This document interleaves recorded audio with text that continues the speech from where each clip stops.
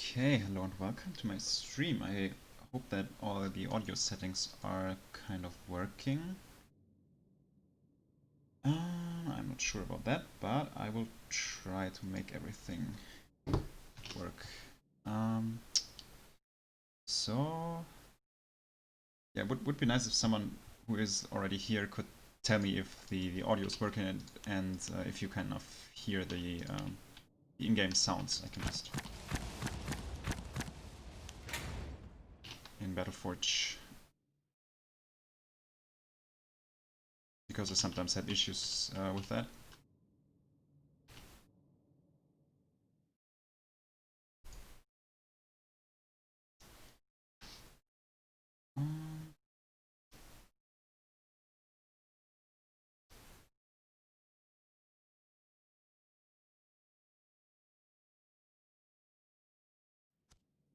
Or I could try by myself check for a second.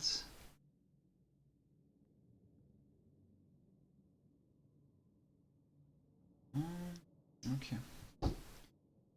Alright, seems to work. So yeah, welcome everybody to the tournament stream. I'm really happy to announce this pretty nice tournament that is going to be played today. We have already 36 participants, and maybe we get some more because you can still sign up for the tournament up until it starts. So yeah, still some time for everybody. You can find the challenge link in the forums, and all the information about rules in the tournament. If there are still any questions, feel free to ask in the chat. So yeah, maybe I will just talk a little bit about rules and stuff. Yeah, these cards here are going to be banned. I don't want to see any mortar towers. I don't want to see face towers or Cursewell. If your enemy uses these cards, just tell them that it's not allowed and it's a default loss for them. Or if you think they just did it on accident and both of you agree on that you can do a rematch, that is completely fine. But yeah, so I will see. I think everything should work quite well. So maybe to explain something that is a little bit different from the previous tournaments that Toggy hosted, other towers are allowed in tier 1. So usually tier 1 towers were completely banned, but you can like use Lifestealer, you can use Defense Tower or all that stuff. Or like Northern Keep, Icy Tower, Primal Defender, all these cards, Mark of the Keeper, Stranglehold, all of that is allowed. It's just Face Tower, Mortar Tower, and Cursewell. Basically because these two cards often prevent Nature and Frost Sorters to be like successful in tournaments. But yeah, I think it should kind of work well with these bans in the first place, and yeah, I'm really hyped to see the matches. So the tournament will start in 60 minutes from now on, and yeah, let me just check the challenge tree and take a look at all the participants for now. So the number 36 participants by now. That didn't change. And yeah, maybe something about the tournament format. It will be double elimination, so and best of 3 up until the finals. The grand finals are going to be a best of 5. But yeah, up until then, you will play best of 3s. Once you lose, you will drop into the losers bracket and still get to play tournament matches. But if you lose in the loser bracket as well, in your best of 3, you end up dropping out of the tournaments. And yeah, I'm super hyped to say that we have 36 players because that is a pretty large number for Battleforge. It's making me really happy, to be honest. So what games will you cast? I think this will be a little bit random. I think in the early stage, because I will just hop into some games and maybe some people just want me to cast them and will message me. I don't know about that. But grand finals will be casted. Winners finals will be casted. The winner bracket finals. And I think the remaining games in the loser brackets, the last ones will be casted for sure. So the final games will be all on stream.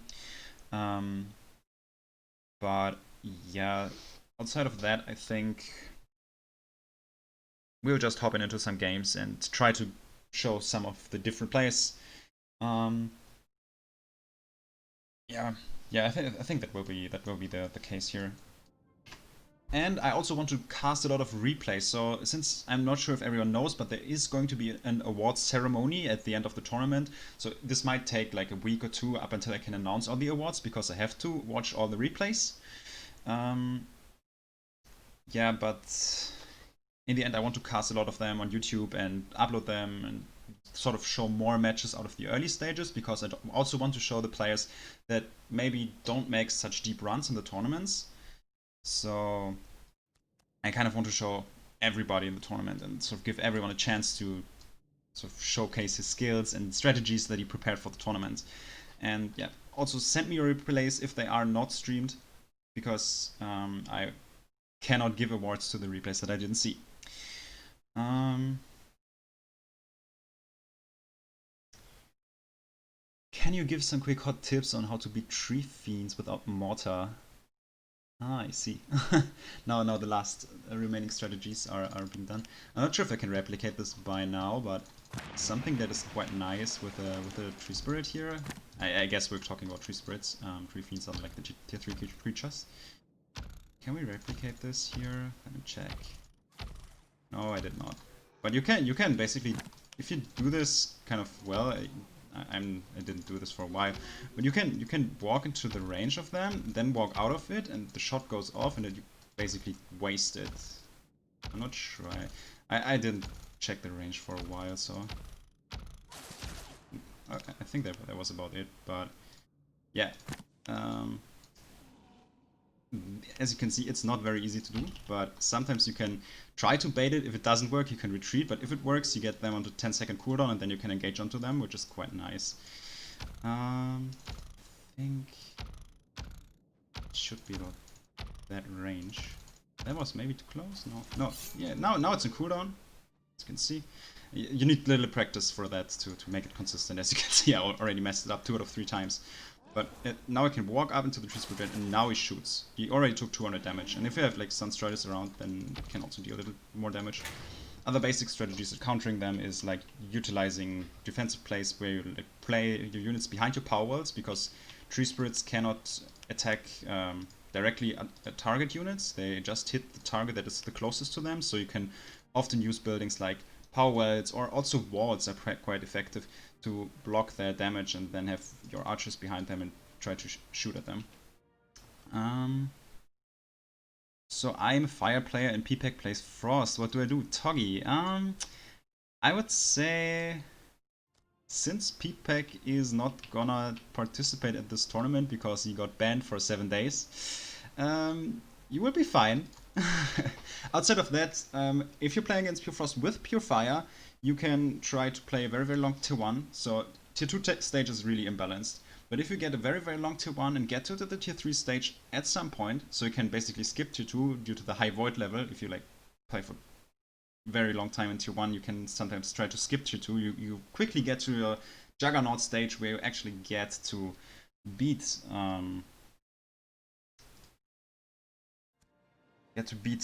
Pure Frost in some occasions, especially if you have a tier 1 lead, obviously. If you win in tier 1 early on, you can cleanly snowball from that point on. To your Juggernaut stage, yes.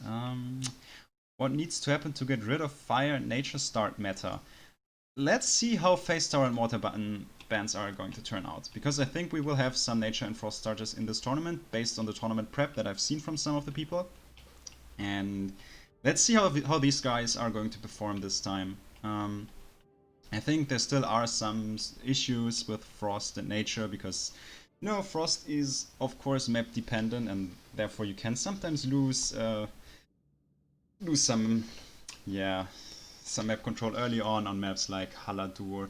I think there's a cool trick on Uro where you can take wells over the cliff that can sometimes save you, but Haladur is really hard to play for Frost. Elion is also hard to play because you don't contest the center well with it. But I still think there are maps like Urmia where Frost is very, very strong, and as there is always this one loser choice game at minimum, where you can just pick a map that is good for Frost, Frost is kind of fine.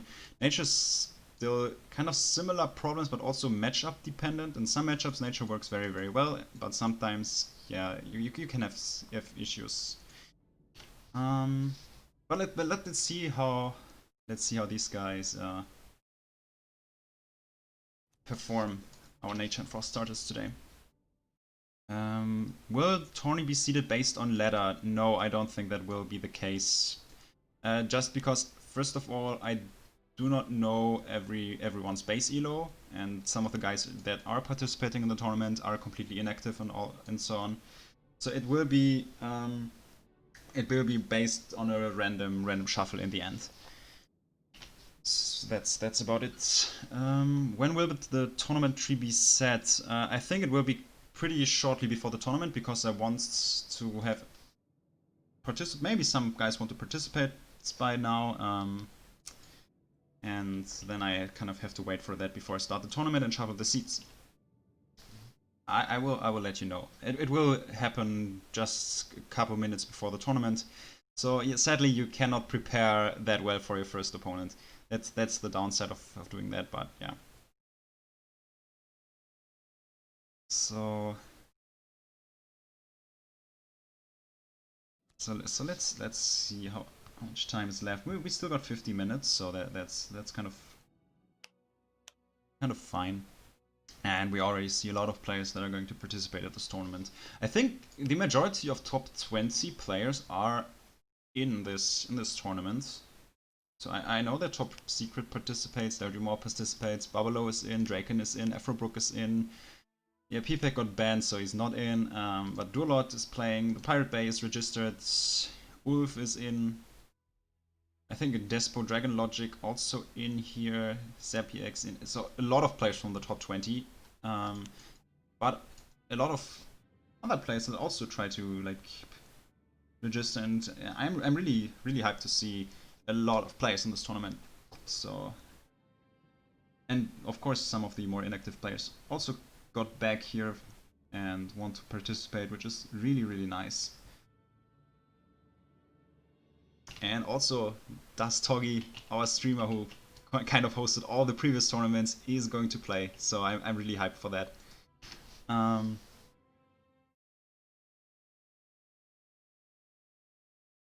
I will just go through chat if there are any questions or something, or if there's anyone who still wants to participate.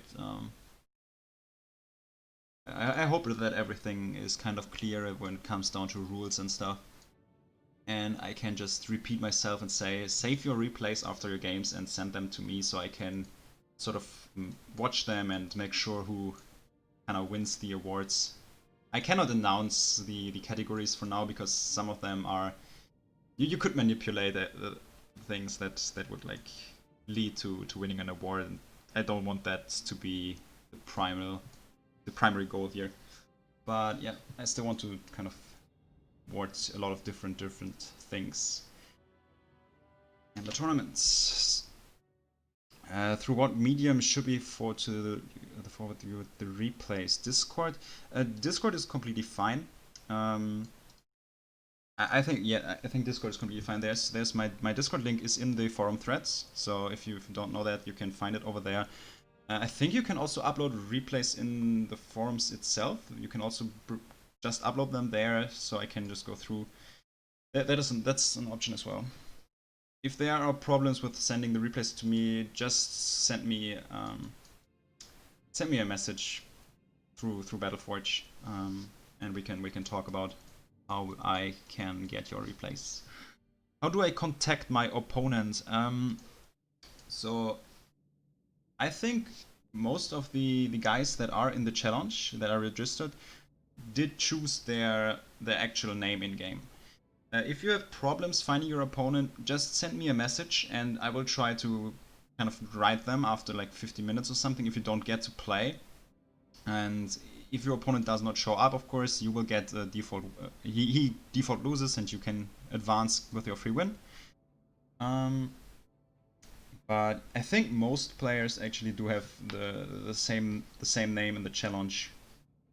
to their in-game Battleforge name. So that should be fine. I think you can just send them a message in-game, whisper them, say, hey, we have to play in our round, and then you can just start right away with the first map.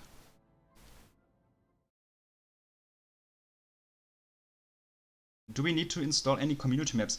I don't think so, because the community maps are uploaded to the server itself. So it automatically downloads them for you if you don't have them. And if you're playing outside of the streaming platform, there is... If you're playing outside of the streaming platform, there's no need for community maps. So it's completely fine to use the normal ones.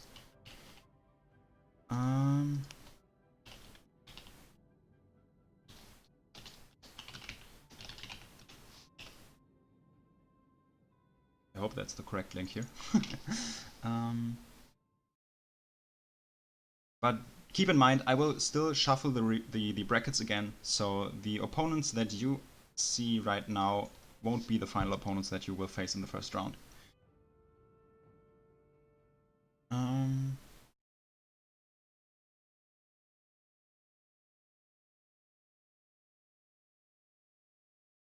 So did I miss any questions right now? I think I didn't. Award for the guy brave enough to play Bandits. Yes, yes.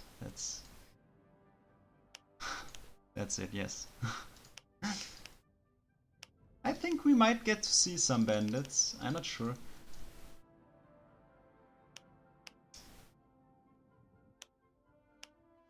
I also tried to ask some people who were like playing a lot of Bandits to participate in the tournament. I'm not sure if they end up showing up or not. Who knows? Who knows? There's still a little time. A quick question about sending in the replays. Do they save to file? Do you mean how to save replays? Is that, do I understand your question correctly? Because wait, there's an option. I think you have to, yeah. If you just go to options here, so by that, you can see that there is save all replays. This function here. Just use this here, and then it will save all the replays for you automatically. And then there's gonna be a folder in your documents, Battleforge, and then there's replays, and then you can find the files over there. It's that should be the way to find them, and then you can just send them to me on Discord or in the forums. Do you plan on monthly tournaments? Ooh, that's a tough question. Monthly tournaments, I'm not sure. It depends on how things proceed with this tournament. There might be some other events that I might get to host at some point. But for now, it is gonna be a single event, and I will see how this goes, and I also have to look at how much time I do have to host these things. If I do have the time, I would be totally glad to host more tournaments and events and all that stuff, because I think it's really fun. Tournaments are really cool. I also, like, all the tournaments that I played, I really enjoyed playing. It was so fun and so intense, because I think these matches, you kind of get that feeling that these matches do matter a little bit more than your casual ranked games or sparring matches, which makes it a little bit more interesting. And just, I at least did put in a little bit more preparation for that compared to like casual ranked PvP and so on.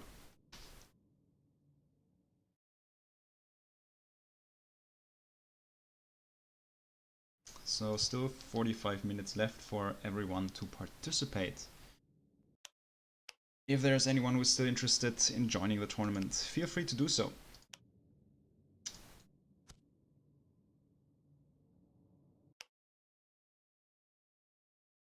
We already got more than 2 PvP pages. That is a good sign. A lot of players already showed up. That is nice. Everyone who shows up at the tournament and plays gets 1 booster at minimum. Unless you win like the big prizes, of course. But yeah, I want to kind of reward everyone who signs up, participates, and shows up to play the match, because I think these tournaments are going to be great if there are a lot of players that are participating in there. And I think we already got to a really high number 36 is actually insane.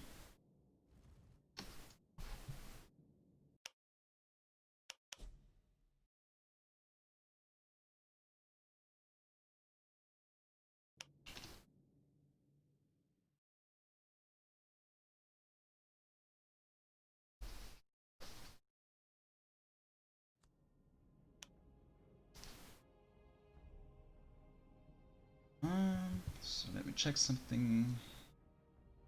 Just got some messages on Discord regarding the tournament. Alright. Okay, cool. And hello, High Tech. Already, like, oh, we already got 26 viewers, right? That's quite a lot. I hope we get some audience for all of our players here in this tournament, so everyone can sort of see the nice plays that are going to happen here. So let me see who is active in the ladder right now. Oh, that's it. It looks quite good compared to what I've seen a few weeks ago. So there are a lot more players right now that started playing some ranked PvP again. That is really nice.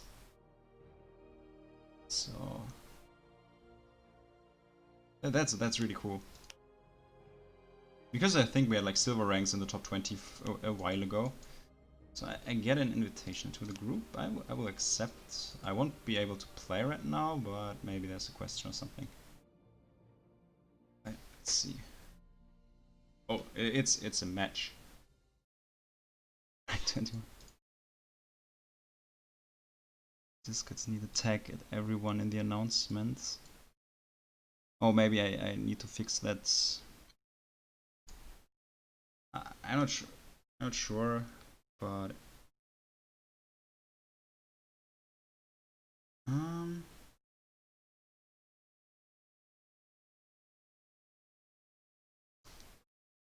so are we going to? Let's just play one match, one show match before the tournament starts. Let's see, what are we going to play? Is this going to be Nature T1 here? Wrong invite. Never mind. Alright. So no tournaments to match before here. No preparation match.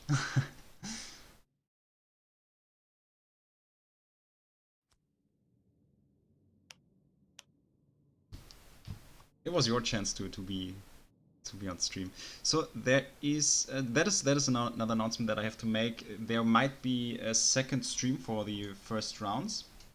Wait, give me a second. There might be a second stream for the first rounds because Hero also said that he wanted to make a stream for the early matches, because in the early rounds I won't be able to get all games on stream. So we might get to see two streams for the early stage to see more matches, especially in the early loser brackets. There will be a lot of things going on at the same time. Bring Stone of Torment meta back. Alright, I see it. So, well, there are awards for creative plays, so let's see if anyone dares to play Stone of Torment. I see Vileblood in your deck. How to deal with this card? So do you mean how to play against it, basically? Because there are a few options depending on what color you play. Vileblood is kind of good against, I would say, against Pure Fire. It works very well, and also it's also strong against, I think it's decent against Pure Shadow too, depending on how much tempo you have, and also very good to snowball into factions like Stonekin or Fire Frost once you have a lead. But it's not that good when you're playing from behind because the HP pool is quite low. So if you're playing a Frost Splash and you have a lead, for instance, you can put down a Frostbite early on, and the low HP efficiency will, HP per power efficiency will give you a lot of trouble, because the Fire Nature player often has to put in more power to support the Vileblood than the Frost Splash player has to use to protect against it. But yeah, it can work against Stonkin, for instance, if you have a power lead early on, because Stonkin does not have the high DPS to get rid of it very fast, and then you can ravage it, and that is quite nice. But outside of it, there are a lot of ideas to counter it. So basically, the basic L counters like Gladiatrix, Firesworn for Fire Splashes are working decently well against it. Because in Fire Nature you can just combine this with crowd control, put in Gladiatrix, Skyfire Drake, split them up against CC, and then focus it down before it reaches your power wall. It's just that you have to react quickly because this guy has a lot of damage against buildings. Radical, your stream is early. Yes, it is, because I wanted to start a little bit earlier. I just wanted to start a little bit earlier because there might be like some participants that still want to show up, or that there might be some questions regarding the tournament rules and all that stuff. That is just something I wanted to make sure.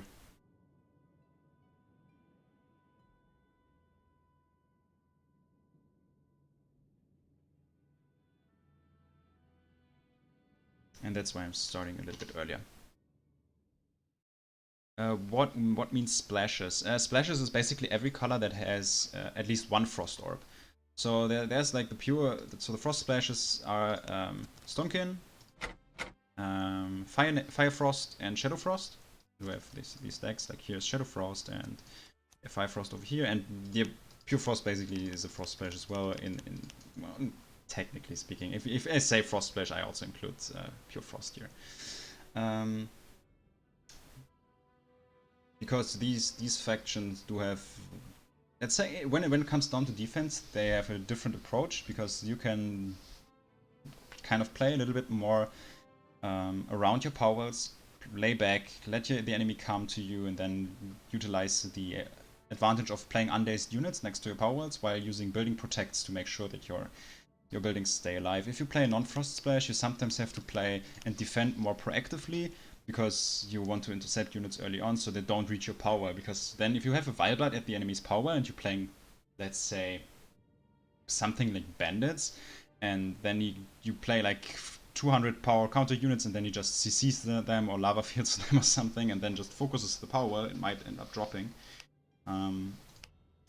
While frost splashes usually have building protects to delay that point by a lot.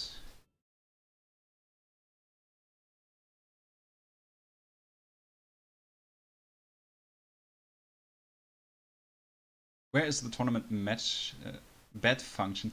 Oh, I did not enable that, but I think that would be quite funny. I might just ask everyone in the chat who is going to be their favorite. Maybe we can start with this now. Who do you think is going to win the tournament? Place your bets. You don't have to do this. Don't worry. But if you're interested, I'm interested to see some opinions. But yeah. Hero participating. No, he's going to stream, I think. At least he just told me that on Discord. He wants to stream some of the early stage games, because I won't be able to stream every game in the first rounds. Of course, I will just stream every game up until we reach winner finals. So winner finals will be on stream. The grand finals, of course, will be on stream, and some of the last loser bracket matches will be on stream for sure, and then it will be just some games on the brackets. Oh, I see. Zapiax is confident in winning the tournament. He says he's going to take it all. I like that confidence.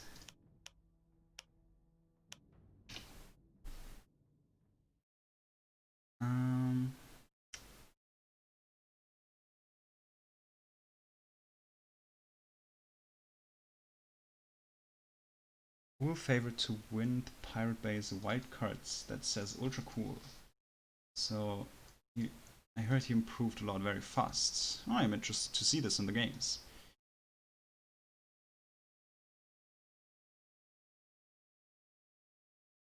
Oh yes, I just see that Togi says that he used that Shrine of Torment in the Tome game.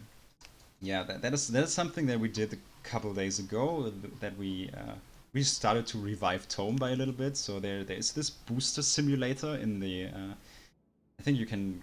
There's a link in the forums for it. They just made this before the game was released, and we kind of use this right now to just draw 8 boosters, and then we build a deck from the cards that we draw there and play against each other. This is quite interesting because we get to see a lot of meta strategies, and it's really fun.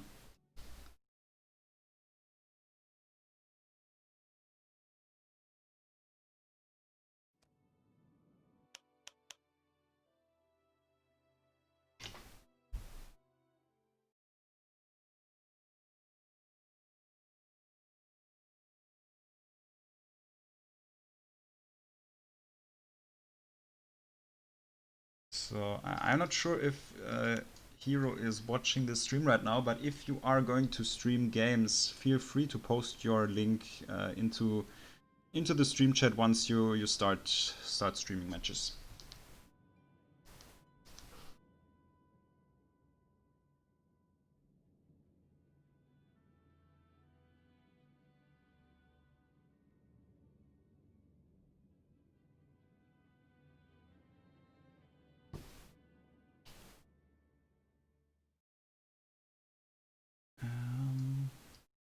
Looking for good nature and frost players to learn from. Interesting.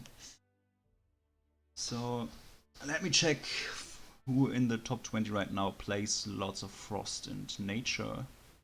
I think Togi already gave you an answer. The current top 20 players that are using nature and frost are PPEC, Afrobook, Despo, and I think Zapiax also plays pure nature right now. So these 4 guys out of the top 20 are using this. I think this guy also plays Stonekin with nature tier 1. But I haven't seen him play, so I cannot really judge his level right now. Outside of that, I've seen Mr. Tap play nature for some time, but I'm not sure if this is his main color because I also saw him playing Shadow. So, yeah, there's the stream link from Hero is already in here. The Grigori stream, alright. Yeah, at some points there will be. I see. He's probably going to nasty Lost Grigories on the stream right now up until the tournament starts.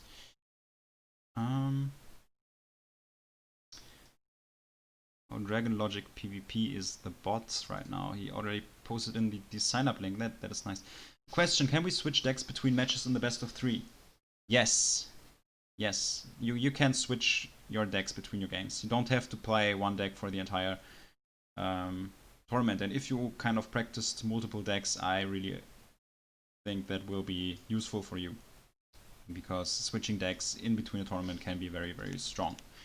For instance, if your opponent plays pure fire, you can just switch to this nasty fire frost deck. So many participants. Holy, yeah, yes, we got so many participants. Oh, I'm sorry, Togi. I know you're a pure fire main, so.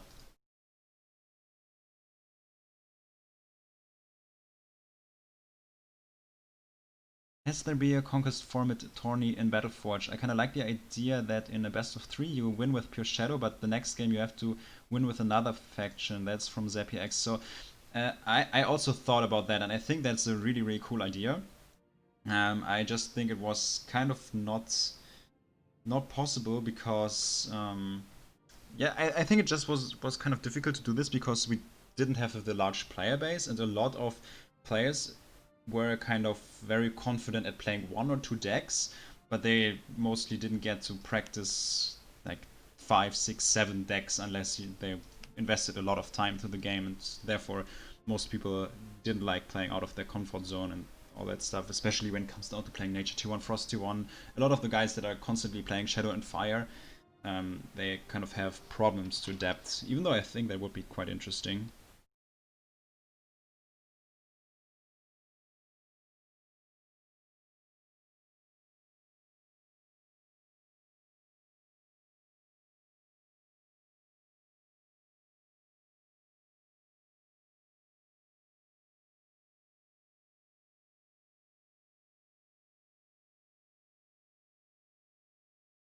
not using water as the new deck.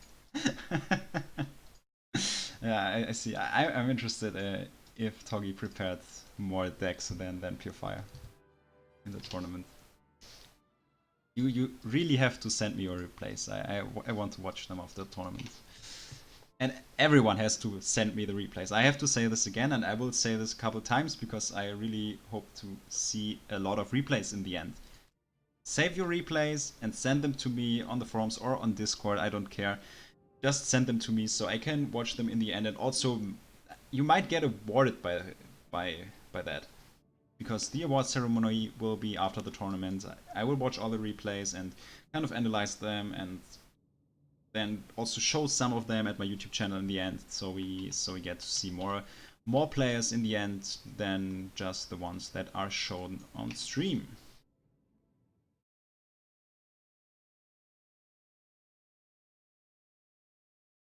I hope 5 players switch on Mortar for Rekka. I want to see some cool Rekka Sundra action. That's yeah. I would be interested if someone picks up the Rekka again. He was quite a staple card in Fire Tier 1 back in the days, like when the game started. But yeah, due to the prevalence of mostly like Shadow Tier 1, and there were just not so many nature starters, and playing Mortar into nature was completely fine and still is completely fine. Therefore, a lot of people just did not invest another slot into a card that is not necessary to play that decks. But sometimes the Rallying Cry Sunder abilities for split attacks are a really interesting thing, and especially if someone does not react to it in time, this can be very devastating. Who should send the replays? The winner or the loser of the match? Honestly, I don't mind if the winner or loser sends them to me in the end. It is complete. Yeah, that's a good question. I would say technically it's more likely that the winner is going to send them to me. So I would say it is better if the winner sends them to me. But I don't mind if there are some replays that are if I have to see like some replays twice, it's not a big problem. I can adjust that. I already made sure that my replay folder is empty, so I will go through, and if there are doubled replays, I will just delete one of them. Just send me as many replays as possible. You can also win awards for a match that you lost, technically. So feel free to also send them to me. Can you explain how to save all replays again? There is this function here. Go into the options, save all replays, and then just make sure that you have this enabled. And then all your replays are going to be saved automatically. There's a second idea of like renaming your replays, because usually they are called autosave, and if you rename them, you just end up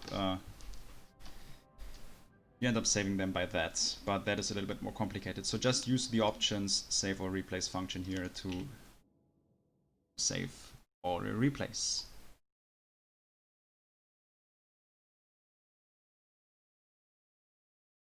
They have to send you the replays after every match.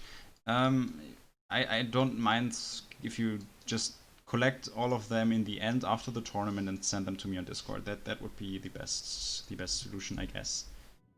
So as long as you're in the tournament, as I said, it will save all of your matches. So I just want to get the replays after the tournament. It might take, I guess it might take weeks until I get to see and analyze every single replay. So yeah, that's not a big issue if they come a little bit later, as long as I get them after the tournament.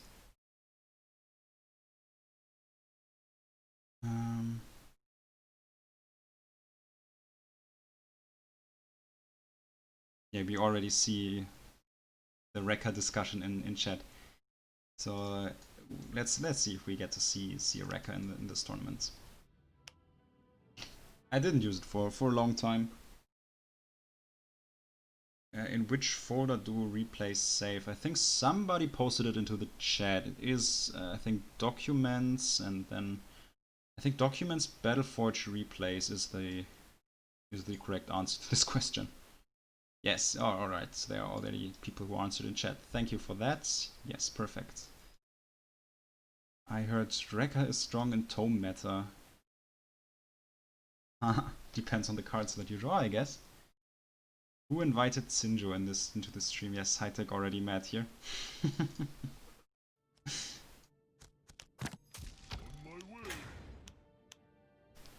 Well, he's going to stream all the Lost Gregory matches in this tournament, I guess. He's gathering all the Lost Souls players and then stream every single one of them who plays the Gregory, and then he's going to be happy.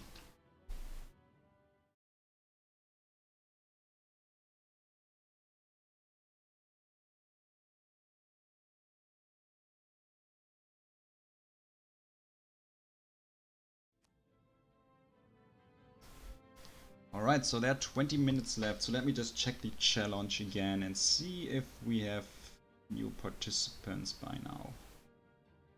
So, challenge...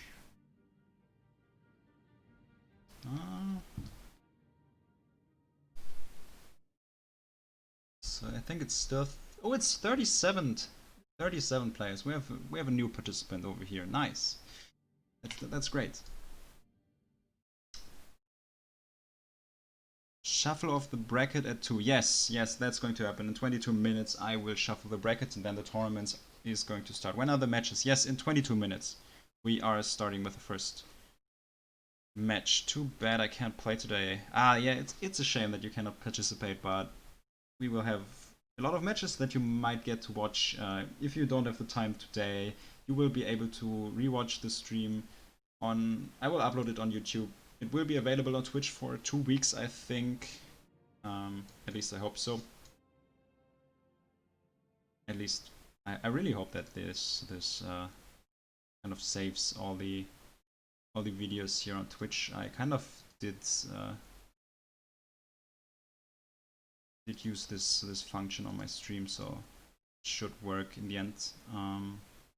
But I will upload a lot of matches on YouTube in the end. So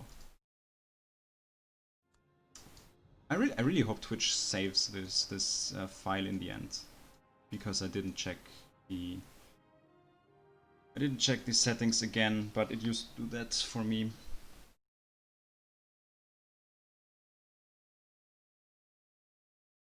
How many players are in the tournament? 37 by now. We have 37 players.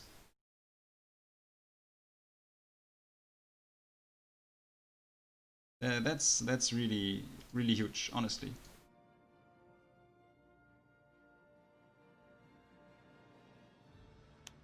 Oh, okay, we are back to 36, I guess.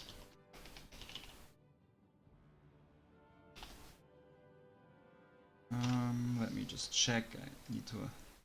Is he still in here? I think I have to delete his name from the challenge then.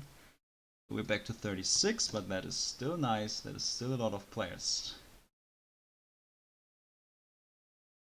There's settings for a past broadcasts. Yeah, I'm not sure if I can change this by now.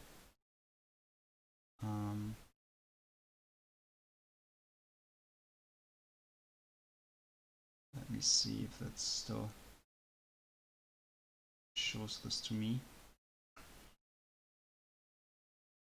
What is the first map? Alright, so the first map in round 1, so you have to take a look at the challenge brackets. They will be shuffled again, yes, but for now it's okay. There are rounds at the top of the brackets. You can see round 1, round 2, round 3, round 4, round 5, semifinals, finals.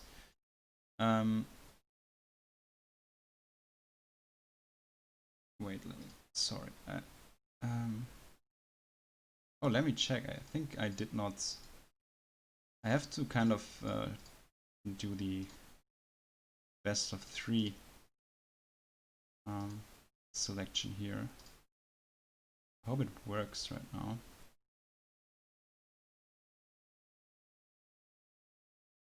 So let's go back to the question. So we have round 1, 2, 3, 4, 5, semi-finals and finals. So we basically do have 7 rounds, and we also do have 7 maps. So the first map of the first round is going to be Haladur. And then it is going to be loser's choice. So if you're in round 1, there are only 6 players, I think, or 8 players in round 1, because we have like 36 participants, and therefore some get a free win for round 1. These 8 players do have to play the first match on Haladur. And second round will be Simai at the first. Or let me check that, but I think it's Simai. Yes, it is going to be Simai.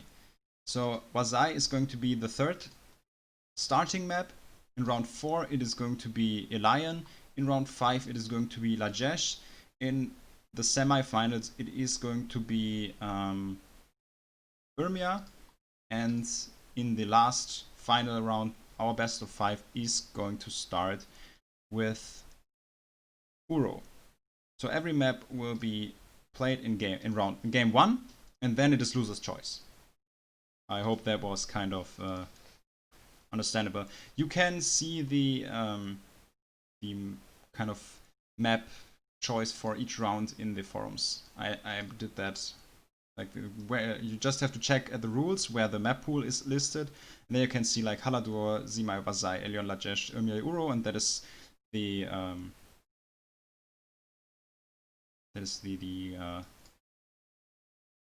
correct order.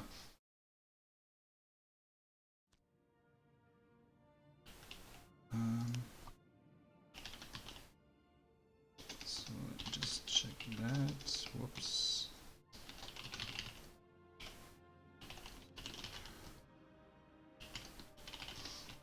Oh, he is offline already. That's bad. I was too slow. Are you allowed to change the deck after every round? Yes, you are allowed to do that. You don't have to play the same deck through the entire tournament. It is completely fine to change. You can either make adaptations in your deck, like, I don't know, switch out some cards. If you're playing Stonekin or something, just throw out like something like, yeah, I don't know, if you say your opponent is not going to be pure shadow or something, and then you can throw out the Lyrish Knight out of your deck and play something that is going to be strong into the deck that you're facing. That's totally fine. But you can also switch your deck entirely, go from Stonekin to like pure fire or pure frost, whatever. I don't really care about that. The only thing that you need to notice is that we have banned cards, and let me just get that deck back. There it is. These cards are going to be banned. I don't want to see any of those in the tournaments. That's the most important. The most important part. Do we have breaks between matches? I think you usually end up having some breaks naturally, unless you're playing in, like, unless you're the Stonekin player, I guess. Because you often have to wait for the other matches to finish until you get to play, and therefore you will usually get some breaks, especially if you go through the winner brackets. You will be a lot faster than the loser brackets, and yeah, up until you reach this point here, winners finals, there will be a long break. It is completely fine to say, hey, I want to like do a 5-minute break or something.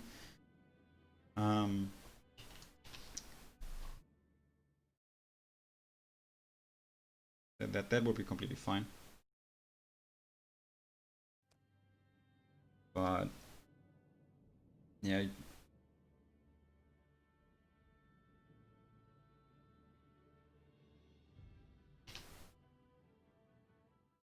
you just have to play aggressive Stonekin. Yeah, if you do that and win your games pretty quickly, it's completely fine.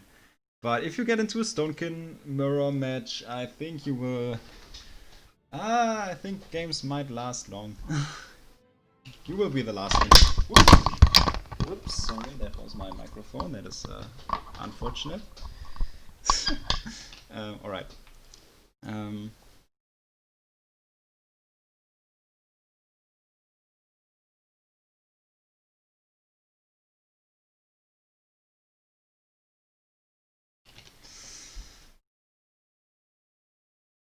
Oh, let me check. Does my microphone still work? I think it just showed me that it is. I think it should work, because I just got confirmation that it kind of is a little buggy, but I think it should work. Okay. All right, nice.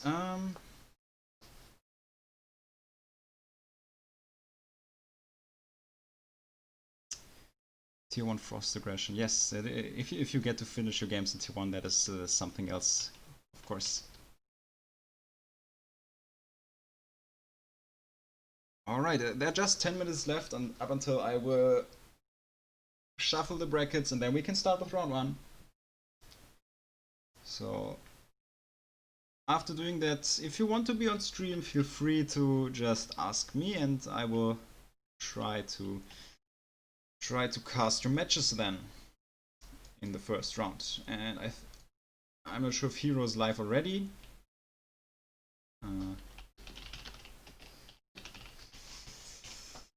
And yeah, then we can just start.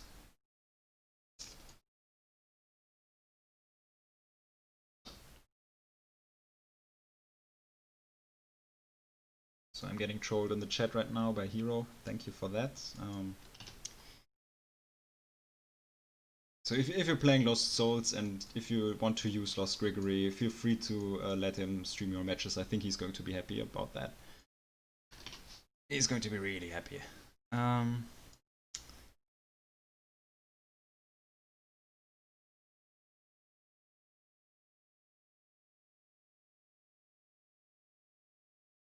So let me check if I did the correct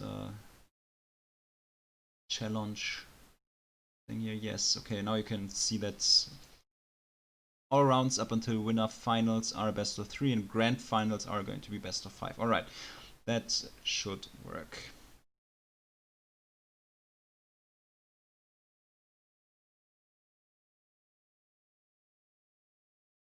We already do have 2 pages in PvP right now. That is nice.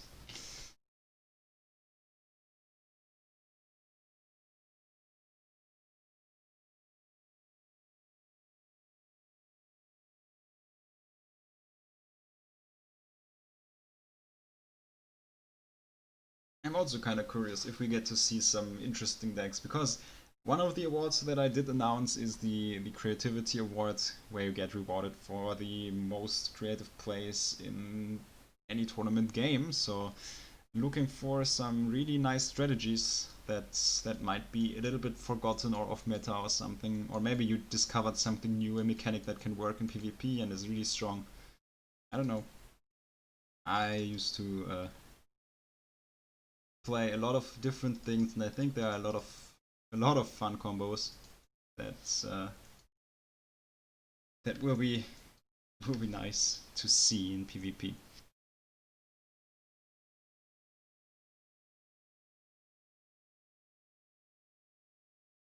Time to get Cluster Explosion to work.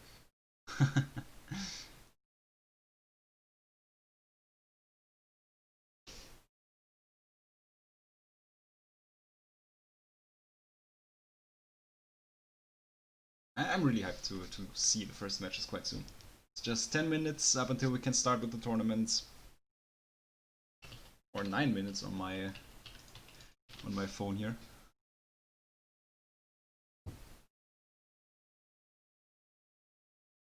And we already have 41 viewers. That is really nice. It's really cool to have a solid audience for everyone that is playing in the tournament here, so we can see the matches.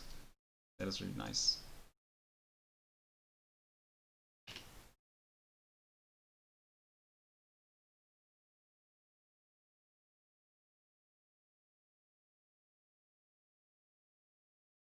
Nature tier 3 with Enlightenment and Earthshaker is what I hope for from BK Gurka. Yes, that is quite nice to see. Any Enlightenment plays can be quite fun. Yeah, I think Earthshaker and Bloodhorn might be the most popular choices that I've seen in PvP, but there are also guys that are like, I don't know, they just don't care and play something like Moloch. That is, yeah, quite interesting.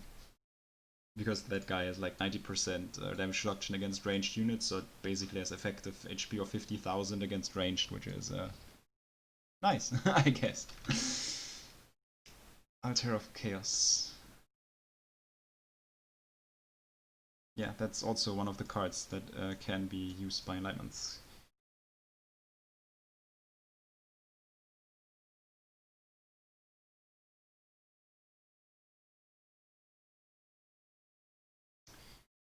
So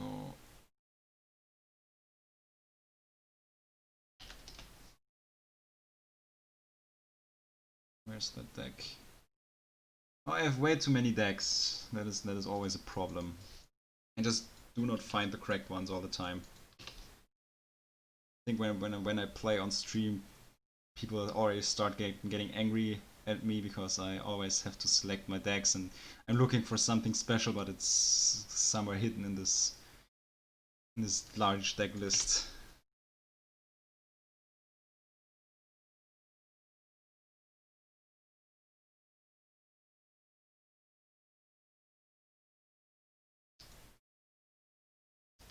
We're going to start in 7 minutes. So any last registrations have to be done by now. Oh, Mephistoros does participate as well, so we are back at 37 participants. Nice. That is really nice. Thanks for everyone who is participating, and thanks to everyone who is going to watch the stream.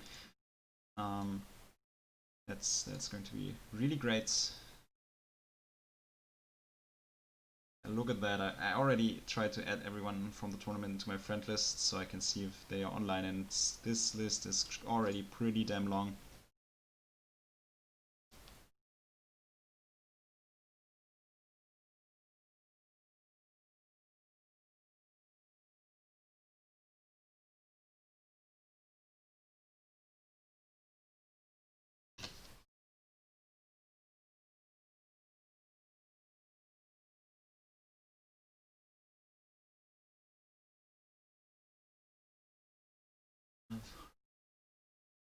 Hero is already angry that Navarre is offline right now, because I guess because he's kind of famous for playing Shadow Frost, and Hero is still hoping for his Grigory stream, so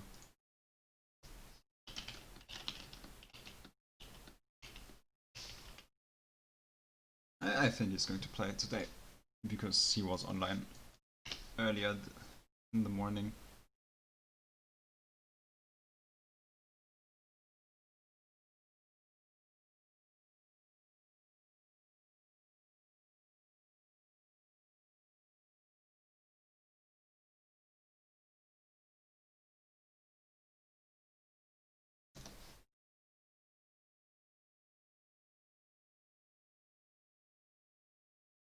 Okay, that is something that I can say as well. After playing your matches, you should be able to insert the results at challenge on your own. So feel free to do that after you did play your matches. If there are any problems with that, just let me know and I will try to help you with that and try to fix any issues that are gonna occur during the tournaments. Oh, I see. People already started adding Lost Gregory into this. Already shuffled? No, the bracket isn't shuffled yet.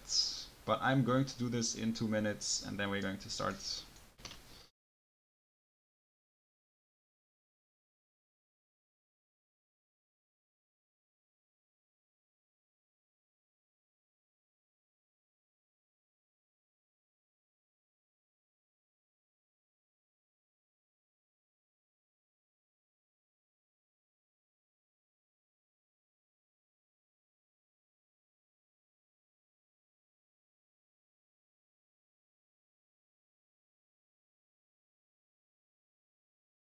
Is every round best of 3?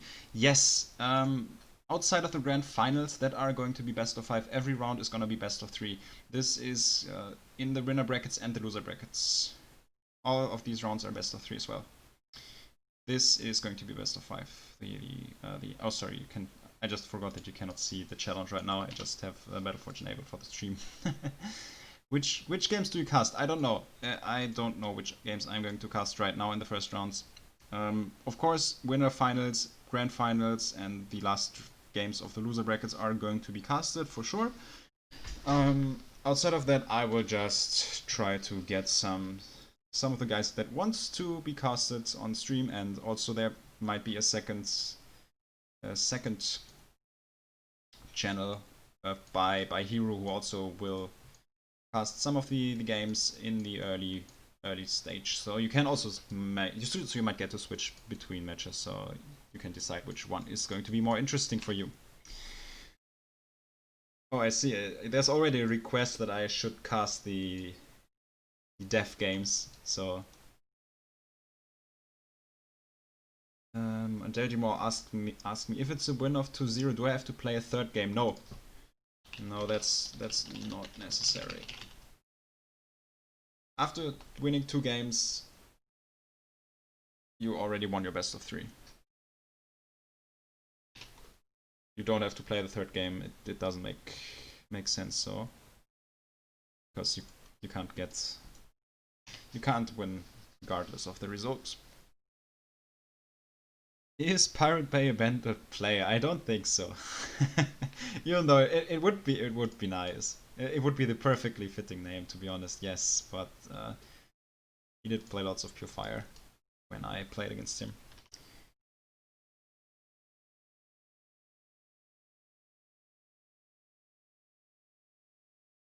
Alright, I think it should be done by now. Oh, we have 39 participants. Wow, that is great. That is really great, but I think it's about time that we're going into the challenge here, and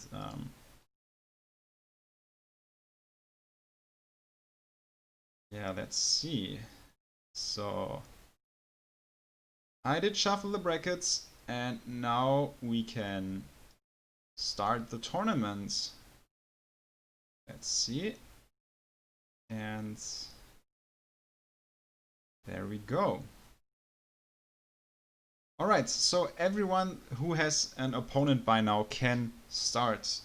And if there's anybody who wants to be on stream right now, feel free to message me, or I will just open a lobby quite soon, and then yeah. Before we crash the server due to too many simultaneous PvP matches. That's what Ulf said right now. I hope that does not happen. I really hope it doesn't. But yeah. So if anyone wants to be on stream right now, feel free to send me a message. You can find your opponent in the challenge right now. Tournament started.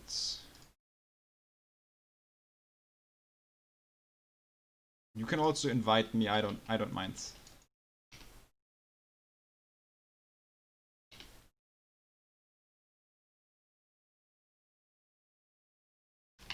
Let me just check who's playing in the first round.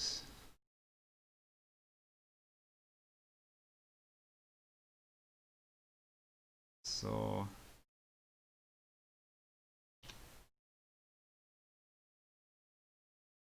yeah, which maps do we play? So that is important for all the guys. The guys who are in round 1 right now. So you can see this in the challenge. So this is basically everyone who has to play the extra round is going to start with Haladur, and the guys that are already in round 2 that got a buy, you can also start playing your matches if your opponent is already registered here. You can start with Zimai, and then it is going to be loser's choice. So feel free to look for your opponents, and I think Hero wants to cast Nick against John, so yeah, we're going to see the deaths. So yeah, is Mephisto going to play against Navarre? So he invited me, and yeah, that is nice. So I will cast this. Oh, you need to make a spectator map, Mephisto. Yeah, okay, realized that. Alright. Alright, and did my game crash? I think it did. Alright, give me a second. Yeah, my game crashed. Alright.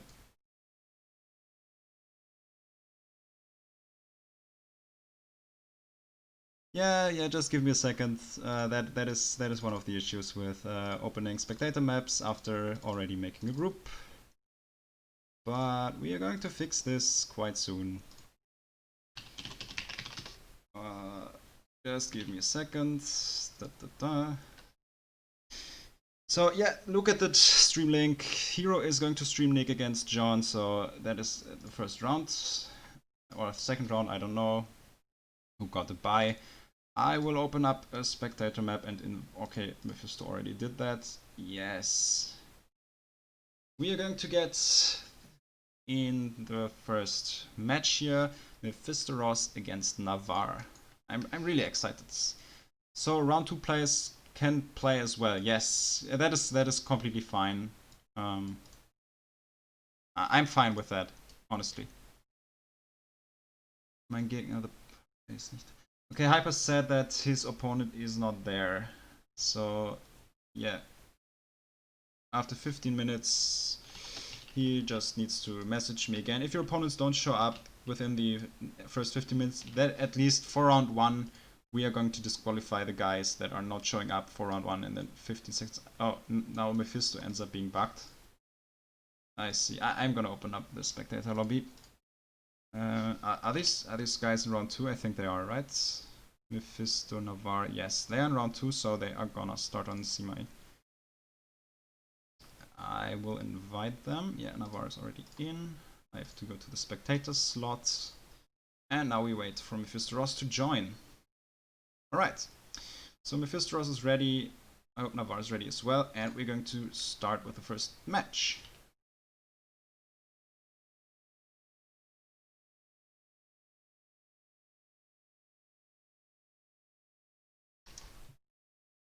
And there we go.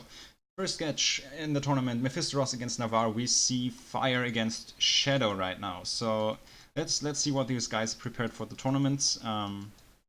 And we already see Navarre taking the first power well. That is a pretty risky choice, I guess, because you technically can sometimes rush this, but the choke point's already here protecting these areas. So sometimes you can say, okay, it's a gamble if the opponent wants to rush it or not. I think Mephisto is refusing to take a power by himself, wants to rush, but he didn't summon anything yet, so I'm interested at how he wants to play around this. He has to be careful with the choke point against eruptions. 3 Dazed Forsaken, and Navarre tries to pick them off. And already going for the first Sunstrikes, and there are the thugs. You need to be very careful, these guys are looting a lot of power over time once they're hitting the Forsaken. Yeah, you can see that even though he had a lot more power available because he didn't take the well right now, Navarre seems to be able to deflect the first attack, and that is a nice start for the first game. And Navarre right now is in a commanding position for this first game here. With the army lead, with the power well leads, and yeah, that's quite problematic for Mephisto right now. Yeah, that's the problem. He did spawn a little bit too late over here, I think, because then it was a little bit hard to make efficient trades beforehand. And already the Sundra to kind of predict this power well, I guess. Immediately destroying something that is going to be built. Yeah, but Mephisto with the Night Guard, I think that is a correct approach. This power well did give him 50 power by now, so it will pay off quite soon. Okay, the Sundra is of course in a defensive position. He doesn't want to let the swap go off. And yeah, let's see. Let's see if Navarre gets to close this game. I think his position is great by now. I'm not sure if Mephisto wants to kind of fight through, but of course he's down 1 power the entire time, so if this prolongs for too long, it is going to be bad for Mephisto, of course. Directly focusing the Night Guard and also an Eruption to finish it off, but it is still alive. He has to be careful. But yeah, these Sunstriders were focusing the Night Guard, and now this Sundra is safe to walk into this zone over here. So yeah, a lot of trading going on, and Navarre is definitely coming out on top. I think Mephisto tries to get around to get some map position for... Yeah, that's tier 2, but this might be too late, to be honest. These Sundras are already close to the base, and I think there's at least one power well or the orb dropping. Navarre directly goes for the orb. I think this will drop before the tier 2 comes through if the abilities are going to be used. Alright, is... Oh, maybe it even does it without the ability, and I think that is game, I guess. Yeah. That is game 1 for Navarre. Very, very, very strong performance by now. First win for him in this best of 3, and by now it is loser's choice for Mephisto when it comes down to map choice.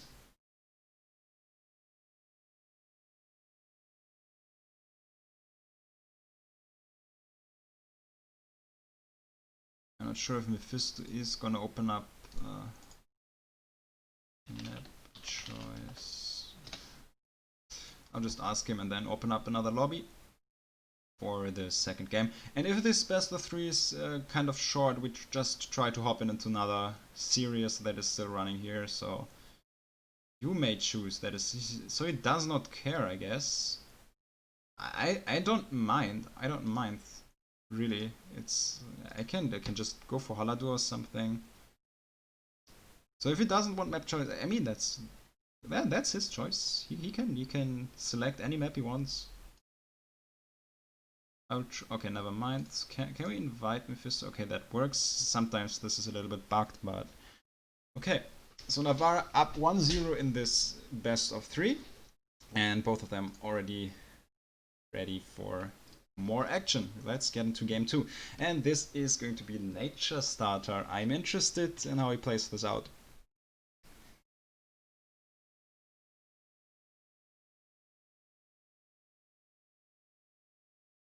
After this round I will just check a little bit which guys are here or not, so we can like smoothly advance to the next round. Okay, we are seeing Windweavers in the north by Navarre and Mephisto starting again with Shadow tier 1. So he wanted to play Shadow Nature in the last round. Let's see if he repeats with it. So Navarre definitely switching decks. Nature Starter both try to take one well. Technically that is a winning position for Shadow, because you could pretty much simply split up and threaten main base and this at once, and then Nature has a quite a hard time to defend this properly. And for now, both of these do not want to spawn too many units. Of course, Nature has to be a little bit afraid of spawning too many units, because you can run into tier 2 or something, and if it's a strong tier 2 choice, something like, I don't know, Pure Shadow at large distances, if you can't get rushed immediately, can be really effective against Nature tier 1 with the Shadow Mages, for instance. Shadow Frost also quite decent. So we see Nox spam by now against still just one Windweaver. So Navarre still delaying a little bit. I'm not sure what his choice is going to be. Is he switching for tier 2 or is he playing more units? It is going to be the tier 2, and we are seeing Pure Nature. So let's see how Mephisto responds by that.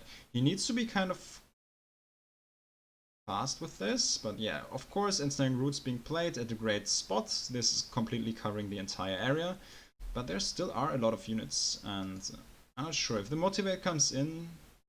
There still might be a well kick. I'm not sure. I think you could have motivated that, or maybe this one, I don't know. You should be careful with the dazed units. Okay, there's the motivate, and now there's the attack onto the well.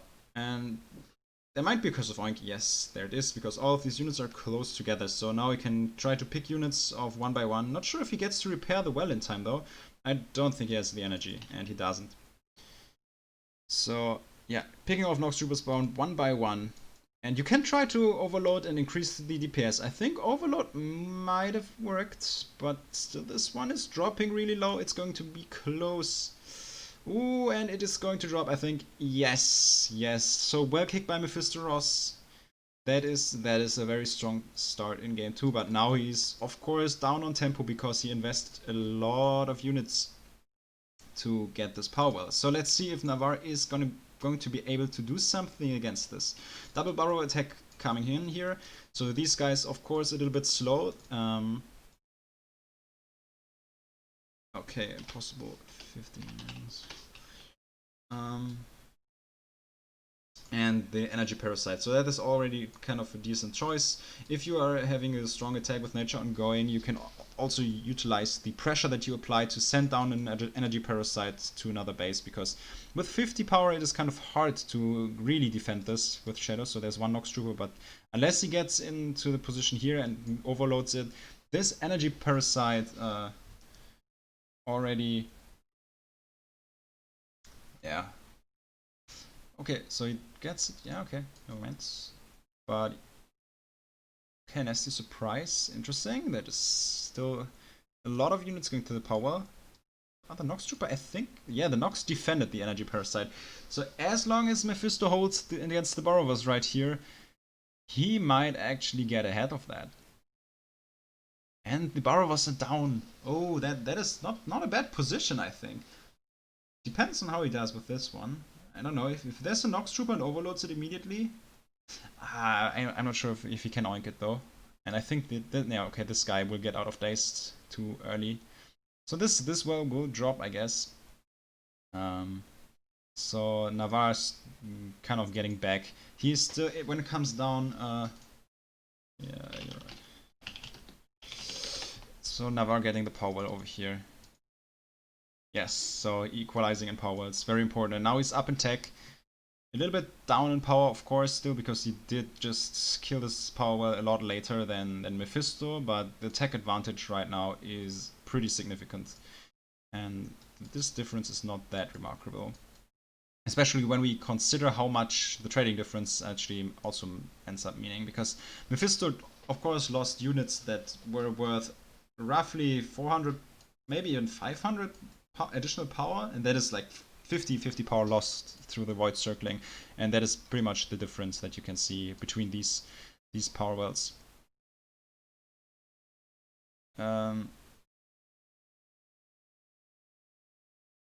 So yeah, just Impossible just asked me because of this opponent, he didn't show up, and since already 15 minutes are gone, if he is in round 1, he might get a free win quite soon. If he's in round 2, I would like to wait a little bit more. So the guys in round 2 are a little bit lucky because, you know, they had that bye in the first round. And I think that is still okay for the tournament progression if we wait a little bit. Because sometimes people are late due to different time zones or whatever. So yeah, Navarre, by the way, really going for the next power well here, and this is looking really great. After a great start by Mephisto, I have to say Navarre did a good job at countering this. I'm not sure if there would have been the possibility to play a life stealer or something like this to block the counter attack here after getting the power well down. He probably doesn't use it. Because usually Phase Tower, of course, is the staple choice in Shadow T1, but since it's going to be banned, you might have to choose something else if you want to rely on something like Towers. So this Dread Charger getting poisoned, and this Dread Charger getting poisoned. Navarre trying to apply this Spirit Hunter poison, of course, at multiple units, and kiting, of course. Yeah, now I think, yeah, getting to the Nox Trooper again. Now I would refresh into the Dread Charger because this guy would die. These ones will survive the poison. It does about 300 damage, so yeah. Mephisto can try to retake this power, but Navarre in a very solid position right now. Of course, with 3 powers against 1, and the Shadow Nature Orb being built by Mephisto, I think Navarre is in the right position.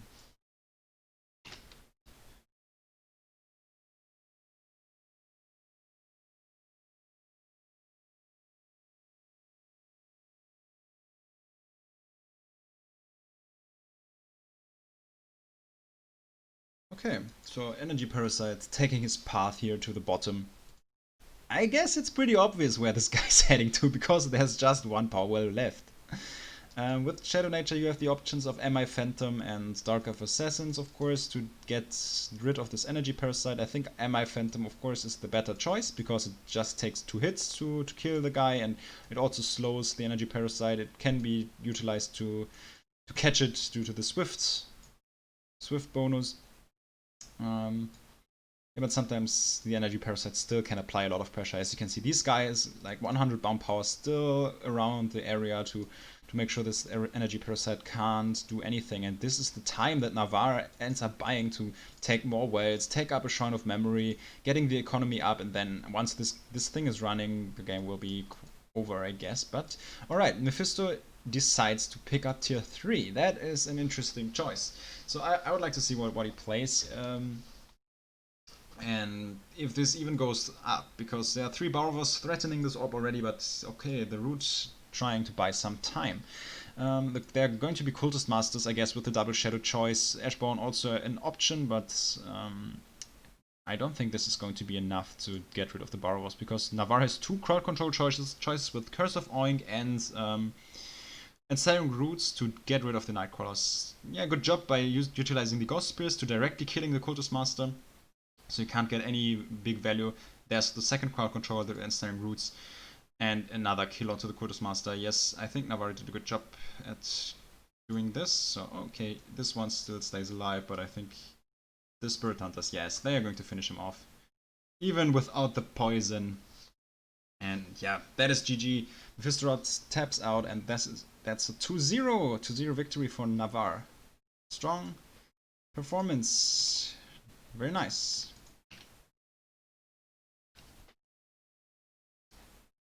So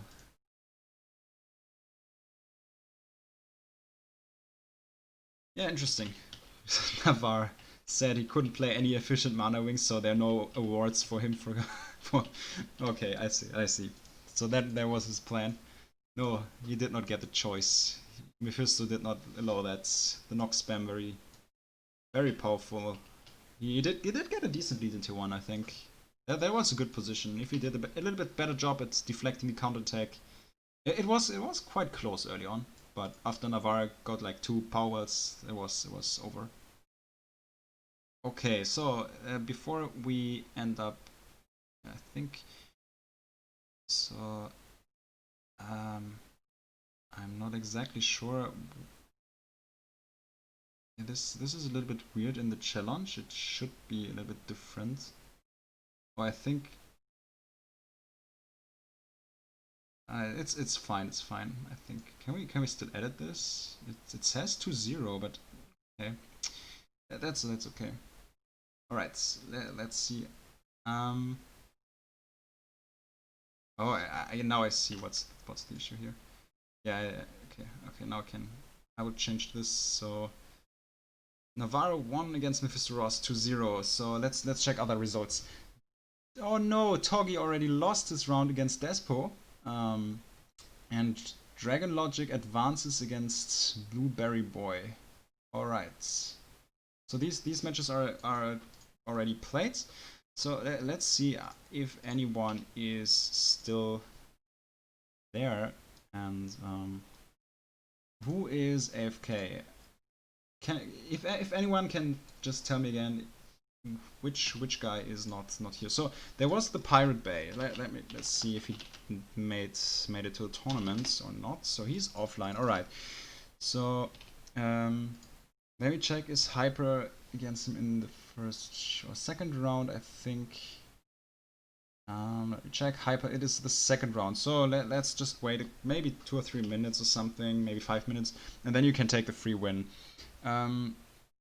So who did not show up for now? Impossible said his opponent is not here.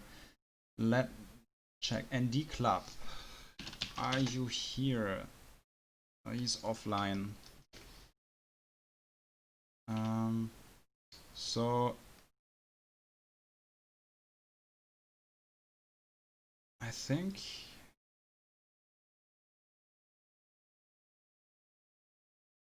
yeah, I think that is already round 1 is done. So I will report this as a 2-0 for Impossible. Yeah, you can take the free win Impossible, and you can play against Bloody by now. Anonine is not here. Let me check. This number here is not online. The Light, you're in the first round, right? Okay, so you get a 2-0 bye. You can play against the next opponent. I think challenge is a little bit buggy right now, but I will try to readjust that. Okay, now it works. All right.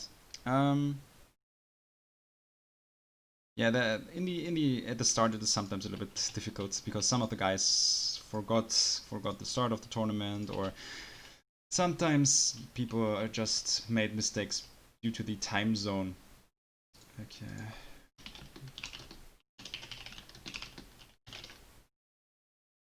Alright, Nick 1-2-0 against John. So that was the game from the secondary stream. That is fine. I will just add this for him if he didn't do that already. And Top Secret already through with a 2-0 against Helcon. Alright, interesting. Yes. I will ask Impossible if he wants to play the game against Bloodier on stream, because I just saw them. If you want. Yes, I want to see this game on stream. Let's see.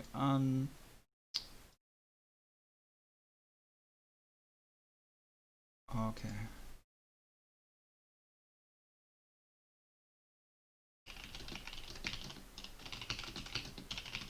Okay, Daydreamer 1-2-0 against Killbuster. So that is so he didn't put in the correct results, but that is fine. Where is Bloodier? Okay, I will invite him into the group, and I hope that he is here and accepts, so we can, yes, perfect. So we can hop into the next game in round 2 and see Impossible against Bloodier.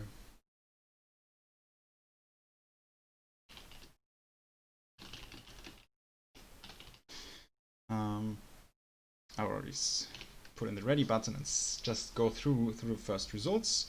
So Afro Brook won against Sundown with 2-0. And yeah, we already get the first loser bracket matches. John can play against Toggy. Blueberry Boy can play against ND Club, but I think ND Club is not here. If he doesn't show up in the next minutes, you can take the free win. Just wait for like 10 or 15 minutes and then let's see. Hero said he wanted to watch. Yeah, I don't know. Hero has to find someone else. I'm already in here, so it's okay. So first match on Zimai, because this is also a second round match, and let's just go through the chat and see what happens there. I didn't get to see all the things. Some guys entered 2-0 in one match, others 1 or in 2 matches. Yeah, I will fix that. I will fix that soon. Okay.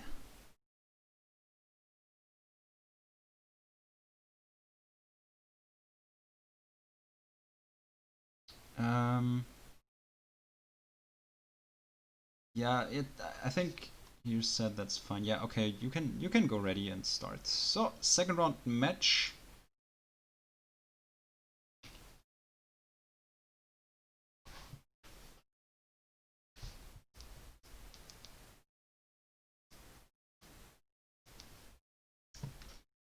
And there we go, Bloodier against Impossible. So this is going to be Shadow against Fire T1. I think that is interesting.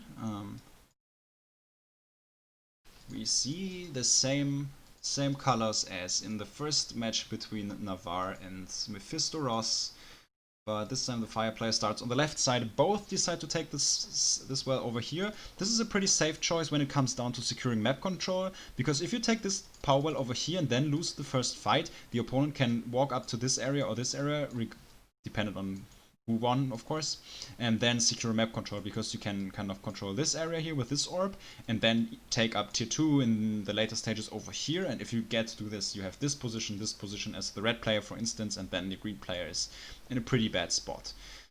So this was a pretty safe choice.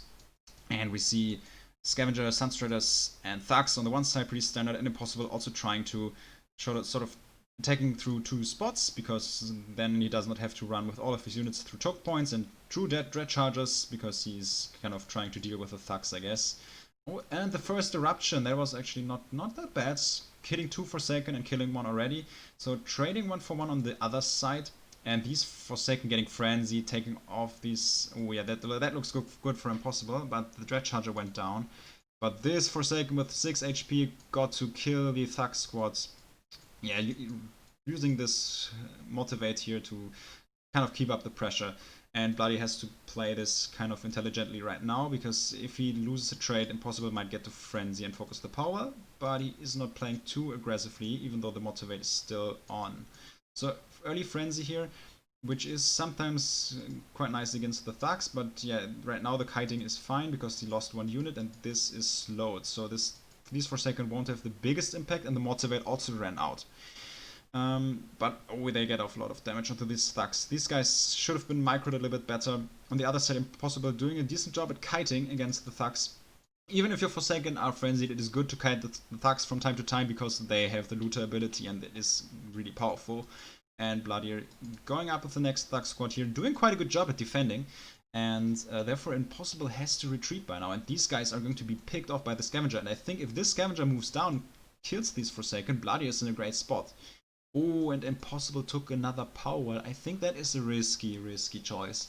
Because if Bloody has Sandra in his deck, and now he gets this pick off onto the Forsaken, of course, he might get to kick this power again. And then he has a great position in this match.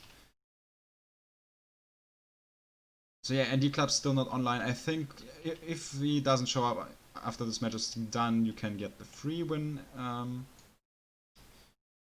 Blueberry Boy. And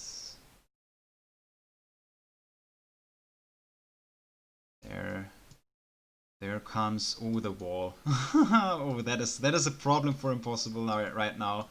These archers can attack from the wall, and this well is quite done. So you should retreat with these scavengers and yeah, heal them up again. Yeah, and Shadow Nature tier 2 for Impossible.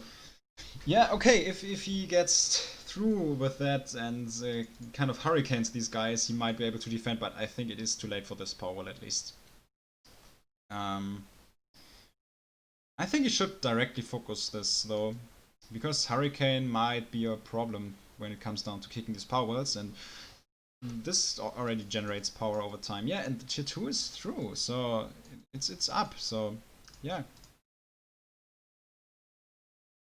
This monument is going to finish off the Thugs.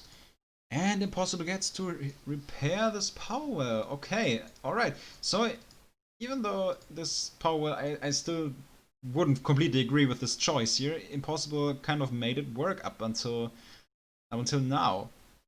And it already gave him 60 power. So, with the next Hurricane here, yeah, there's a Fire Nature tier 2, of course. So we have Shadow Nature against Fire Nature. Interesting matchup. I think Fire Nature is slightly favored when it comes down to high power levels, but right now Impossible is up by 1 power well, and that is still a great position for him. Yet he still has to hurricane these guys over and over to make sure that they don't get his powers, but well, by now, yeah, there's the support. It is kind of hard. Sure, he can focus them right now, and yeah, he also gets the kill, but okay, Bloody deciding to destroy the wall because Fire Nature does not have any stronger tier 2 archers, and Dark Elf Assassins seemed to do a good job at trading into the Sunstriders. So he tries to get for the power well kick, but it seems to be quite problematic into the splitted Army Phantoms and the Dark Elf Assassins that are going to come out of the Hurricane CC right now. Oh, there's one Thug squad. I just didn't see this, and I think Bloody does not see this either. This guy here buying 60 power, and that is quite huge, to be honest. Yeah, very nice route and also quite a decent unit split, because now there's no perfect area to counter CC all the units, and yeah, these guys can now hit the Side Fiends, while the Dark Elf Assassins can also dish out the damage while being activated. And Impossible directly going for the orb. Very nice unit split by him here. Putting Dark Assassins here and here. And yeah, another Hurricane coming in. If he spawns Dark Assassins in this area, they are safe from another Hurricane shenanigans. Oh, and this one already out of the Hurricane. And yeah, Bloody taps out because, you know, he was down one power well and this orb was about to drop, which leads to a commanding position from Impossible. I think that was a very, very strong game. I think both players did a good job. Bloody had a decent position after the first tier 1 fight. I'm still sure that he won this. But in the end, Impossible came out on top. So map choice for Bloody right now. Map choice.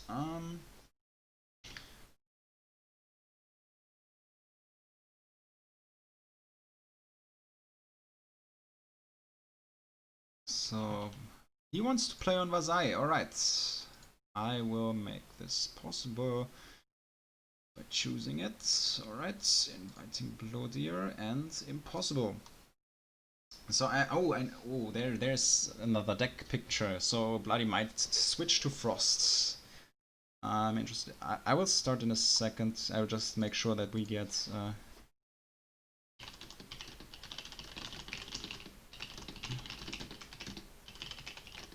I just have to do some organizational stuff. Vietnamese is not online. Let me check that. He's in the second round, but it's already okay. It's already the time where I would say the guys that did not show up in round 2.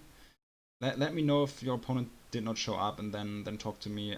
I think Hyper can take the free win. I will insert this. If maybe I'm not sure. I will just ask if the Pirate Bay is not here. I'm not sure if you're hearing this, Hyper. If the Pirate Bay did not show up until now, you can take the free win.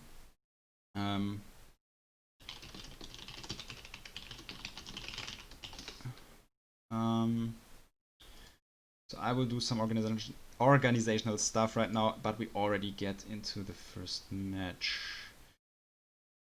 Okay, so Vietnamese did not show up, so Draken, you can take the free win against Tim right now. Taker did not show up. Let me check this. Let me check if Taker's online. No, he's not. So, okay. You can take the free win. You can take the win. And we see Bloody going for an interesting strategy. We see Imperials with Frost Sword. Of course, if they get into the damage reduction mode, this synergizes well with the Frost Shield by the Sork. I hope I did.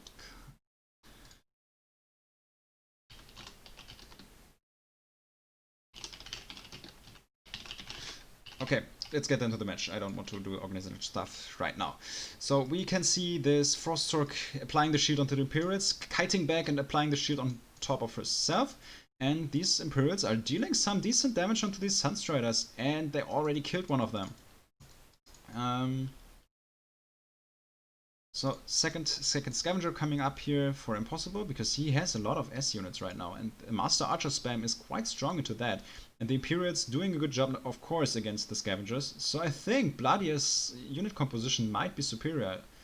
But an Eruption coming in, and it also hits the Frost Sork, inflicting a lot of damage. And oh yeah, that is kind of looking good for Impossible. I did not expect such a one-sided fight here. Maybe because of the Eruption, because he got to kill the Frost Sork, of course, and he kites the Imperials. That's their weakness, you know. You invest a lot of power, that is 70 power, of course, 30 power ability, 20 power shield, and you can kite these guys forever, because they are so slow. I actually think you can even kite these guys with Phase Tower. So, yeah, that kind of works. Draken, so I just watched the chat, so people wanted to see Draken against Dualord. Yeah, that would have been a great match to watch, to be honest. But as far as I know, Draken won by 2-0. And another Eruption going in here. Killing the Frost Sword, killing the Warden's Sigil here. Bloody tried to siege up, and Impossible, of course, with one power well right now. In a great position. And utilizing the Fire Throw knockback, which is very nice against the Imperials, of course. Kiting again with the Scavenger, and yeah, now you can see he's doing a good job at sort of abusing these guys' weakness. And another shield by the Frost Sork, of course, and another Warden Sigil. I'm kind of interested in what deck he's going to use, because on Vasai you can do a lot of interesting cliffing stuff with this thing once it gets up. You can build up, of course, like some tier 1 towers, but also Termite Hill cliffing over this and hitting these power worlds. And you can also shield buildings that are still in construction, so quite nice. This Imperial's going for the Firesworn, and yeah, trying to hit this. Impossible in a good position, I think, because once these scavengers, of course, they are winning against Master Archers, stabilized, he is up on power well, and this already paid off, and oh, he even took a second one. Alright. That is brave, but yeah, I have to admit, his position is very good. So, let's see. Imperial's Master Archer's Frostzork being played, and another Warden Sigil. So let's see if Bloodier is going to be able to do something up until these powers pay off. Oh, double eruption by Impossible, clearing 2 Master Archers and also picking off the Frost Mage. Yeah, that is decent, because he also gets to sort of minimize the additional support these Imperials end up getting. And all of them, you know, it just costs 100 power to get them into this mode, so quite a huge investment. And okay, Sandra. Sandra being played. Usually I would say Sandra is not the best choice against Frost, due to Lightblade being a direct counter, of course. But with Sunstrider support and a big lead, you can sometimes make it work. But yeah, that is a rare scenario. In this case, it might work because Impossible has quite a decent lead. So this taunt. Okay, I just wanted to say it's too late, but there's shield, so it now takes less damage from the Sandra. But these guys still doing full damage. And yeah, another Sandra getting taunted up. And there we go. First one drops, and if this one drops to, I would say even if, regardless of if the drops or not, this game is in a great spot for Impossible. How much power does he have? Eruption spam, and this well is gone. Well, that is pretty bad for Bloody now. Even if he gets this power well and this power well, he will be so behind. This is a very bad position for him. Because both of these power wells paid off, and Impossible right now is up by 4 power wells. That is huge. Eruption, eruption, eruption. Oh my! How much power does he have? Yeah, I guess we can see this here. That is insane. Triple eruptions. There's a question. Loser round 1 starts with Haladu first map. Yes, if you're in round 1, the same rules apply to the loser bracket as the winner bracket. So if you are in round 1 in the loser bracket, the first map is Haladur.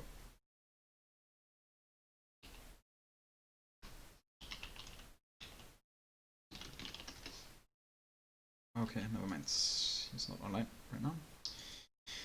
And there is the defense tower. Yeah, that is what I expected. the Warden Sigil defense tower combination.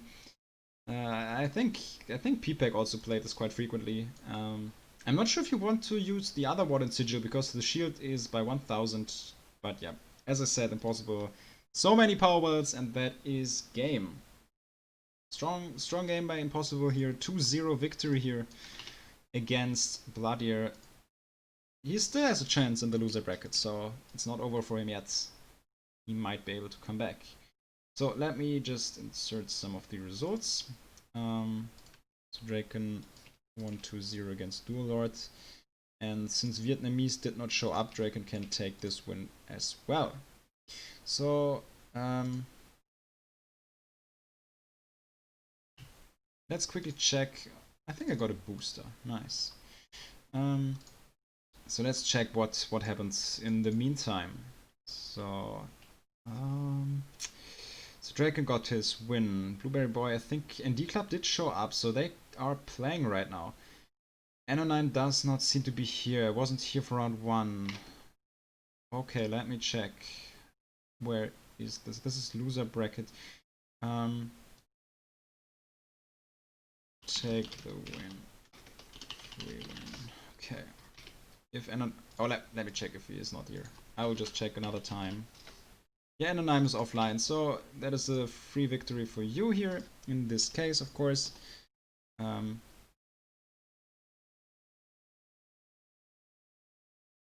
Okay. So let's see who did not play their matches yet. Draken versus Navarre is going on right now. Are people interested in seeing this? Are they in game already? I'm not sure. Or maybe we showed Navarre already, so let's see it. So that would be an option, of course. It is an interesting match. Lost against Afrobrook, and Arias did not show up. Is that true? Let me check. Yes, he didn't. So there will be a free win for you against Arias. Alright, 2-0. You can play your next match in the loser bracket against Hunter 8 Sundown. So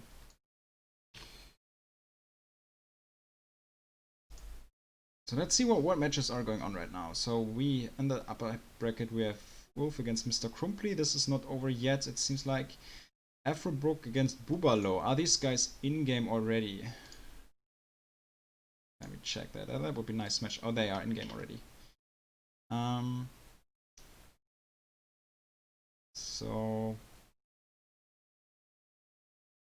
where there's going to be Deldrimor against Impossible. That would be a match that we could watch in the third round. But we saw Impossible already, so these guys were already shown on stream. So I don't want to. I want to switch some of the matches that I show, but since no one else is ready yet, we can show one of these matches. Is there any preference by viewers? Like we saw, Legops already said that he wants to see Draken versus Navarre.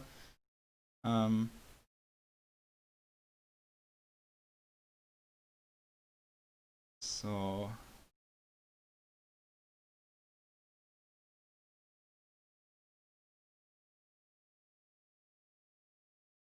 okay, let's see who's.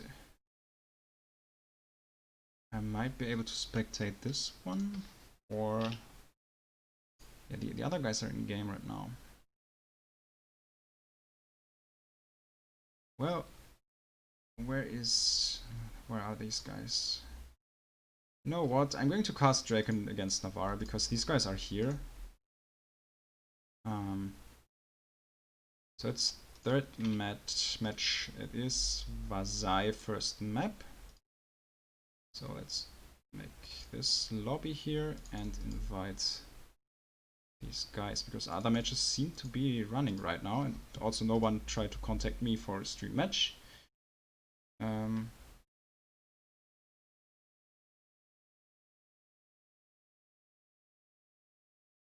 See if Draken is around.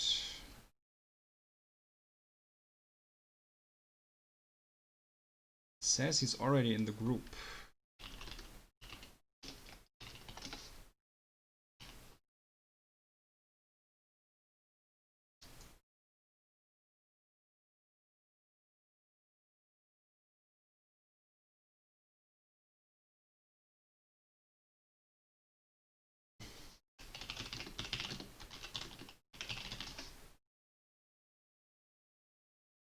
So Draken, I want to invite you into my group, but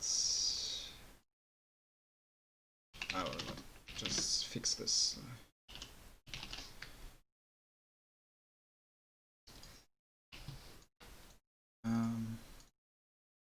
So we're going to show Draken against Navarre, so two of the strong guys here. Deldrimor Impossible, the other favorite matchup, of course, here, for the guys that we're deciding here. Yeah, let's see what happens afterwards. I try to kind of check who is in game right now, and a lot of people already playing their matches. Of course, make sure that you wait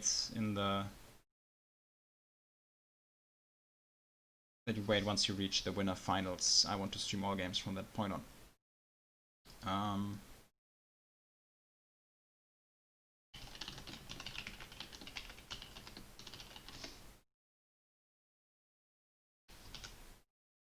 Alright.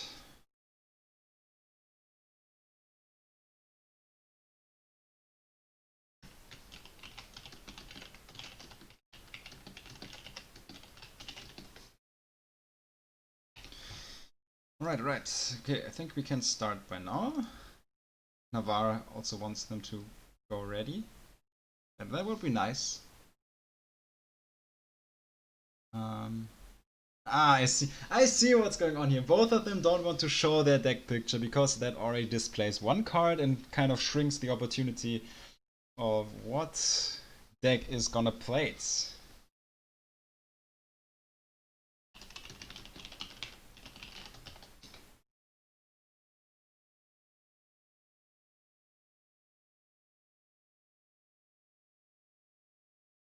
Okay, I will just do a countdown here so nobody has to show the deck picture.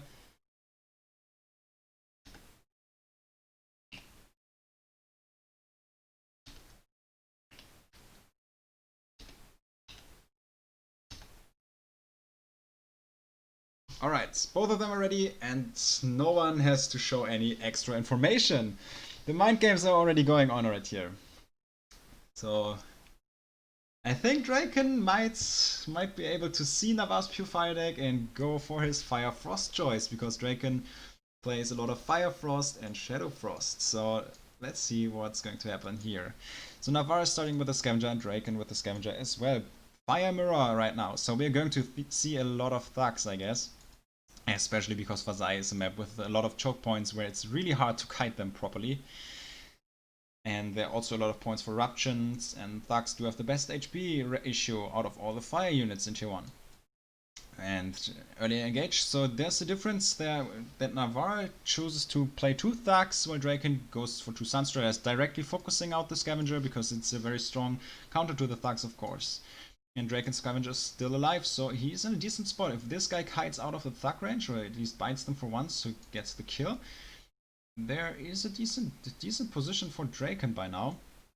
But this can quickly turn around with an Eruption, depending on how things go out. So, yeah, another Sunstrider squad being played at a decent squad, so Navarre trying to keep a great distance between his units, which is very, very good. Both players playing quite strong in this mirror right now. Trying to directly focus the Thugs. Not sure if this is enough to kill them before they come out of the dazed status. Ooh, this is close, and they get out. So they still get a lot of loot value. And yeah, a lot of Thugs trying to hit each other. And an Eruption by Draken turning this fight around. Navarre trying to kind of cliffing here a little bit with the Sunstriders, so he gets a little bit damage into the power well. And Draken tries to clean up the other side of the map, ignoring this for a while, which is okay, because if he establishes control over here, he can clean up the rest. But if this goes on for too long, at some point this power will be dangerously low. So Draken has to be careful, even though if he erupts here, yes, he has to finish these ones, because they will come out of the dazed status.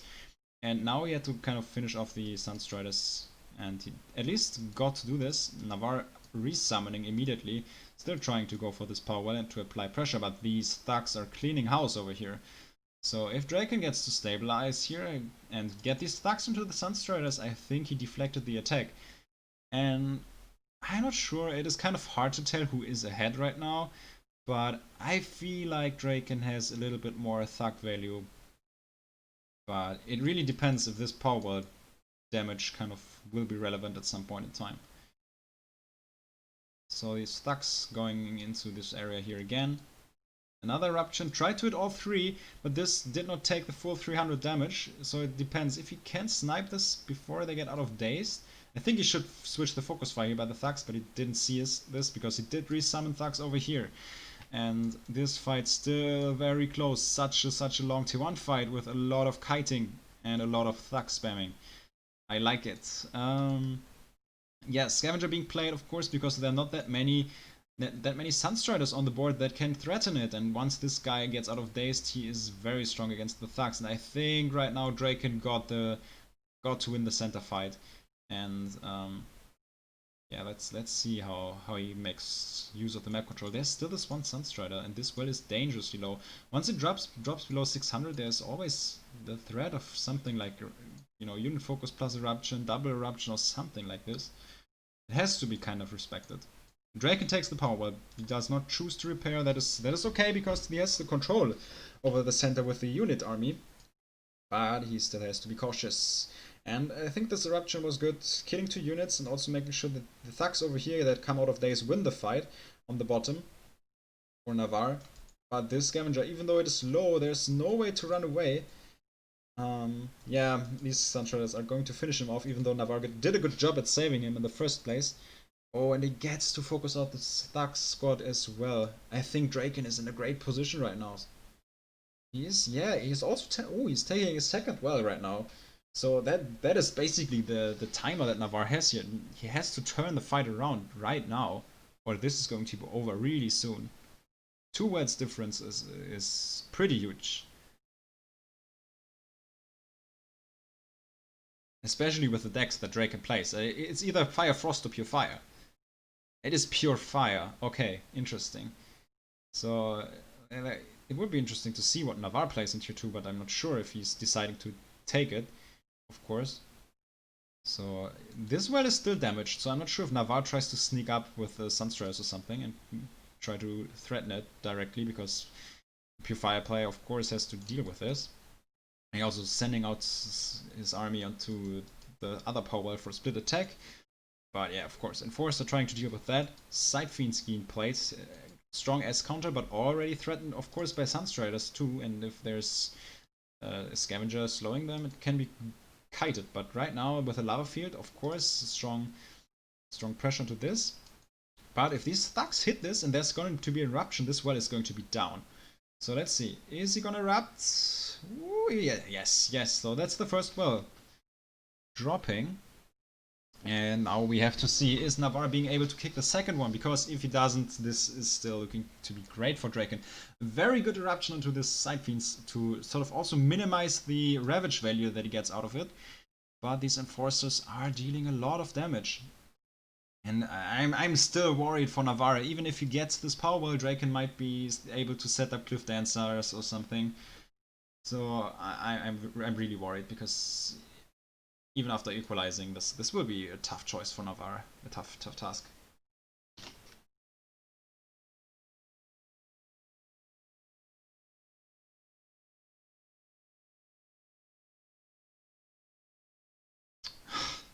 "35 power. 35 health, I mean." That is unfortunate, but anyways, I think that game was over, regardless if the spoil drops or not.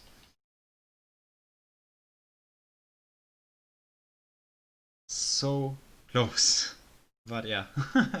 sometimes these worlds survive with 1 HP, and sometimes they drop. It's close choice.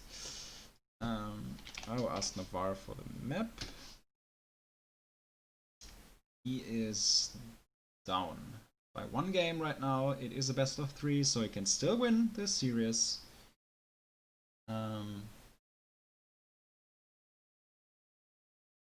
So now Navarre has to choose. And I think he takes some time, so we can see what happened in the brackets. So most games of round 2 are played.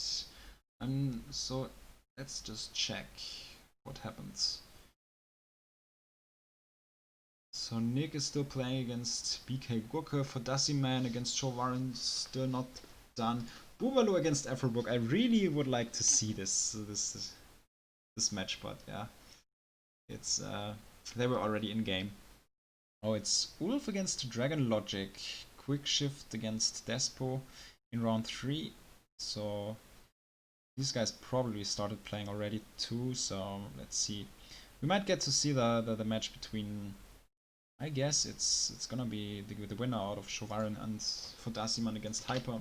We could stream this if the timing works out. So Navarre ended up choosing Elion or Elion, I don't know how to call it, and we are going to make a map.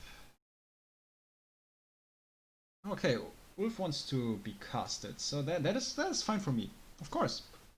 We're going to cast this match afterwards. Just make sure that you wait up until this match or the series is done. It might be still 2 games, you know, but that's fine. As long as it's a round 3 match. The round 2 matches should be played by now. Yeah, it is the round 3 match. Okay. That's nice. Yes. All right.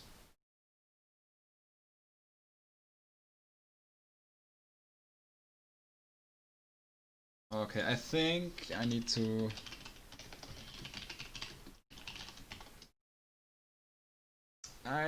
count again because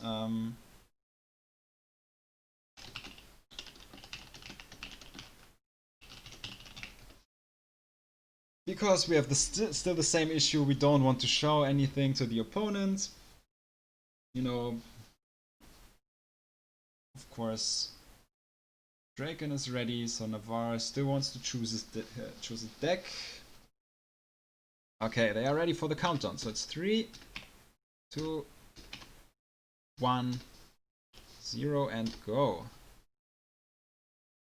And both switch to Shadow Tier 1. Alright. Alright. So we're going to see a Shadow Mirror this time. From the Fire Mirror to the Shadow Mirror. Alright.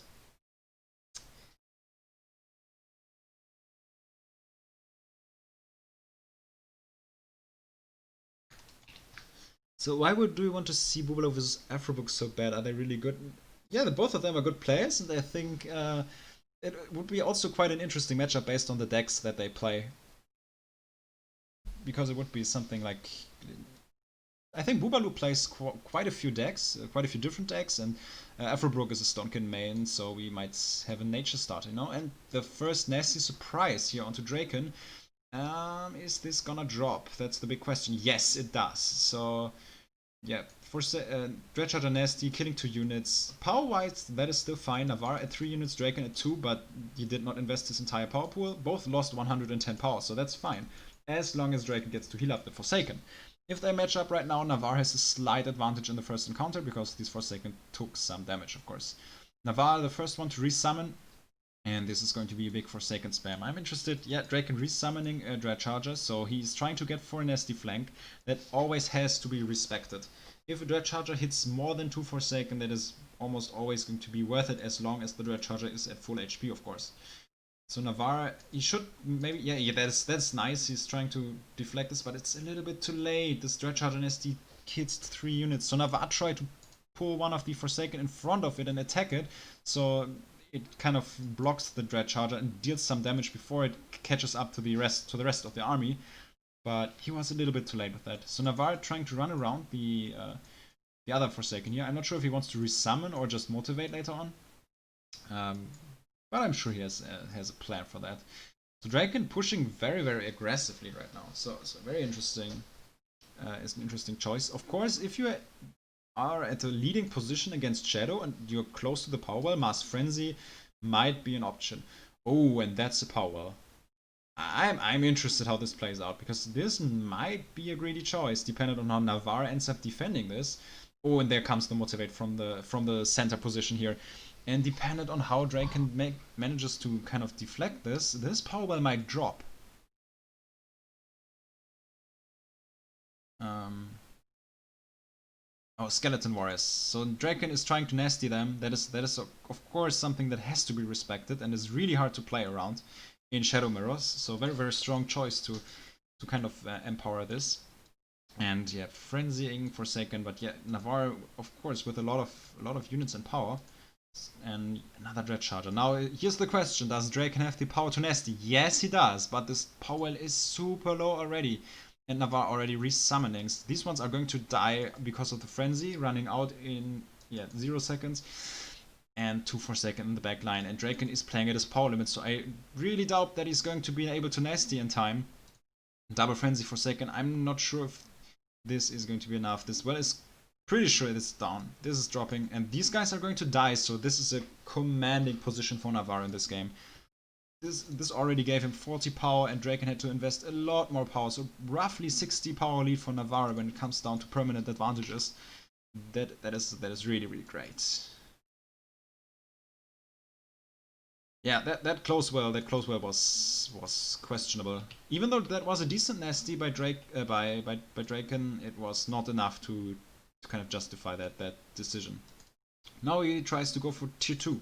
Lost Souls. Alright. Navarre is trying to rush this, so you have to be careful, of course, with frenzying into a cold snap. That should not happen. Draken nesting.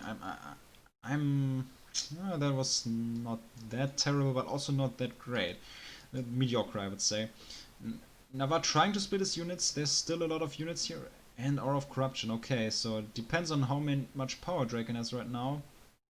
This might... Okay, Navarre does not Mass Frenzy into this. He just wants to go for it. So the idea of Mass Frenzying, of course, once you did split your units, is that you might be able to just go through the Monument health bar before the power for Cold Snap when Building Protects comes back again. Because you already... Oh, he got the wall! Oh no! Oh, that's game. I am pretty sure that is game. If he... Yeah, sure, Draken trying to counter-attack this, but Navarre could build up his own wall too, if he reacts to this. And, yeah, I think that makes it even. Yes, that's what he did. Wall on the other side. Draken did not pay attention to this. Oh my. Yeah. Now these Forsaken are going to crush this. Of course, Navarre already in the better position, but this is completely game ending. Another well dropping, motivate onto the Forsaken. Even the Aura of Corruption does not get through the 60% damage reduction. It is just too strong. Glacier Shell, not enough to protect. This game is over. Tier 1 drops. Power drops.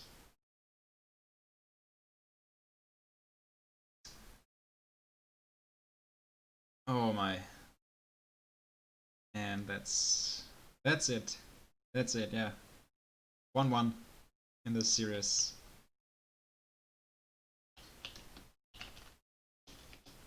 Just ask for the map.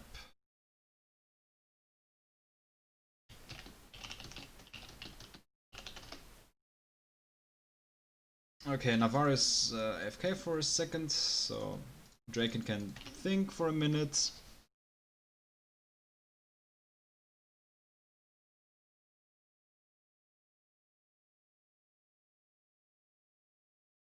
And yeah.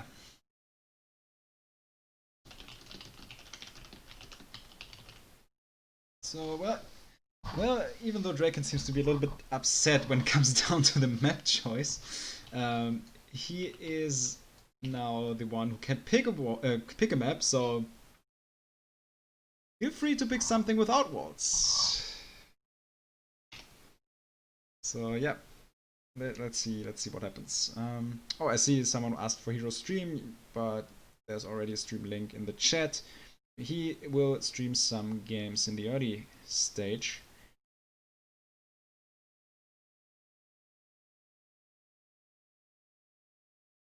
Oh, hey, I see Bresco Gaming is already here as well. Nice.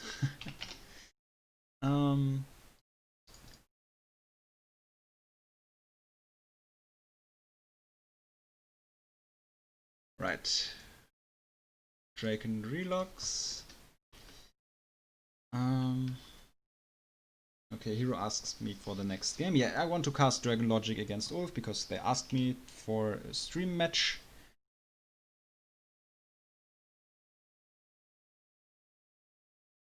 And there's already a big discussion about walls in the chat, I see.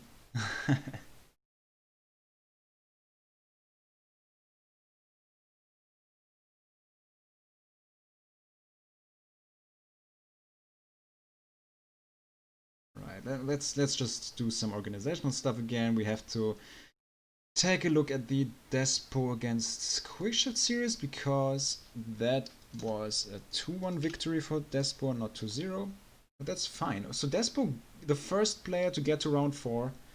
Kind of interesting. So the other guys seem to be still playing.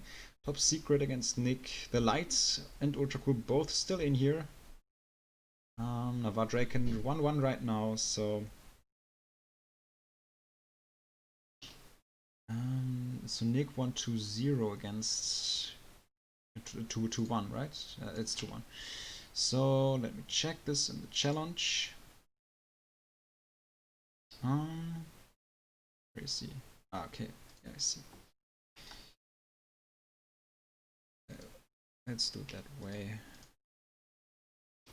I don't really mind the order.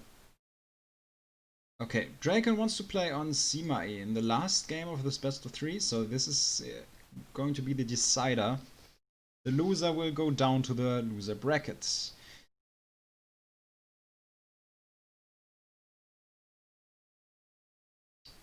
So Draken is in. I'm not sure if Navarre is back already. I will invite him into the group. Yes, okay. Alright, I'm not sure if you want to spectate Twinson, but if you don't, yeah, okay, that's okay, that's fine.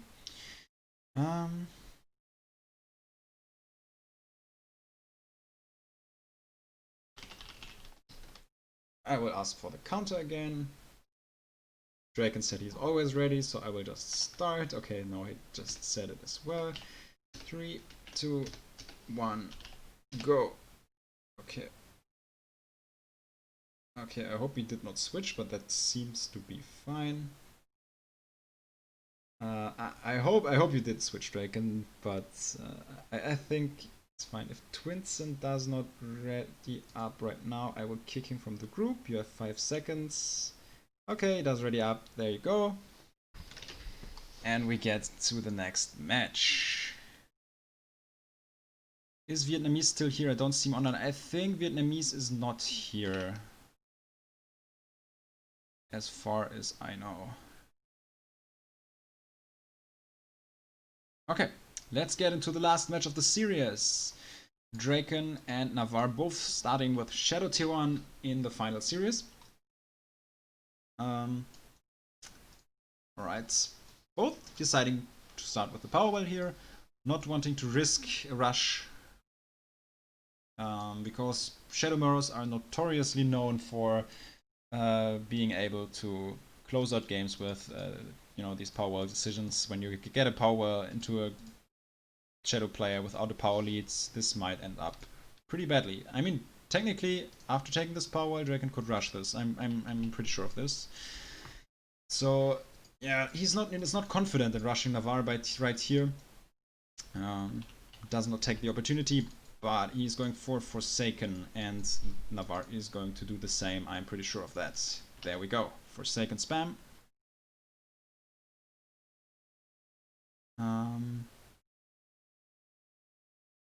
And Dread charges and Forsaken not moving a lot. So both of them are trying to scale up, I think. The way this game starts, I feel like we might get tier 3.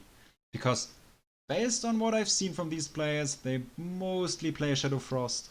And Shadow Frost mirrors in tier 2 often are not that aggressive.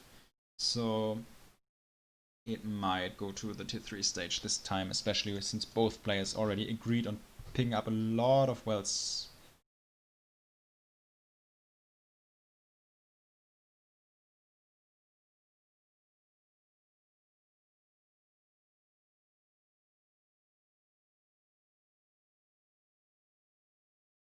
So that is the 4th power. So 6 power wells on both sides. Yes, wow.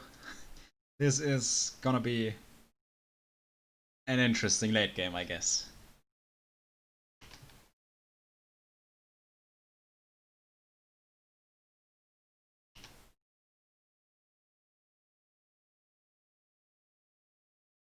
Seven power wells on both sides.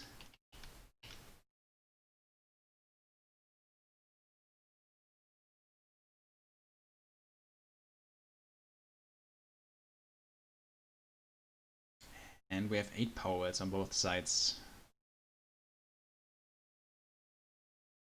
This is the most intense Shadow Frost mirror I've ever seen. No, just kidding. It is going to be the most intense Shadow Frost mirror, probably.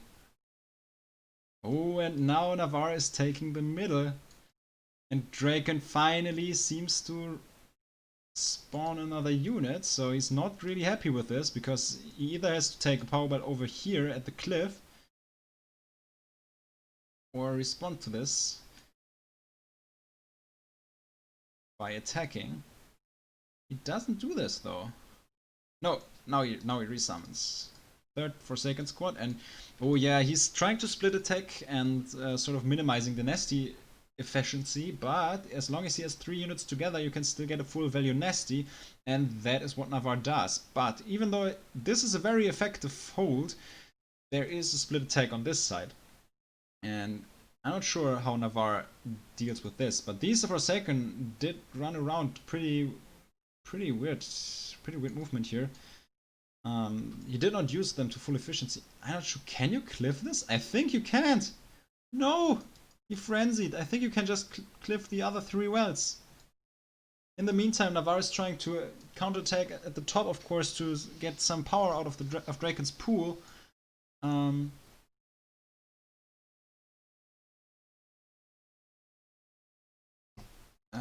yeah, I think. Oh my, that is a really dangerous position for Draken right now. He did not get the power. And yeah, this drops. And now I would say Navarre is in a great position to win this game. Draken already resummoning a lot of units, but Navarre is on his way to tier 2. So if Draken responds with tier 2 by himself, he will be even further behind, because he did summon all these units, and 150 power bound into tier 1 units is going to be just worse for him.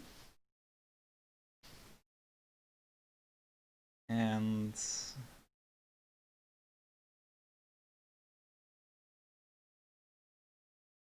yeah, I think there you can see what happens with 150 power invested into Forsaken. They got 50 power back into the Dark Elves, but yeah, Navarre now with the well number 10. Well, I still say it is technically not completely over for Draken, because we have so much power, and there are the tier 3s. And if you sometimes do a mistake in this tier 3 mirror and get to drop an orb, you might get to snowball on these high power levels, even though it is like, of course, a convincing advantage for Navarre.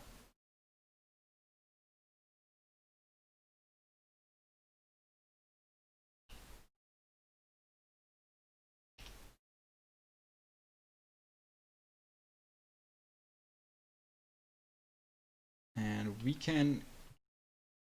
can see Severed Lances and Ashbourne Pyro, and Timeless One on this side here.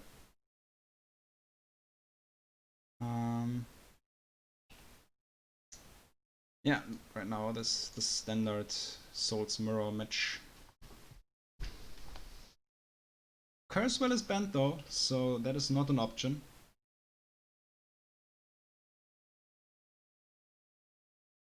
And all of these units are gathering at the top.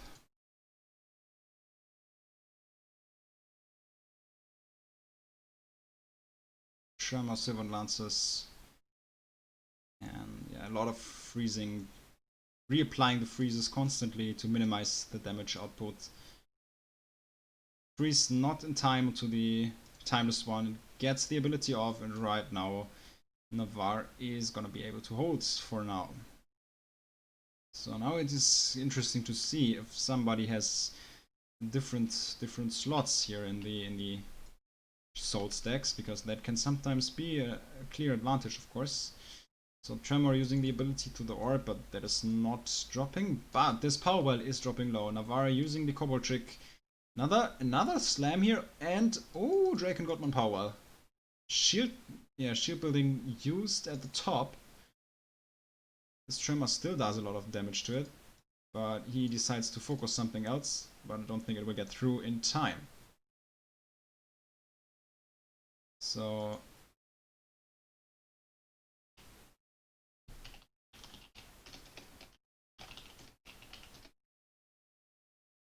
oh, second well dropped. that is quite a lot of work done already by Draken. Now both are sitting at 8 power wells, but there's still a lot of silver lances by Navarre, of course. And these tremors and nasty surprise did not get the protect in time. Is Draken going to do the comeback here? Is he gonna make it happen? Freezing on both sides again with timeless ones, of course. But now there are a lot of silver lancers. I'm not sure what he's going to do against this. He definitely needs a timeless one, freeze or nasty spam, or at least something. Here's the timeless one. And there it is. The freeze. Now he has a little bit more time, because he really needs that to deal with the other units that are trying to attack stuff over here. So motivate onto this Ashborn Pyro here, while the Silver Lancers are trying to hit each other. And yeah, this Ashborn Pyro on the top, threatening the orb. These guys get out of the freeze, and Navarre trying to split and try to apply pressure at multiple spots, so Draken kind of has to do a lot of multitasking work right now. Another Ashborn being spawned at this double power well, and this orb already very low. Yeah, Draken has to be really careful. A nasty surprise at a certain point can sometimes kick these things. But for now it seems like he's going to hold a little bit, but already one well dropped, 2 wells dropped over here. Navarre is striking back and is at 1 power well again. Of course, he had the lead in the early game, so he should have a little bit more power. The timeless one freezes one Ashborn, but this cold snap gets this timeless one too, so pretty unlucky for Draken here. Silver Lance's Ashborn Pyro is going for the orb again. Draken trying to counterattack to force Navarre to play something here so he can deal with this attack a little bit better. Shield building being used.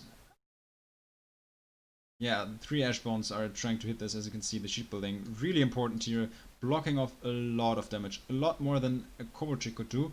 And it still is not enough. The motivate Ashborns get through the orb. And this is a bad thing, because even if Draken plays the aura over here, he does not have tier 3 creatures that deal that much damage when you play them in the aura. And 3 Ashborns, that is a tough task to deal with them.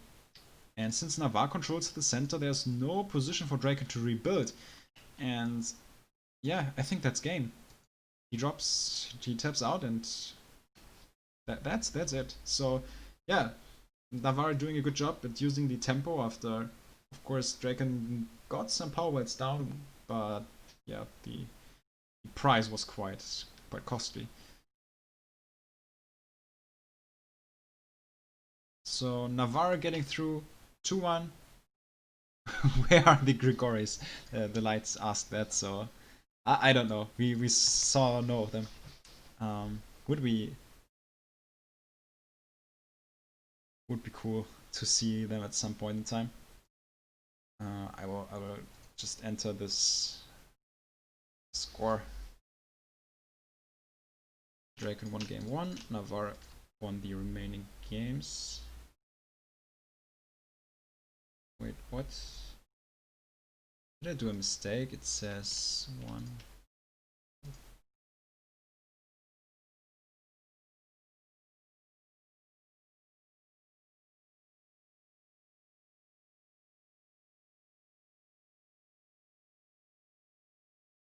I think it should work right there. And the Light managed to take down Ultra Cool, so the Light is going to play against Navarre in round 4. And we will hop into the match between Ulf and Dragon Logic. Okay, so BK Gurke has problems at finding his opponent. He's gone right now, so I'm not sure what happened there, but I guess, where are you? There you are. You can take the free win. Maybe your opponent did not know that there was a loser bracket, but if he does not show up, he was in a PvE game, right? I don't know.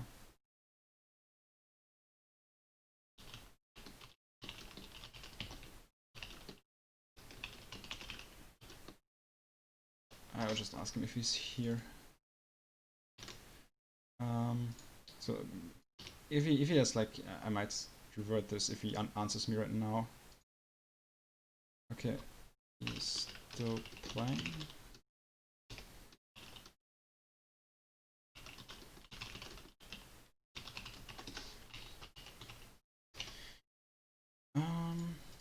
Whoops.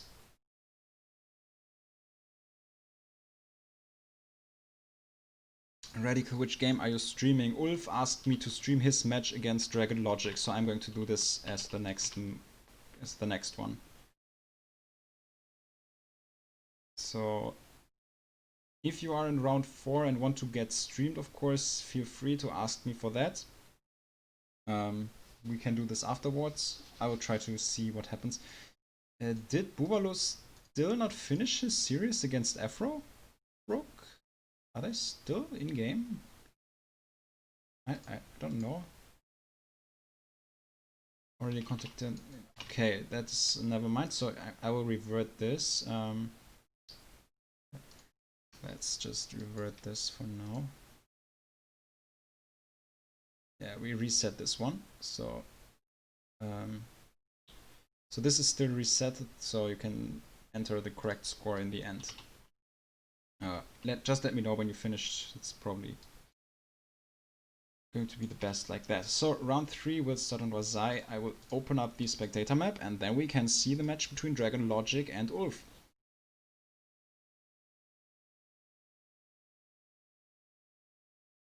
Now let's start with the private game. Where are these guys? So is Dragon Logic online? Yes. He's in a match. I think it is bugged. So I hope that you are on the stream because I think I need you to join. Yeah, you have to join right now. Because it is a little bit bugged.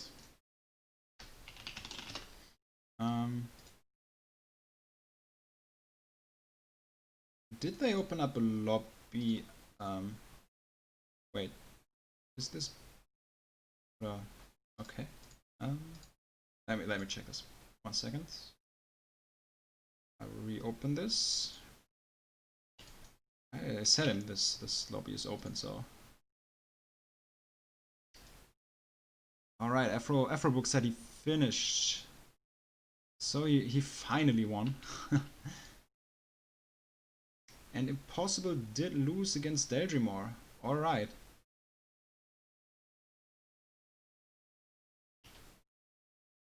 So there's still a loser bracket for you, Impossible. I'll report the score here. So let's do it like this. Game order is not that important. So Daedrimor advancing to round 4. And we are going to see Ulf against Dragon Logic. Good luck, have fun, guys. I'm hoping for a great game.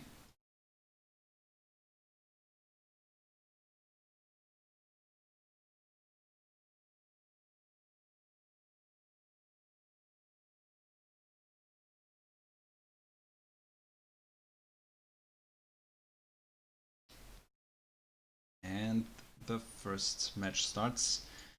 Both players using Shadow Tier 1. Remember, Face Tower is banned, so we won't see this card over here.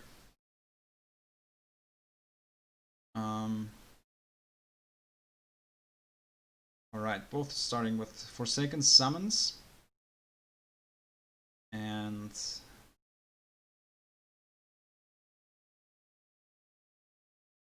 first encounter, still trying to deflect nasty opportunities and getting unit picks off. And it seems like Dragon Logic seemed to have a little bit... Yeah, his start was a little bit better, I think. But right now this guy drops as well. And Dragon Logic slightly ahead in this fight. Wow. And he's already getting the pick onto the Dazed Forsaken squad. And that is huge, to be honest.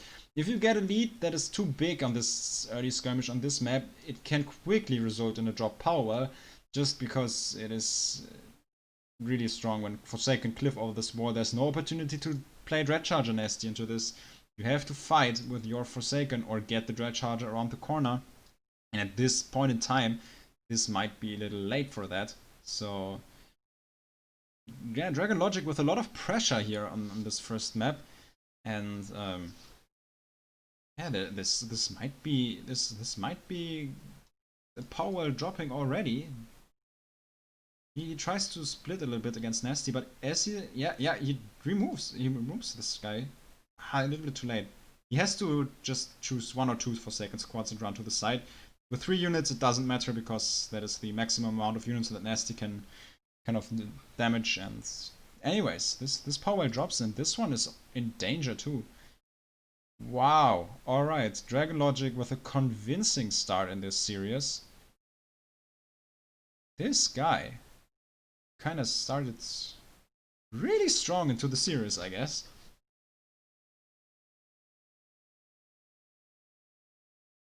But yeah, that is the problem of this map if you fall behind in the Forsaken spam, because you cannot properly react with Nasty's surprise in order to clear the aggressive well focus.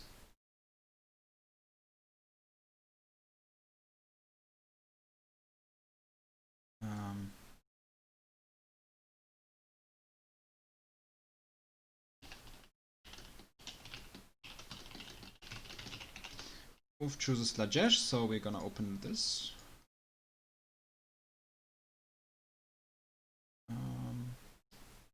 Yeah, so Jadrimore asked me if I want to stream Top Secret against him. We didn't see both of them on stream right now, so I think it would be a good choice to see them.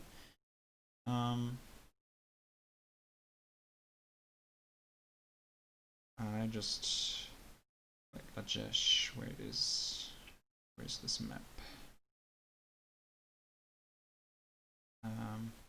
There it is. Okay. Okay, lobby is open.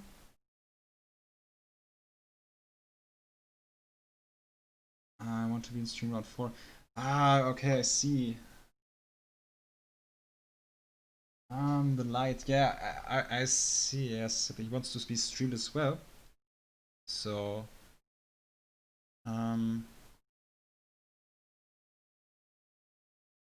well, you can still send me.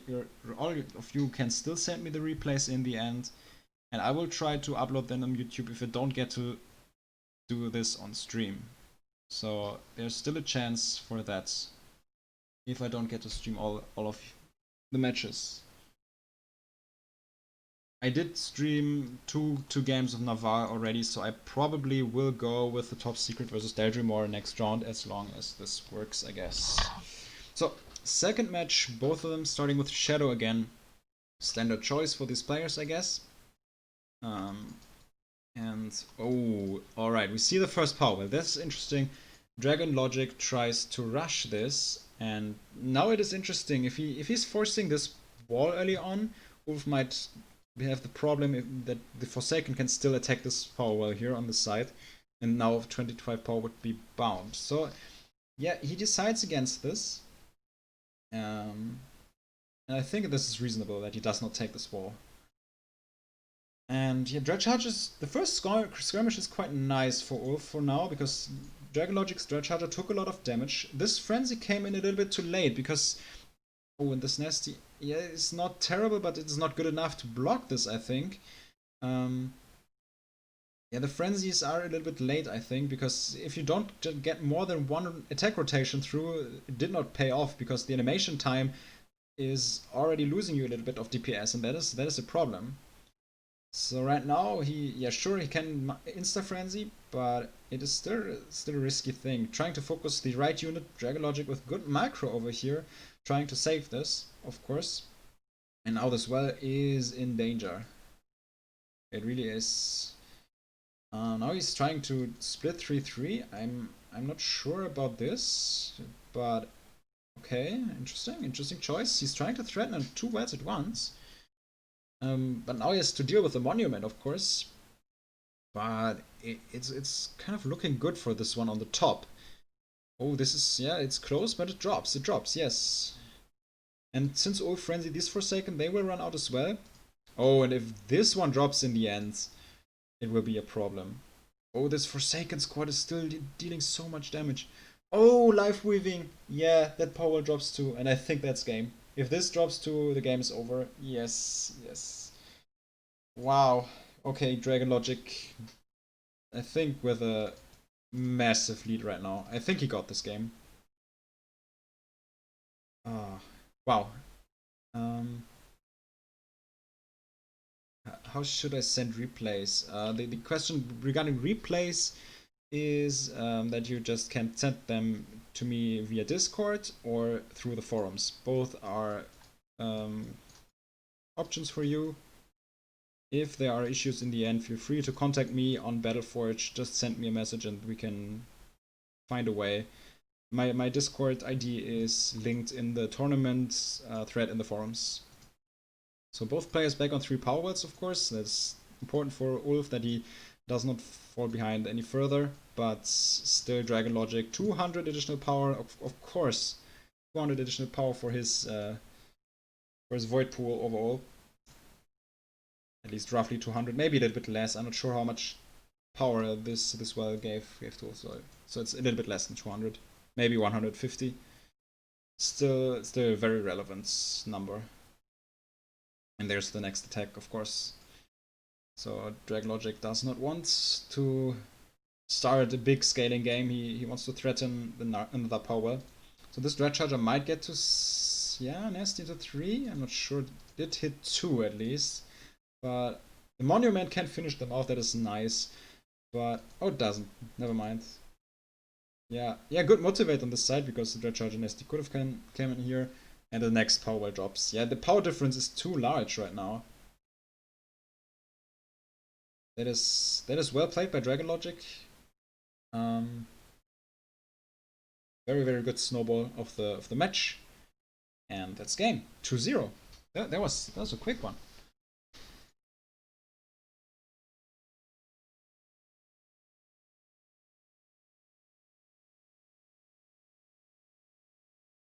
So the people are asking if Dragon Logic is a veteran. Well, he's right now rank 18 in the ladder with a score of 37 wins and 2 losses, which is quite strong. So definitely not the player who played PvP for the first time.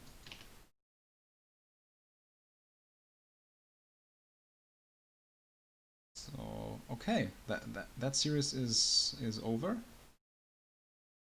Port score. Let's do this 2-0. Dragon Logic advancing to the next round. He can play against Despo now.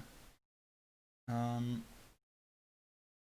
guess in round 3 we still have Afrobrook against Silence Killer. I'm not sure if they already managed to play their games. In the loser brackets, we can have the match between Ulf and ZPX right now. Impossible has to play against Dual Lord. And other games are still in round 2, I guess. Because, yeah, some games were just delayed by a little bit. So let's hop into the next game and try to get through with the winner brackets, because I think the winner bracket is already it's much faster all the time than the loser bracket. So I would like to cast Top Secret against Daedrimor right now, since they kind of asked me to do that. So it's round 4. Let me check which map is the first one right now. It is a lion. Alright. Map is open. So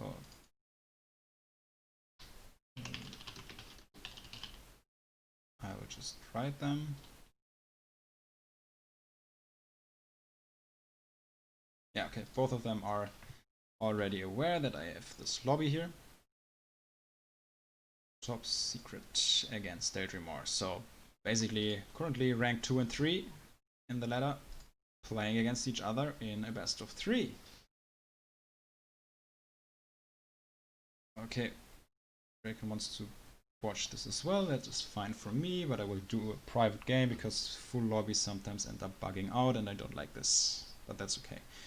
So I'm not sure if they want to ready up or if they want a countdown or something for deck selection.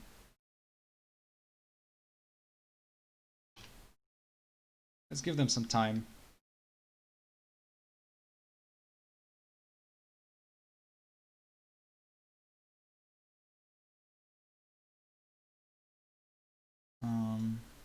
Okay, Top Secret is ready already. Yeah. And Daedrimor still choosing his deck.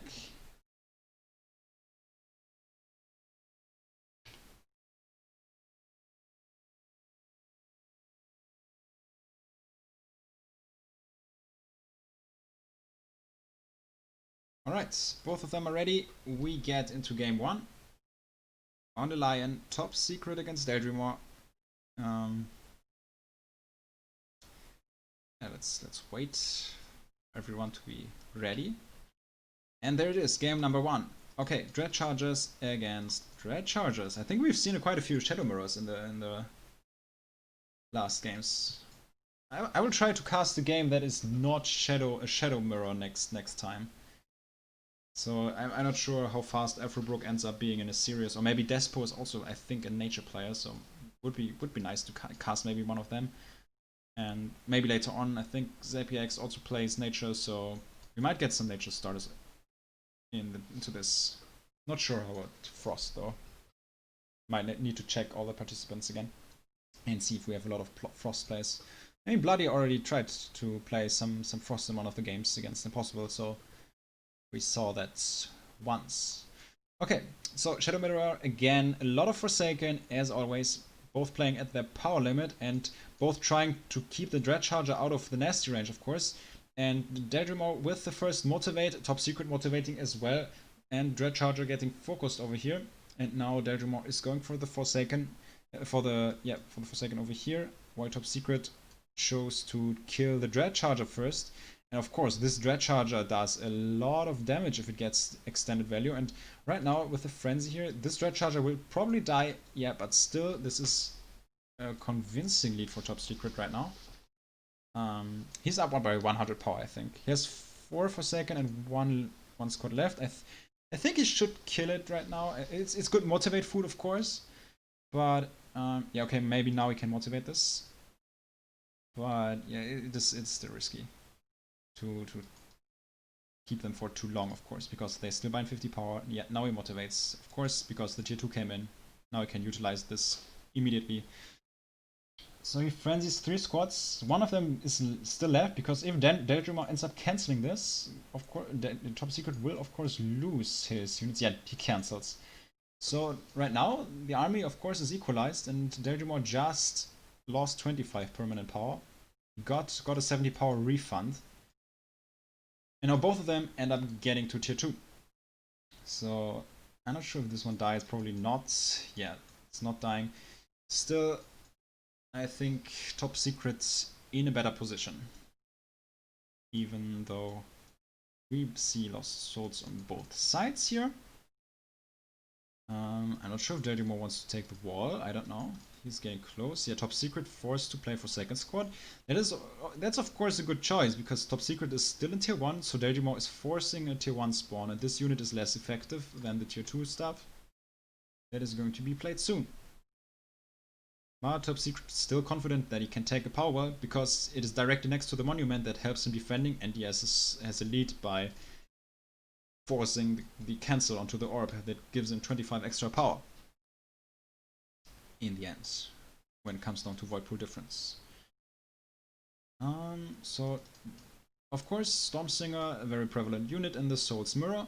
Stormsinger Micro will be kind of deciding who wins tier 2. And since both took 1 power, this will be kind of equal. Whoops, okay, that was a little laggy, I think because I got a mail. 4 Stormsingers on both sides. At some point in time, you of course want to split them a little bit and try to get good focus fire to minimize the effect that Cold Snap can have onto them in the fight. Because when you have like 6 or 7 units on one spot, of course, one Cold Snap can be very devastating. But due to faster unit control, right now they are still kind of close together.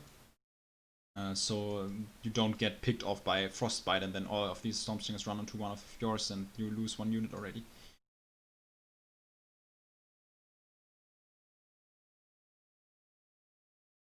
Yeah, that is a pretty big spam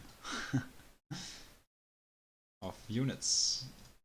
But yeah, and that's the way where the cold snap comes into play. Of course, second cold strip, and Daedrimor getting out with 2 units. Yeah, that was close. If a little bit more units get out of this, this might be worth it as a counter. But right now, Top Secret has the advantage, the positional advantage, because he can play undazed units at his orb, which will help him to make a decent trade of this. So yeah, there's some motivate on the Storm Singer by Daedrimor. And the Frenzied Forsaken, of course, very strong against M units. And I feel like if this trading continues at this pace, Top Secret will come out on top just by a little bit. These ones will die, of course. So there's 2 Storm Singers left and 1 Dog of Assassin. Oh, and this one is up as well. And yeah, I think Daedrimor taps out at this point, because Top Secret kind of won the Storm Singer battle, and this was a bad position for him, of course. Not sure if the game was completely over, but that is game 1 for Top Secret. I guess that is also the case when you're playing against a guy like Top Secret, who is of course known to be a very strong player, and you get into such a disadvantaged position. You sometimes entrust them to be able to close out these kind of leads. So Daedrimor wants to play Haladur, game 2. There we go. Let's open up the map, and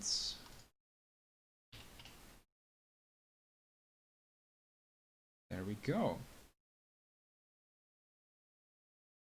So Daedrimor already in. I hope the Top Secret gets to join on his own, because I sometimes just can't invite players. I would try, but okay, it works. Nice. So he sees the invite, I guess. Yeah, there we go. Now I will make a private game out of this, because the game is a little bit laggy again. That's unfortunate. I hope that everything works.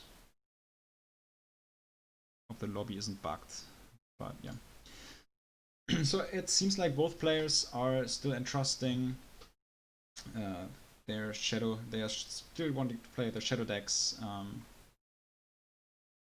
And there we go. Game number 2. Top Secret against Daedrimor. Both starting with Dread Charges again.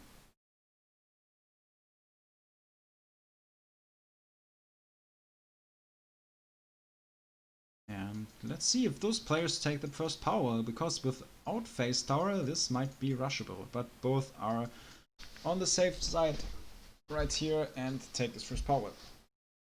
Of course, it is still, even if you play without Phase Tower, it is still not completely rushable all the time.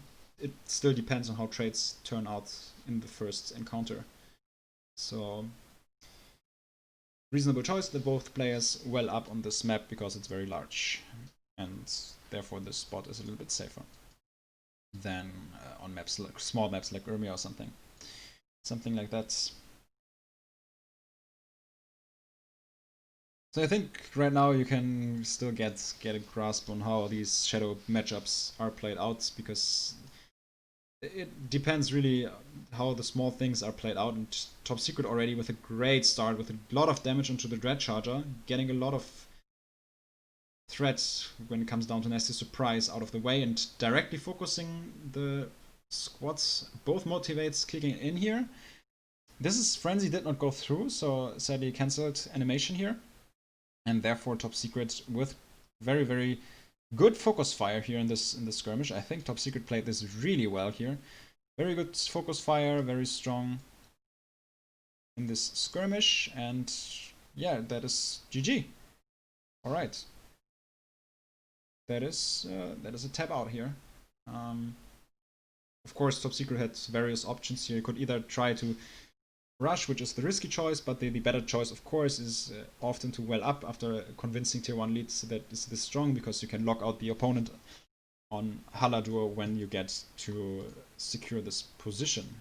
Oh, it got an auction. That is the reason. Okay, so that is a 2-0 GG. Top secrets advancing again here. Whoops. I will just put this down to the challenge tree. And right now we might get to see some matches. So who is in game right now and who is still playing? Let's see. So what happened to the current match in the winner bracket between Hyper and Sudesiman? I think both of them are in game right now. We might get to see a game from the loser bracket right now because I think the guys from the winner bracket are playing right now.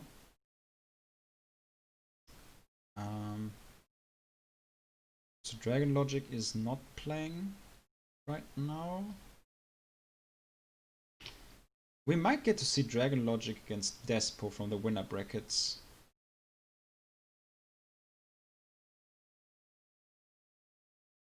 That would be an option.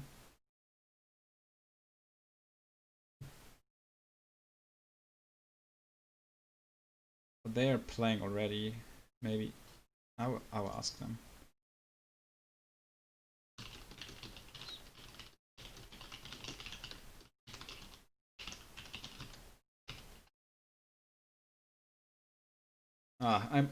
No, they're already done here. So impossible 1-2-0 against Dual Lords. I will insert the results here into the challenge tree for you. There we go. And there, it still doesn't save this. Oh, now it worked. Okay. Okay, maybe we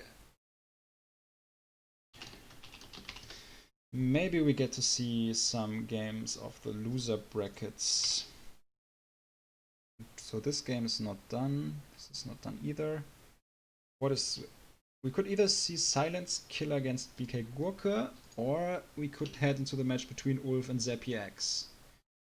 So any preference in the chat? I will take a look.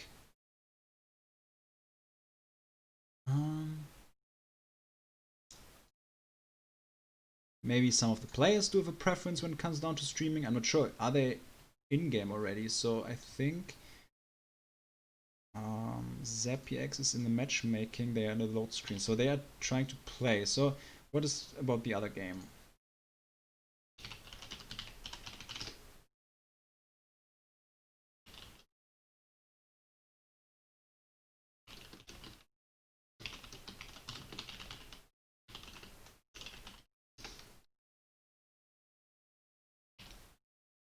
I think this is one of the games that is available right now. So set of course, all right.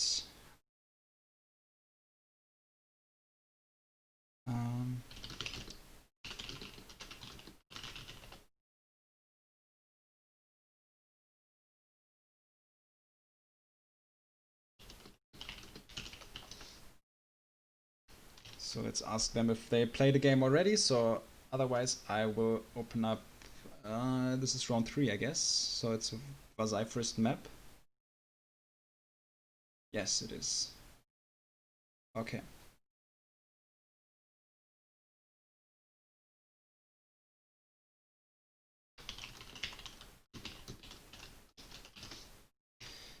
Okay, let's get the players in here. Right, BK Goku joins first.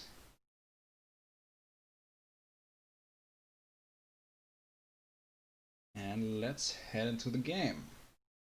Good luck, have fun, guys. This is the third round of the loser bracket right here between BK Goku against Silence Killer 99.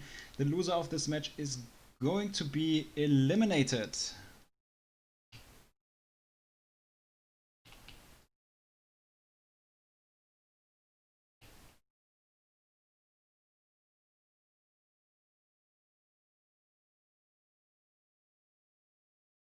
Hey, Forsaken against Scavenger and Sunstrider. So Fire against Shadow.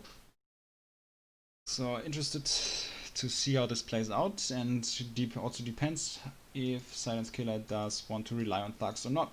So he wants to play over Sunstriders against Forsaken, so he mostly wants to work around choke points, but he has to be afraid of Nasty Surprise, and there it comes. So did inflict a lot of damage, and right now the Forsaken are getting to finish them off, so very effective in the end, especially with the pressure that Forsaken of course have when cliffing. And already Frenzic one squad to increase the DPS a little bit to make sure that none of the thugs get through the first fight and don't survive the dazed status. So of course the Forsaken over Cliff very strong, but you always have to respect eruptions when playing against fire. An eruption here could inflict a lot of damage, of course. But yeah, these Forsaken are hammering down onto this power. Motivate coming in, and now they will deal a lot of damage. Very, very strong start. Very strong start here for our Shadow player. And I would say this is a very, very difficult position for Silence Killer right now.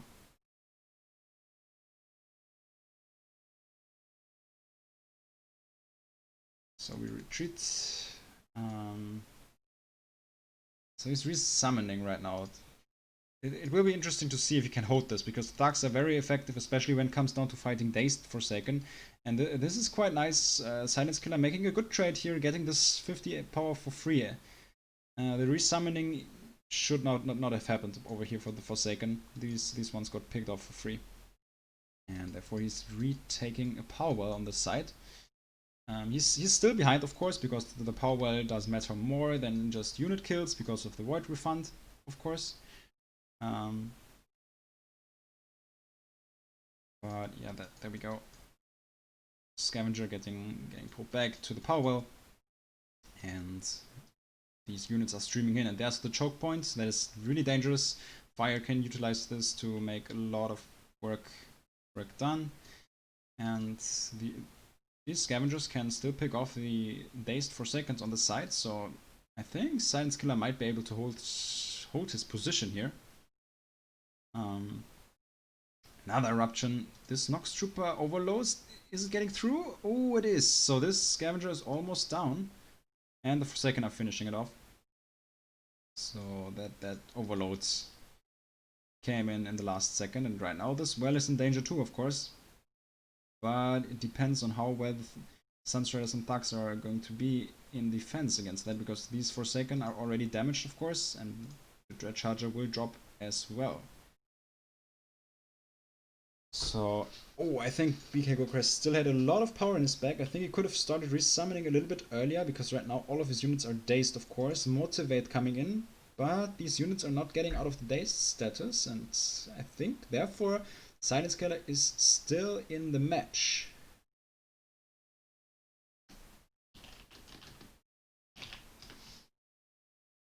Okay, I think Wolf and Zapier X are 1-1 right now in their series. So after this this series, I would like to spectate them.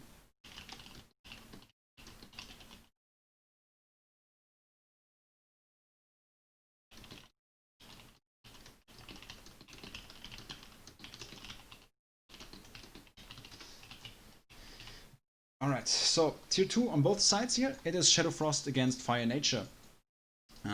With the solid tier 1 lead, of course, that is a decent position for the Shadow Frost player. But Fire Nature sometimes can be quite strong in late tier 2. And now it's the question if Silence Killer manages to get decent trades that enable him to get to that point. So this Dread Charger soaked up some Forsaken, so really dealing a lot of damage against these Sunstriders. The Hurricane was okay, he got to force a Cobalt trick, but yeah, it's still favorable for the Shadow Frost player, especially with these two units dying. So this Eruption coming in to damage the Reaver, kill the Dread Charger, kill the Stormstinger. And with that much damage done, with this nice root here, this Reaver is pretty damaged, and it dies, I think. I think this Eruption was not necessary. I think it would have died. Anyways. With the Eruption, I think it is still fine. This is a little bit unfortunate, I think. So this Gladiatrix is going back to the power well over here, and right now yeah, we see 4 power wells on the soul side, so trying to kind of scale a little bit up. Once Lost Souls reaches tier 3 against Fire Nature without any contest, the game is over, of course. And with 4 power wells, you will reach this a little bit sooner than with 3, of course. But the dangerous thing in this matchup is that Fire Nature in the late tier 2 can still apply a lot of pressure, and Overload protects against souls. And here is the Vile Blood. Alright. So this guy is getting cold snapped immediately. Curse of Oink. CC trades often favor the defender because you can often just play units right now. I'm not sure. Oh, there's the Night Guard. That's also an option, of course. But most of the time, when you're defending and trade CCs, you can, if you have the power, you can resummon units undazed, which is, of course, an advantage in these kind of scenarios. And snaring root onto the Night Guard, kind of important because this Night Guard has to die. If this swap gets through, this will be quite problematic. And the Glacier Shell being played a little bit early, I guess, because right now, if this is done, I think he got through, this power might drop with an eruption. Now is the question, does he have the power? It's at 40 HP, and he erupts it. Okay, that is quite a nice power kill, but right now, of course, a lot of additional units by BK Gorka here. And he can try to counterattack and destroy a power on his own. But with the power recapture, this might be a little bit harder than you might think. So he's using Lost Reaver, so probably no Mountaineer in this deck. He would be a strong addition otherwise, because he can cliff over this wall, which is extremely strong on this map. But with Lost Reaver, this might be a little bit harder to attack. And nice lava field here, holding off the position. And yeah, even though it still looks better for BK Gorka, that is a decent hold right now for a Silence Killer here. Another resummoning of Stormstinger Nightcrawler against Ghost Spears and the Barova. Yeah, it's still 5 power wells against 3. You have to consider that all the time Soul Spreader is generating more power. Now we can see the tier 3. If this gets through uncontested, I would say this game is in a pretty dangerous spot for Silence Killer, and I think this tier 3 will get through. And this Nightcrawler still got a hit off into this Borrower, so it is going to die. And this Vile Blood's trying to attack this. Yeah, there's the Scorched Earth. I think this is not going to be enough.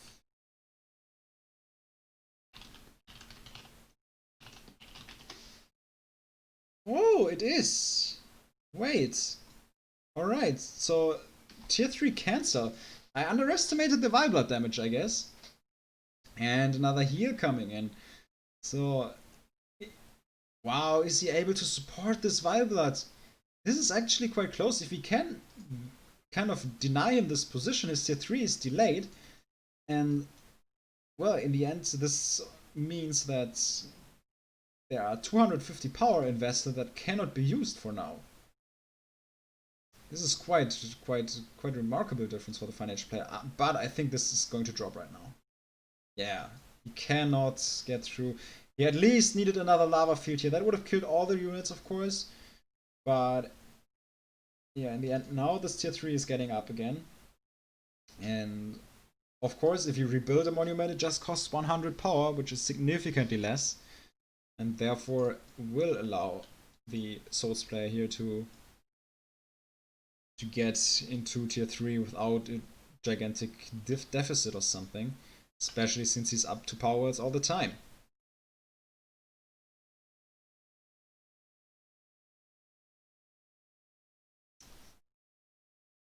And there's the Timeless one.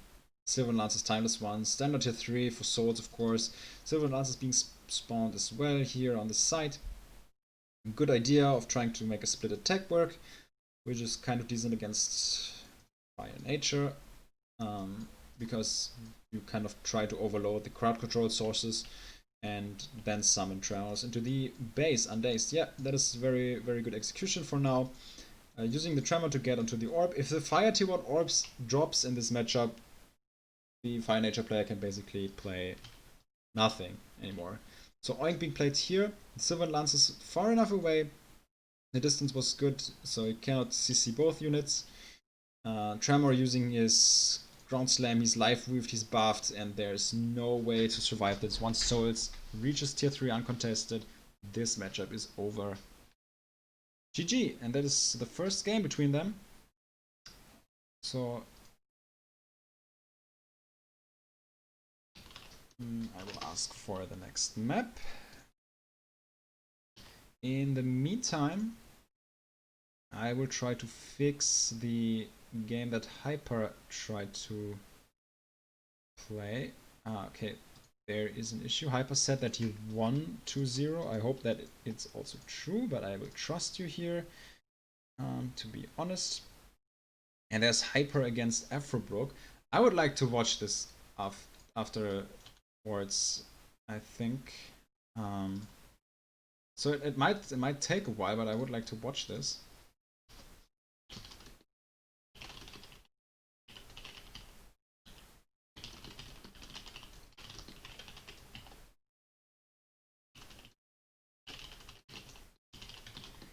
Because since we cast Zeppy X against Ulf after this series, I can pick one again. Okay. This is only going to be one game. I would like to see some players that we didn't have on stream up to now. Okay, let's just check. So, is there?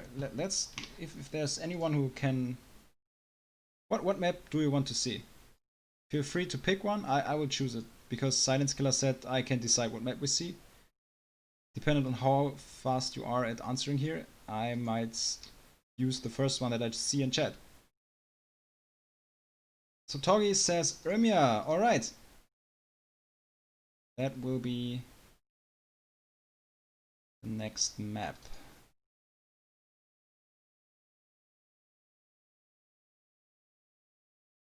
Okay, feel free to join.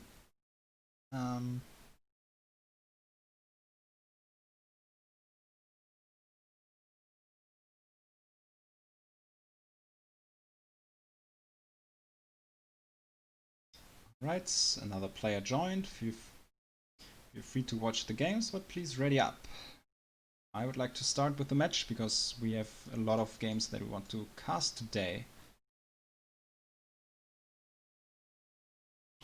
Oh, never mind, he did this already. Perfect. Let's get into the second game.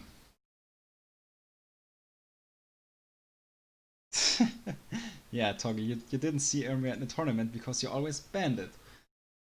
I was so sad about this because it's one of my favorite maps, to be honest. And we see Shadow against Fire again. It seems like the decks didn't switch. So we will see Fire Nature against Souls, most likely. Oh, and Silence Killer is resummoning. He's not trying to pick up a power. Of course, this rush is interesting, but harder to execute from the Fire perspective than if the Shadow player has to rush, because of how well Frenzied Forsaken are used. But never mind, he's just using the first power to get map control. So he's trading map control for a little bit of power advantage because this power got built a little bit earlier. So roughly 10 power, I guess, maybe a little bit less. Oh, and second power already being played. So we can see already high scaling intent here. But I don't think that is a big problem for Fire Nature in this matchup for now. What might be quite relevant and kind of good for BK Goku in the during the course of this game is, of course, the well proximity, because close wells are favoring Lost River attacks because you mostly want to kite them as long as possible with Ensign Roots and Gladiatrix and all that stuff when playing Fire Nature. And with a close distance between power wells, you can minimize the vulnerability of being kited. So that is not that terrible for for the Souls player right now. But this skirmish is also looking very good for him. So another tier 1 lead right now. This guy is at 1 HP, so he either should kill it or use it as motivate food. So he's trying to split his army, so I'm not sure. That would be a smart choice, of course. If you have a lead with Shadow and try to push against fire, you want to attack maybe 2 spots at once, because otherwise you will have all your units clumped up at one position and therefore be in a very, very bad spot for an eruption. So you can either say, like, I play multiple Forsaken, attack 2 spots and motivate at one side, or try to attack one position from multiple angles. But in this game, BK Gurkha ends up taking a more defensive approach by forcing more spawns and taking another power. Oh, and there was an eruption, killing the dazed Forsaken and damaging those two, so very effective eruption right now. So now I'm interested if we see another power or the Sandra. Since this is Fire Nature, I'm not sure if he has Sandra in his deck though. You always have to consider that, because Fire Nature always has slot issues when it comes down to how the deck is played in tier 2. It requires a lot of deck slots to kind of be played in a high variety of matchups. Oh, and this Forsaken get out of the... Yeah, they got out of the focus with just losing one of the 6 units, and there's tier 2 being used. So interesting tier 2 timing here. Or it's trying to get tier 2 first to kind of equalize the weld state. It is 5 power welds against 4. And if this continues to be 5 power welds against 4, of course the Souls player will generate more and more power in this game. BK Gurkha is up one well, and for that he does not have to be aggressive to generate leads.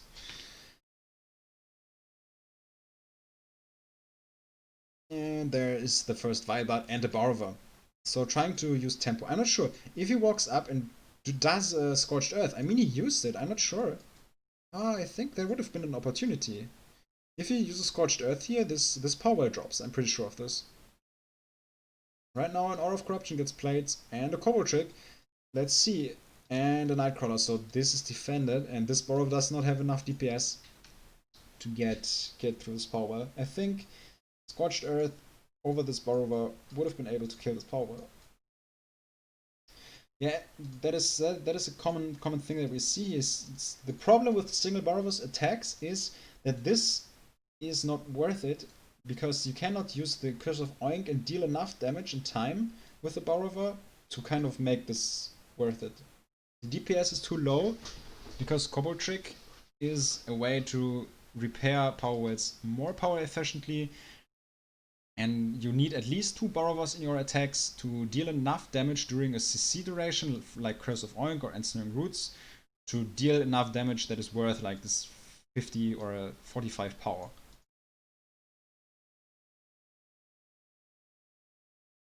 Yeah, good choice of Ghost Spears and Skyfire Drake to get rid of the Storm Singers, the basically staple unit of every Frost Splash. And Forsaken, alright, I think that was a misclick. I would guess that is, because you usually don't want to play tier 1 units in tier 2. Use Dark Earth Assassins on the side, of course, a much better choice, getting rid of the Ghost Spears pretty quickly. And right now we see power well number 6. And yeah, that is quite a remarkable difference. And I feel like if this game continues at this rate, we might see a pretty much similar game to the first round. Oh, is there no in-game sound? So Tytech just asked this. I switched the streaming software, so maybe that is the reasoning for this. I'm not sure if I get to fix this right now, because I had some problems with the shadow play, so I kind of switched the streaming software.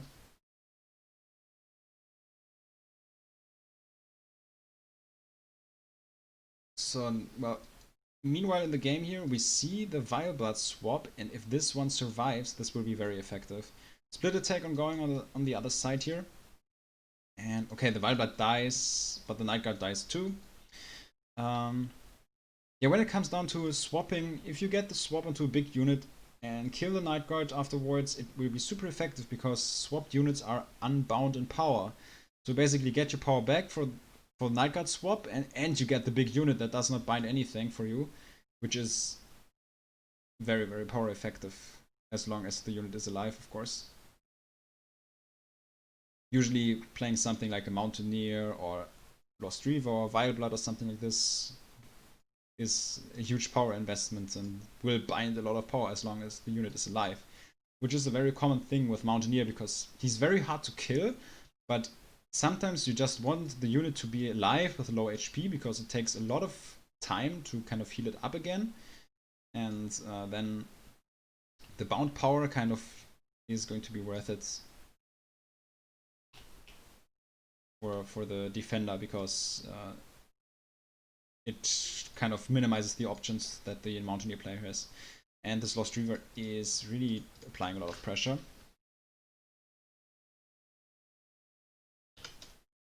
Yeah, next power dropped, and I think this is game.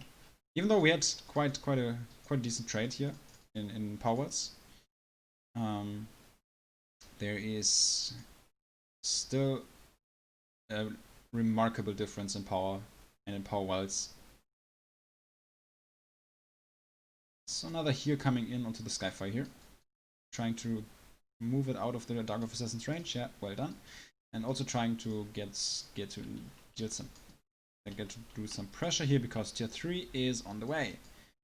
And once this tier 3 is through, this will be quite a big problem, to be honest. Especially with the power difference that is already existent.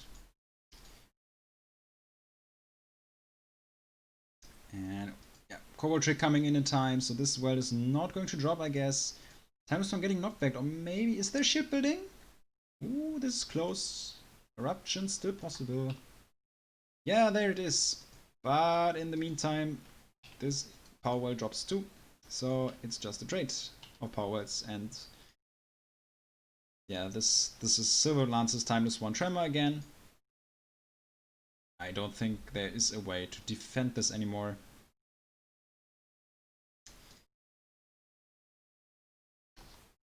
And the Gladiatrix probably is he trying to life weave this, or is he trying to do another attack in the center because this monument is already at 700 HP. Yeah, there's the life weaving, and he claps, and oh no, I think the power well actually took the damage and not the orb, of course, because it's a little bit closer to the tremor, but it still doesn't matter. This game is over, and that's a 2-0 victory for BK Gorka. He can now advance to the next rounds. And I get to see the next match immediately, I guess. So let me just put down the score.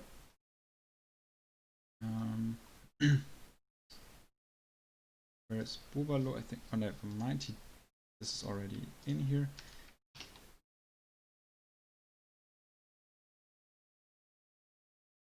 So, yeah, just reading some of the comments here.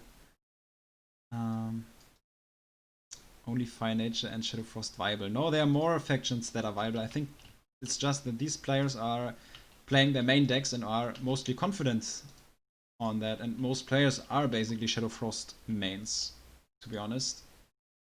I think we will see a Pure Nature player right now, because ZapAX, at least in ranked games, he is playing Pure Nature.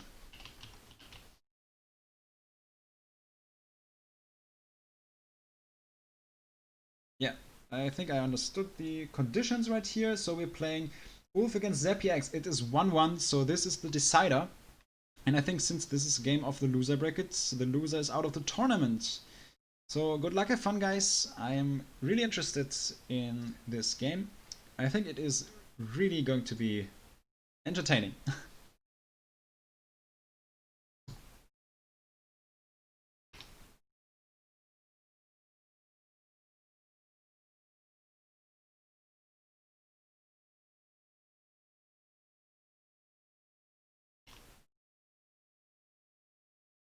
It would be nice to know who won the second game, because then we could kind of argue about what's the intention of the loser was when picking Uro as a map.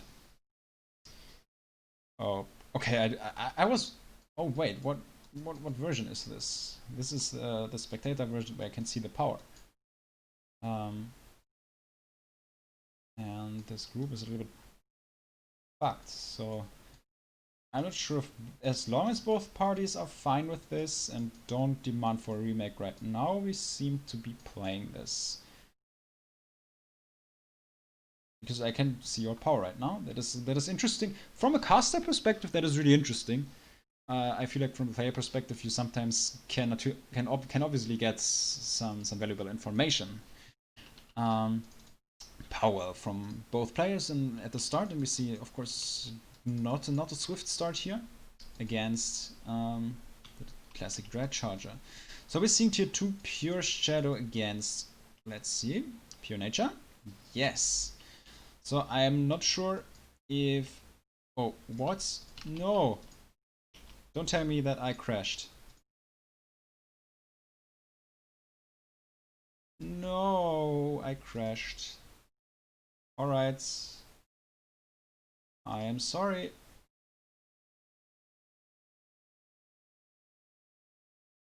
I'm very sorry. I will try to restart my client and then rehost. I'm not sure if I'm the only one who crashed though. No, never mind. ZPX crashed too. Okay, we can remake this and I will choose the correct spectator map. Because I think it is better to hide the amount of power that your opponent has. There. Oh wait, that's the wrong one. I think it should be this one. Give me a second. Should be the one that works. Where is this? I think yeah, this one. Yes, this is looking good. Where are these guys? They relog already.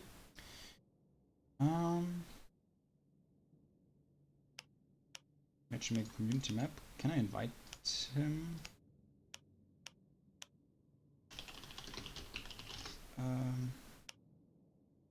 Would be cool to join me because I think I do have the correct version. At least I hope so. I sometimes had problems with spectator maps too, because I feel like Navarre once sent me the wrong map of Lajesh.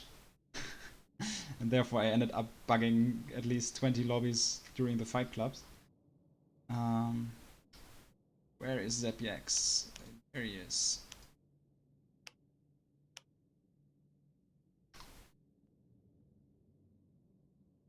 Okay.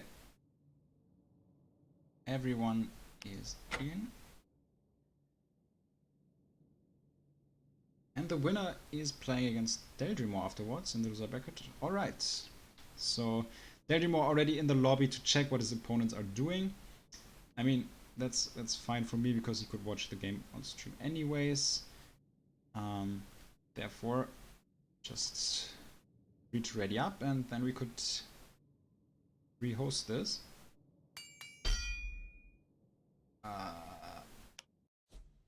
Okay, I hope this worked because I had a weird delay.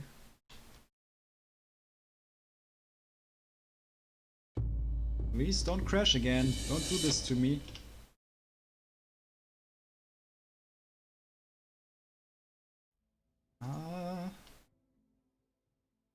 Okay, we are in game. So another Dried start, another Red Charger start, so no change in strategy, of course. That would be a little bit weird, I guess. And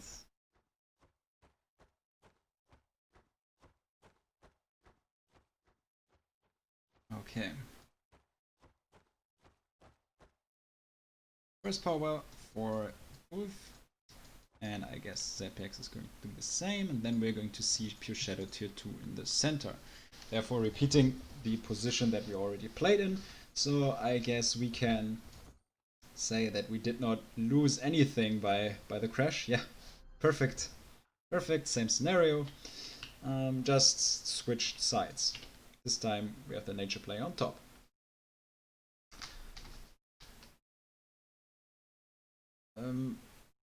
Yeah, by the way, Afrobrook, it would be nice if you would be able to wait up until you start your match with Hyper, because after this game I would like to spectate you guys. Then we could kind of play through the brackets until we see winners finals. So right now, the guys that are in the 5th round by now are Dragon Logic, Navarre, and Top Secrets.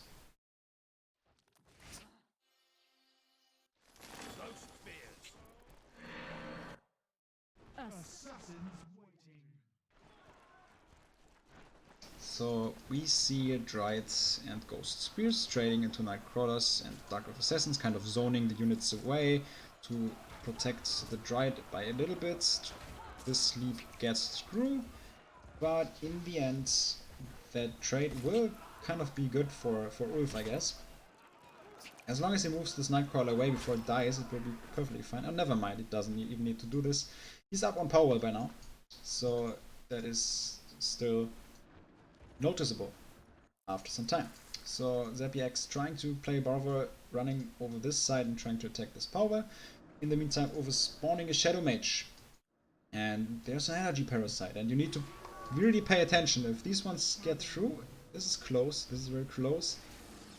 Yeah, it got the ability off, so worth it for the energy parasite. Shadow Mage getting spawned a little bit too late, and the spike roots used to defend the AM units, but this power well already dropped very low, so I think this is going to drop. Oh yes, that is a strong position for Ulf right now. Even though he got one parasite ability off, that is 25 power, of course. It still is an issue. So, and I'm motivating the Shadow Mages to cross map to try to get the spike root during the dazed status. Did not work though. So there is a spike root next to the power. Takes 2 attacks until it kills the Nightcrawler, and it's gone. So yeah, healing this and now trying to hit the building. Sadly, there's no cluster. If all of these wells are built up, you can place the unit over here and then attack all of them at once, which is very strong. But yeah, against Shadow Mages, they are really strong. In this case here, basically one-shotting them. The second spike root gets countered though by the Nightcrawler. And another rotation here. Yeah, these enemies are really taking damage. And it dies. And the next mage, one hit, and the spike with attack, and it dies again. So, well, it is good for ZPX that he burns through the Shadow Mage charges, who are quite a relevant factor when it comes down to playing pure Shadow. Burning through those is very important. Is this energy parasite getting through? No. Okay, nice snipe of the energy parasite. The issue with the current situation is that this heal comes a little bit too late. That's unfortunate. That Ulf is up 2 wells. And with just one energy parasite, that is a significant lead, because this one paid off. This one paid off basically. So this one is a 505. This one already paid off a little earlier. And yeah, that is already a power lead. Yeah, this Shrine of Memory comes in right now. Card that is pretty strong because it kind of can help you to compensate power well deficits due to the heavily increased void regain. But this is going to be hard to defend this. Okay, interesting choice. We see a Viridia over here. While this can be strong, I feel like it will be very hard to utilize this card here in this situation. It doesn't even get the ability off. Yeah, now he has to heal this, but yeah, I think this power is not safe though. Viridia can be useful if you get the ability off very early, because the tree spirits that you summon are unbound. Therefore, you immediately get your power back, and if these units live for a very long time, they can be quite power effective due to their decent stats and their natural regeneration.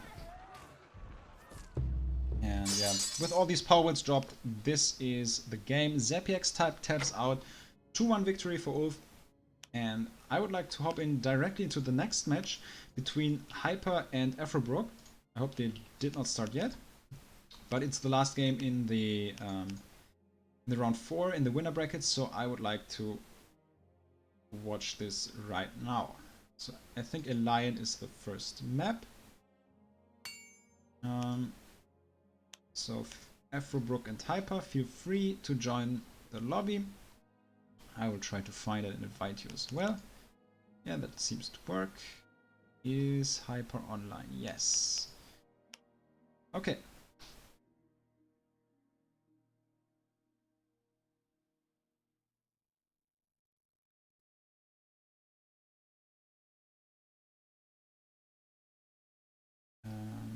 Yeah, Hyper is in the match. I think he has to join on his own. I cannot invite him.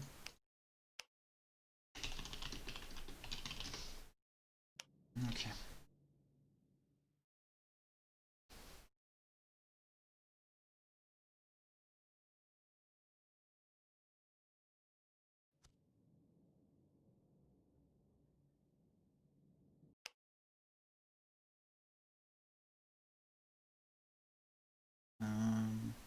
Yeah, let's wait for a few seconds.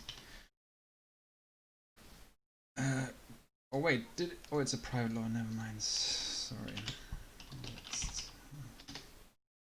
I'm sorry, Hyper. That was my fault.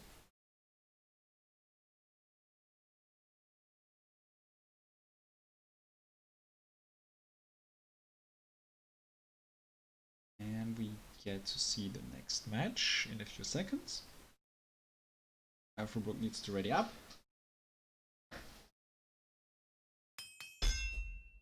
And there we go.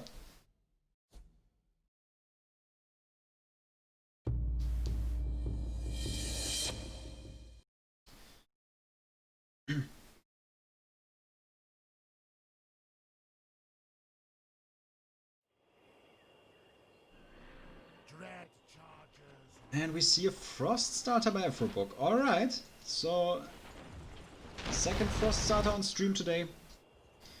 Interesting, because on the line he might have a hard time when it comes down to control the center. But dependent on what he plays in tier 2, if he plays Stonekin, there is a viable option of playing without tier 3 choice anyway. So he can basically sacrifice the orb positions here. But yeah, let's see how he plays this. So we're seeing Master Archers against Dread Chargers, and Hyper trying to split them a little bit. So let's see what he's planning to do. But yeah, summoning more Dread Chargers because, you know, Frost definitely needs a building close by to play their M counters, the Ice Guardian. And 5 Dread Chargers are on the run against 5 Master Archers. Will be interesting to see what support spells Afrobrook brings into the game, because Frost can obviously use a variety of cards against Shadow Tier 1, like Glyph of Frost or Frostbite or Wintertide. All these support spells are a viable option, and there's also Home Soil, of course, included in almost every deck when it comes to Frost Tier 1. So he's trying to split his units, I guess, so the Dread Chargers have to split a little bit and have a little bit more walk time, but yeah, now he has to play another Ice Barrier to get through to get the Home Soil buff onto all his units. And this fight is motivated Dread Chargers against the buffed Master Archers. It seems like the Frost player is coming out on top. He's slowing down the Dread Charger here, but it's not going to die. And keep in mind, a lot of these Master Archers are heavily damaged, so they're still binding power. Afrobrook should start killing some of the guys. Here is at least one squad with just one member left that is binding 50 power. And Hyper is taking a power well, so pretty confident choice over here. Overload. So this Ice Guardian is going to die if this gets through. Yes, it's down. And we see more Master Archers here, but I'm not sure if this is going to be enough. I'm not sure.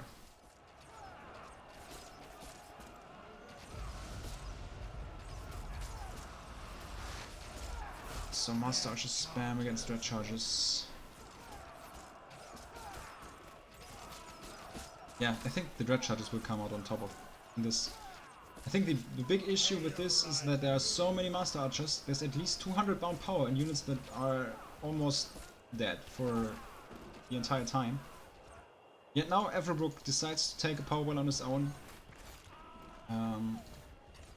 Of course, Hyper right now with the tempo lead and 30 permanent advantage by these power well choices here. Second power well by Hyper, he's trying to stay ahead of the curve here. Of course, smart choice taking a second power well here, because if Everbrook decides to play another unit and walks up to this spot, he can use his remaining units to attack him immediately. Therefore, Everbrook decides to go tier 2, as he does not want this scenario to happen, and kind of accepts his current position where he is down by 1 power well. So Hyper directly moving his tier 1 units to the base, so Everbrook is forced to spawn another Ice Guardian. And yeah, there comes the next Storm Singer in, or the first Storm Singer with Frostbites.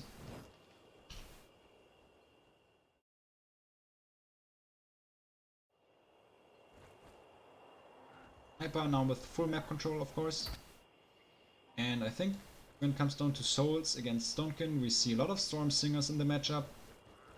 Stonkin obviously does have better support for them than Souls. Ooh, Hyper with the third power.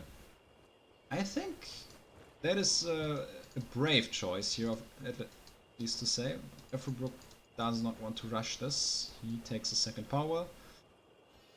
Still, he kind of has to equalize at some point in time, because if Souls stays up in power wells, you can just play back and wait for your tier 2. Yeah, tier 3, I mean. Which is a strong win condition for the faction itself. Using the Frostbite onto the Stormsinger.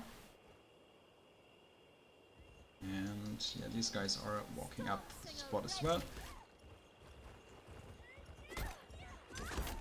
The Stormsinger dies and instant roots against the 2 Dread Charges, and also getting out of the range of the Nox Trooper. But the problem, even though this is a very smart instant roots and kind of well placed, it is kind of hard to make sure that you can trade positively, because you have just 2 Stormsingers as the Stormkin player around, and therefore it is hard to kind of get positive trades done with just that low DPS. Another Stormsinger trying to catch this one here. But in the meantime, Everbrook managed to equalize in power wells, I think. Oh no, he didn't, I think. No, he didn't. He's still down by 1 power. 7 power wells is a lot. And I think it is just a matter of time until we will see a tier 3 with this current game state. Spirit Hunter is being used, and the Stormsinger. And trying to switch targets to get as much poison DPS as possible. I'm kind of curious if Everbrook now with another power, he's kind of trying to equalize. But I think Hyper will try to stay ahead or use that power well timing at some point to get to tier 3 in about like maybe 1 or 2 minutes. Because I don't see a heavy Stormsinger spam by now by any of the players. So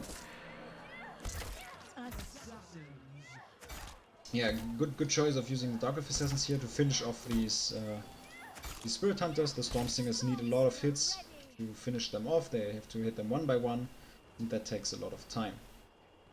Yeah, Hyper right now on 8 power wells, Everbrook on 7, so great position for Hyper still, with all the map control that he needs, and also a pretty nice matchup when it comes down to Souls tier 3 against Stonkin tier 2.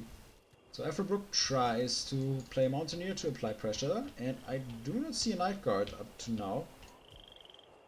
So uncontested for now, there is the Night Guard.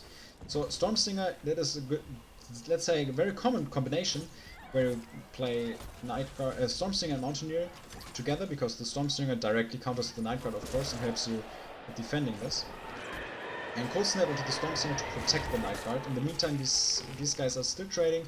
Kobold Trick on this side, Everbrook with a split attack, trying to make sure that he gets something done with the Mountaineer. And he's still trying to focus the Night Guard.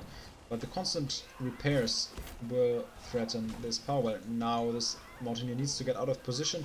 Okay, he does kill it. So yeah, it is better to kill a Mountaineer on your own than kind of gifting him the swap.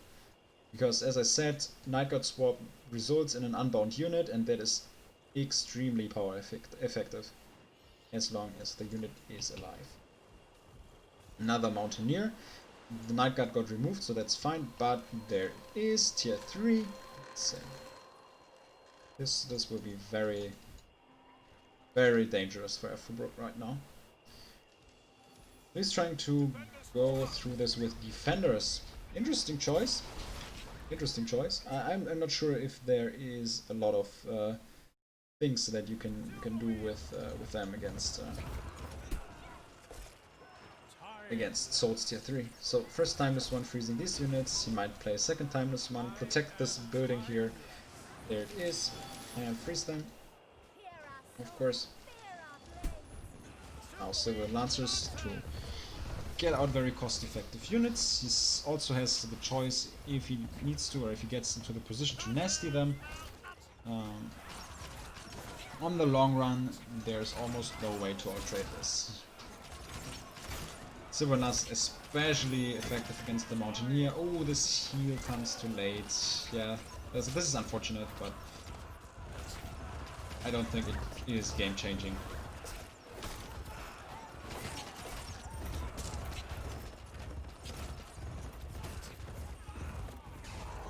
Oh, and the Lost Gregory! Oh my, I think you should have played this on Hero Stream. Alright, so we see the Lost Gregory walking to the base. Probably, yeah, I thought he would do the ability, because then he cannot move around against the Lightblade Taunt, but Everbrook already taps out. So 1-0 for Hyper, utilizing the Elion map control here for the scaling victory. I will ask Afro for the next map.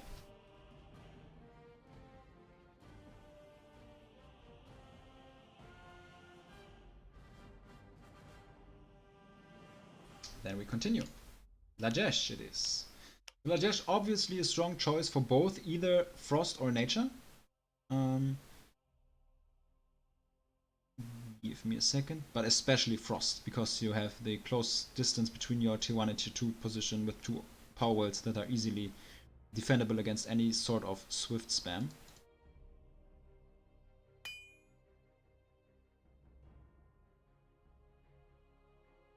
Okay, Hyper joined the lobby.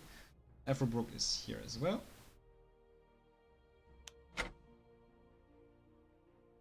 Time to ready up and head into the second game. Would be interesting to see if Everbrook switches his deck by now, or if he stays with the same choice. And I would be interested to see Hyper's choice as well. Is he going to play Souls again, or is he doing something else? There's a question: how do we send replays? You can send replays to me by sending them into the forum thread in the tournament thread, or you can send them to me on Discord. My Discord link is also in the forum thread. You can find it there, and then you can just send the files to me on Discord. That is an option.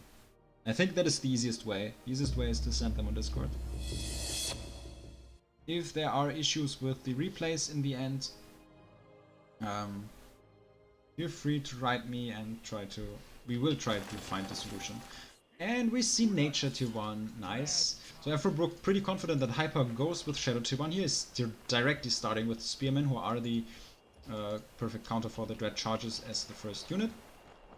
Because Windweavers kind of lose one-on-one to them, therefore a Dread Charger cannot actively force a second spawn when you kind of want to do this, you know, skip tier 1 thing against Nature, dependent on the faction that you play. So Afrobrook playing defensively, obviously, because Hyper is trying to spread out his units, which is a very smart choice against Nature. Playing Forsaken and probably utilizing Nox Troopers on both sides. Yeah, very interesting choice here, of course. That is kind of similar to how I play the matchup, because the Nox Trooper and the Forsaken kind of synergize quite well together. Because you cannot play too many Forsaken at one spot due to Hurricane. But it is always good to have one Forsaken squad next to your Nox Troopers, because Nox Troopers have to finish off squad units one by one, and these Forsaken can just do the trick a little bit faster, because there are 6 units shooting arrows that can finish off all the units at once, and this does not allow the Nature player to heal up his units, which kind of often happens when you play against the raw Nox spam. You can always micro with your Windweavers, and they most of the time will survive the 1 or 2 HP, just 1 or 2 units will get out, and then you can heal up again at the end. So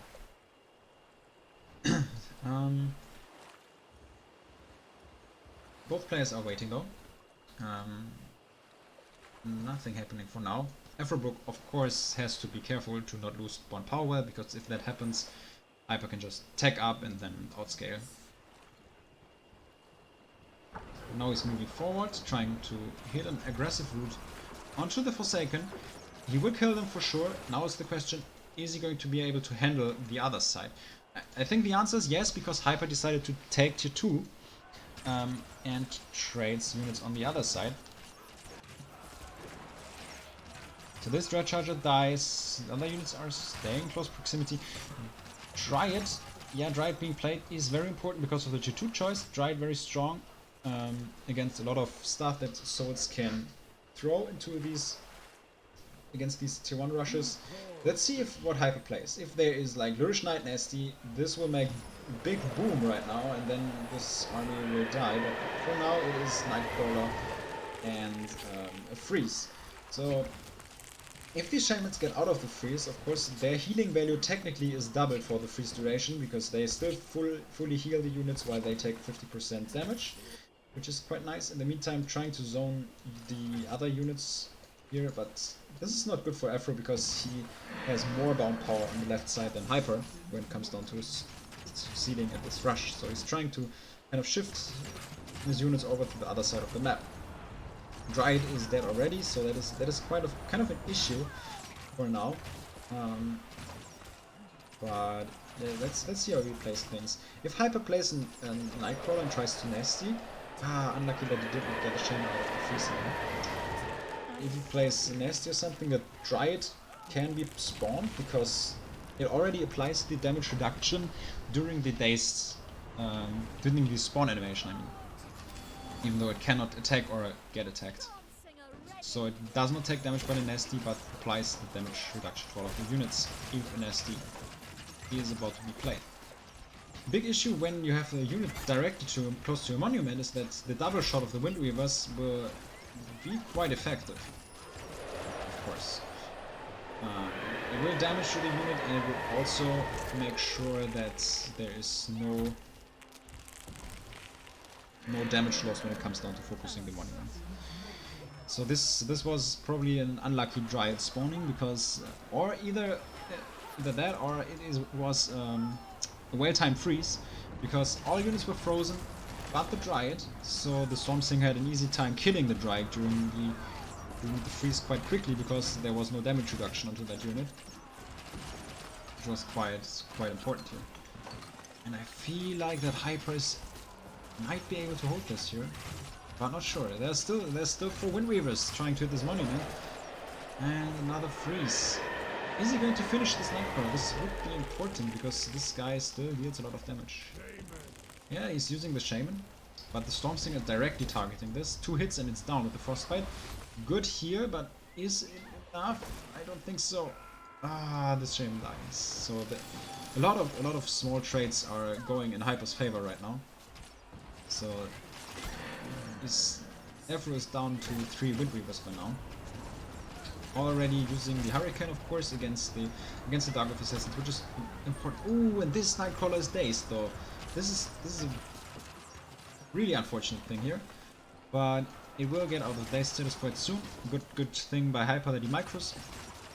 And yeah, right now Afro is down to 2 Windweavers, and now he cannot play very effective crowd control spells because he does not have the DPS to kind of make it worth it.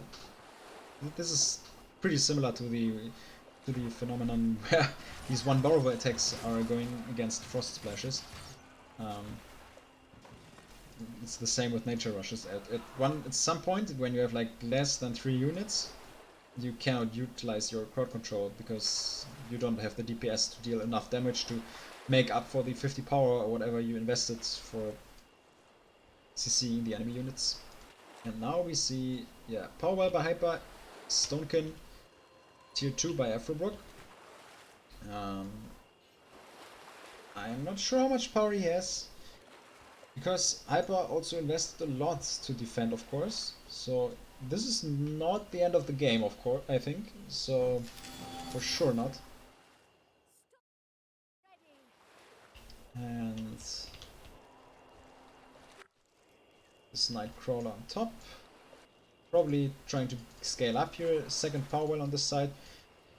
And we have the first Stone Tempest. Interesting. So different choice over here, but there's a Night Guard already. And if he takes this Stone Tempest, this will be a big problem. So first freeze into the units. And in the meantime the Stormsinger tries to kill the Night Guard. He roots it, but this Nightcrawler will kill the Stormsinger before the Night Guard dies, I think. Yep. That's a big problem. But there's a second Stormsinger, alright. So this Night Guard probably not going through. And Stormsinger support in the backline here. And in the meantime the Stone Tempest is trying to use his bonus damage against M units to make good trades. I didn't micro the Stormsinger over here, that's kind of a problem. Because there's a second Night Guard on its way. Spirit Hunters and Stormsingers directly coming to slow this down, and I think this Night Guard will die. But he needs to heal the Stone Tempest, otherwise he's going to die. And it's gone. So this Night Guard kill is not that worth it, because Afrobrook is down by 1 power again. So right now he's in pretty desperate situation. Yeah, okay, he takes this Powerwell here, creating a close weld situation. I'm not sure if he's trying to do something like Stormsinger spam with Crystal Fiend support that can be played quite well at close weld distances. Oh no, it's the Razor Shard. Interesting choice. This guy does a huge amount of splash damage, so once he hits this building in the backline, it will deal a lot of damage to both buildings, and also damage and knock back the Stormsinger. So yeah, there's another freeze into the Razor Shards. That's a decent timing, because now the Stormsinger gets out of the oink and can attack immediately. So good use of the Cold Snap here. And Hyper still up on Powerwell, and he has a split attack in the meantime to force some power by Afrobrook. Razor Shard attacking these two Powerwells. And yeah, that's okay, that's the root of the Nightcrawler.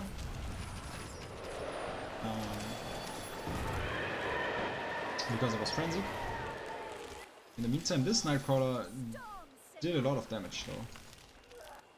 Yeah, now we had to play the Stormsinger on this side, cannot use this power right now to support this attack. So that's the idea. But this Razor Shard, it does a lot of damage once it gets to hit multiple buildings at once. It's not enough though. Stone Shards, obviously perfect counter for Nightcrawlers, because they are beasts and M units, so they get two 50% bonus amplifications here. You see, okay, he's trying for a split attack. I was thinking that Hyper wanted to nasty for a moment, but he decided against this. Another Razor Shot on the bottom. And an Oink going to lose Storm Singers.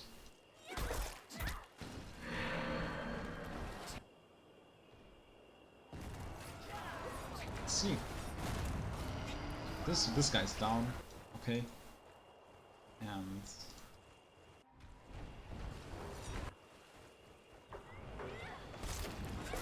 another Storm Singer. Yeah, that's the basic Storm Singer versus Storm Singer thing. And yeah, now it's time for Afrobrook to kill some power words, otherwise he will have a pretty bad time against Souls. It will be pretty much the same thing as in game 1.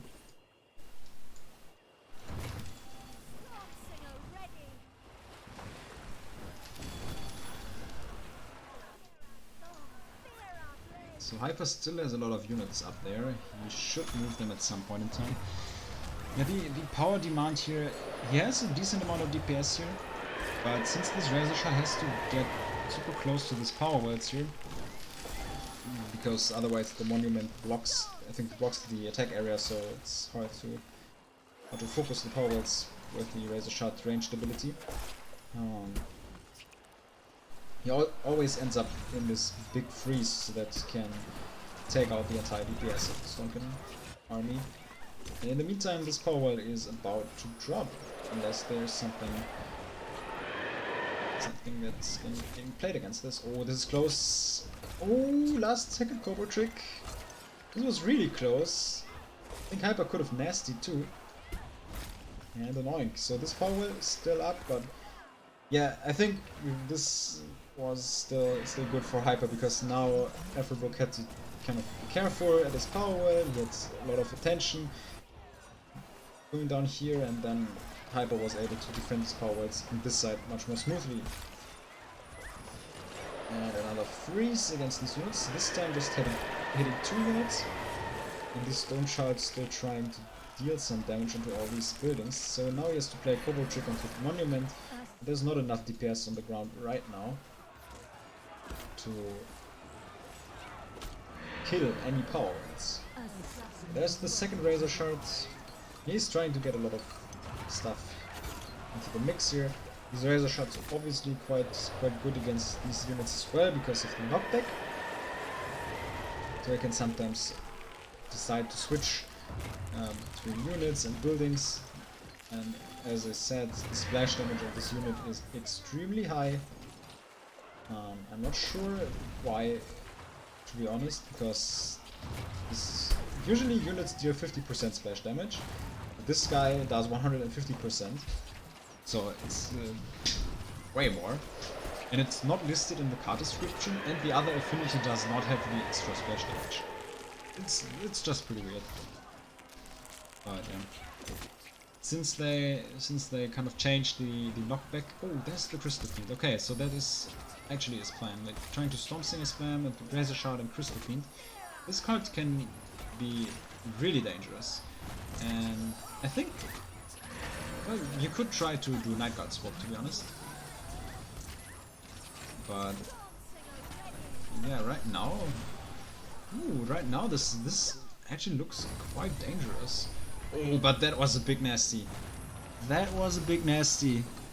Killing 2 Storm Singers and Spirit Hunters as well. Now there's an Aura of Corruption. I don't think. Oh, and Mountaineer. Hyper has a lot of power. I think he was trying to get down to a tier 3, and that is the reason. Oh, and this Storms. This guy also died in the Aura. That is 110 power that just died basically for free. Yeah, single borrow attack, as I said, not going to work against Frost Splashes. And yeah, right now the army is kind of gone. Even though this Mountaineer ends up surviving, this is still a pretty problematic situation. And there it is, the tier 3. And I think with that the game is about to end. So Nightcrawler, Nightcrawler.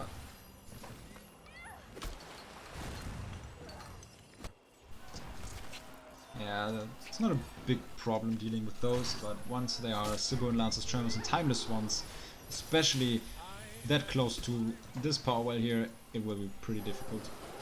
I can just play another Timeless one here, freeze again, play Sibyl Lancers, maybe Nasty into this, dependent on how this fight turns out. Yeah, there's the next Timeless one. So he still tries to do something at the top, that is okay, but this probably won't kick any powers, and that is what Everbrook really needs right now to have any chance in this game now. Yep, another Razor Shot attack here. Tremor getting up.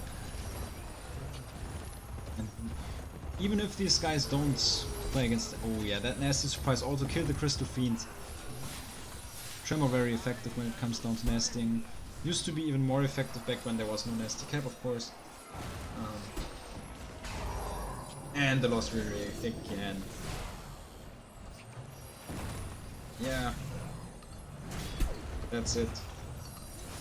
I don't think there's the way to get through the Lost Reverie.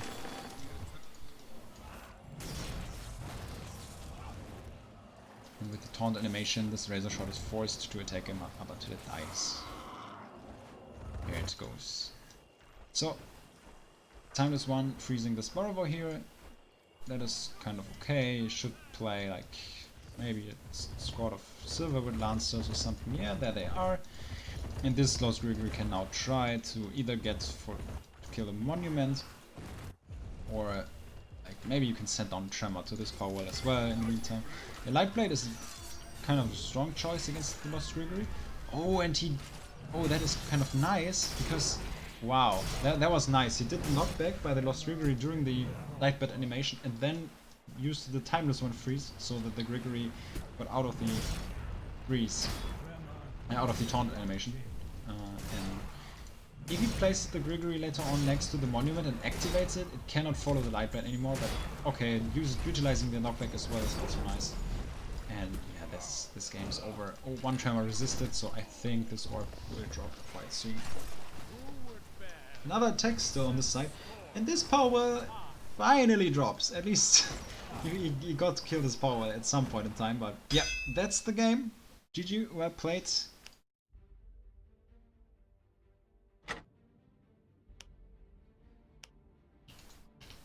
Wow, Hyper is doing well today.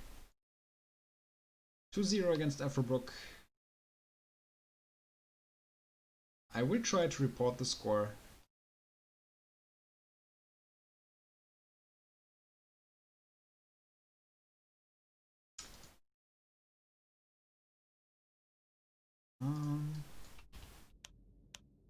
Yeah, it doesn't work, but I will take some time. Yeah, it's okay. Okay, now it works. All right. And I did the wrong results. Nice. That's the correct one. Okay. So I think Nick against Impossible got streamed by Heroes, so these guys should be playing right now on the second stream. And there is what matches are kind of being played. So alright, Top Secret advancing to the winners finals. Alright, strong performance, also beating Navarre with a score of 2-1. Oh, that seemed to be a very interesting set.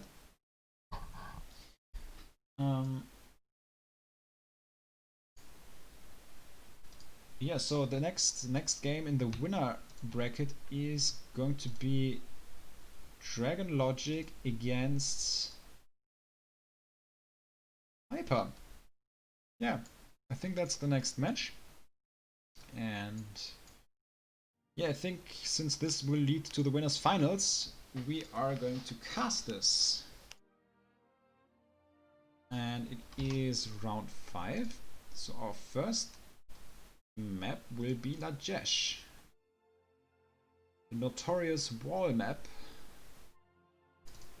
I hope these guys didn't start yet. Because I want to cast these matches. Hyper against Dragon Logic. Okay, I can invite Dragon Logic. I cannot invite Hyper. I think it works right now. Okay, he's here. Dragon Logic declines. So he's AFK. That's bad. So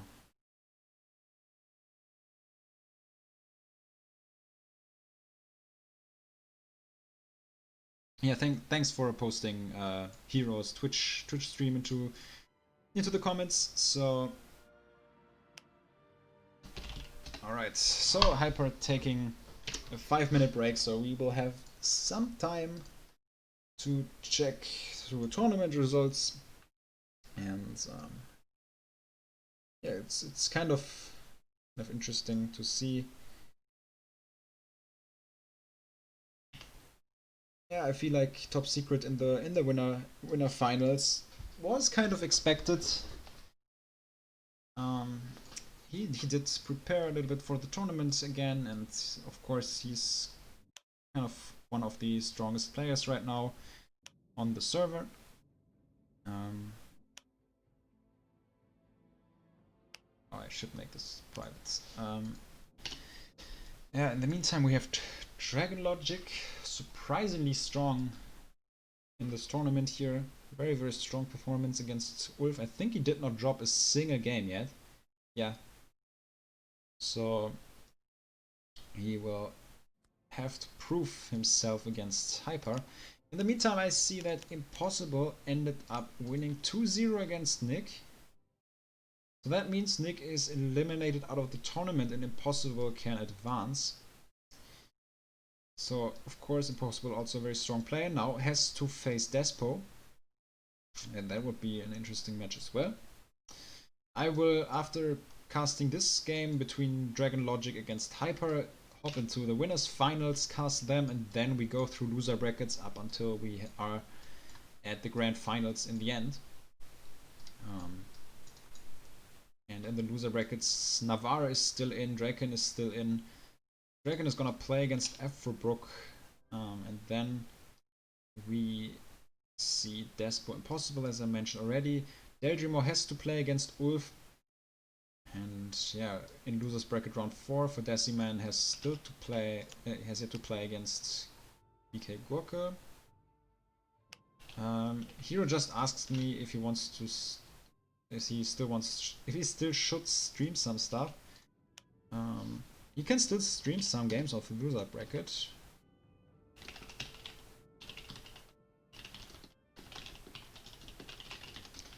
So we will still get to see some more games on the secondary stream if you're looking for some, I don't know, favorite players because you want to see a specific deck or something. You might find other matches on the other stream. So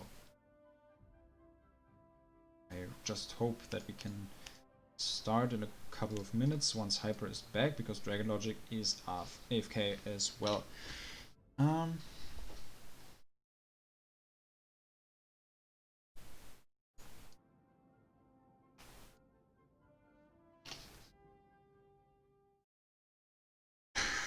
Radical X confirmed Hero's stream is inferior to his. Well, I kind of did announce the tournament on this stream, but therefore I wanted to kind of use this to cast the main games, like final games and all that stuff. But yeah, of course his stream is inferior to mine. No.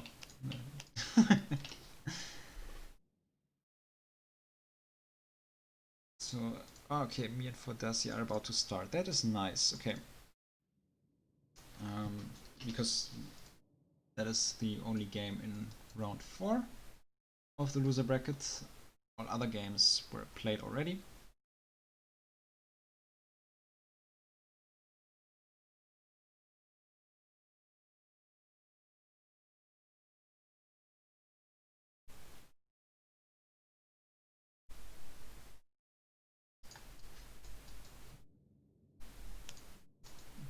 It seems like Navarro wants to spectate because he's kind of...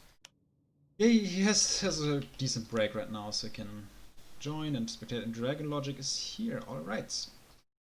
Perfect, so once Hyper is back, we can finally see our next tournament match. It is semi-finals in the winner brackets. So not totally, it's not semi-finals itself because, you know, we have double best of 3 elimination. Is Thugs no longer a banned card, by the way, since it's not in my deck? Well, Thugs are not banned in this tournament. I just banned out Face Tower, Mortar Tower, and Cursewell because I mostly wanted to support the guys that are investing their time in playing Frosted Nature in this tournament. I don't know if there are future events. Maybe we make another ban list. I don't know. Let's see what happens. But for now I have these 3 cards because they often lead to very, very oppressive matchups, especially when we want to include card maps like Wazai into the map pool.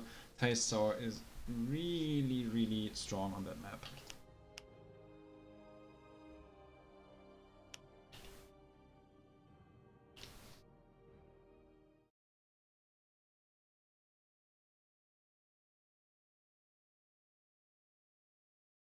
Yeah, the light says, I don't think Thugs are that bad compared to those 3 cards.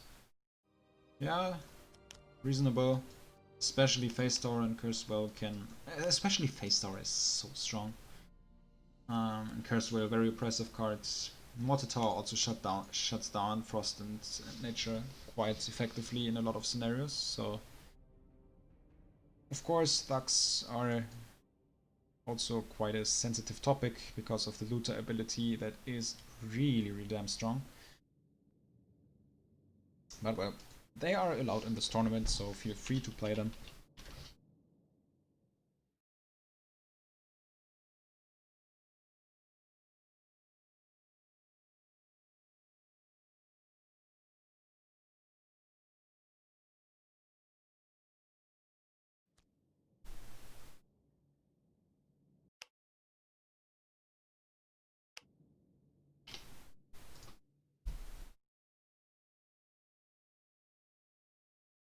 Okay, let's see. Ban Thugs means that Shadow Mirror in every match. Okay, well, I would say that Fire is still playable without Thugs, and I think since we have a lot of... Well, I wouldn't say we do have a lot of Fire mains in this tournament. I mean, Top Secret is kind of playing pure Fire very often, but he also played it before he switched out on the Thugs and hopped on the Thug train. But yeah, outside of that, we have a lot of Shadow players, of course, and out of the Fire players, most of them like to utilize Thugs right now.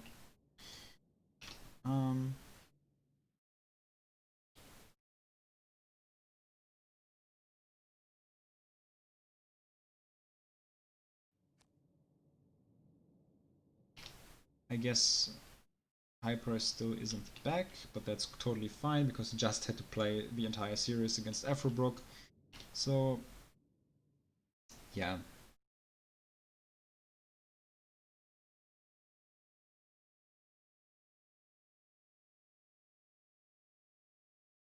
I'm kind of interested.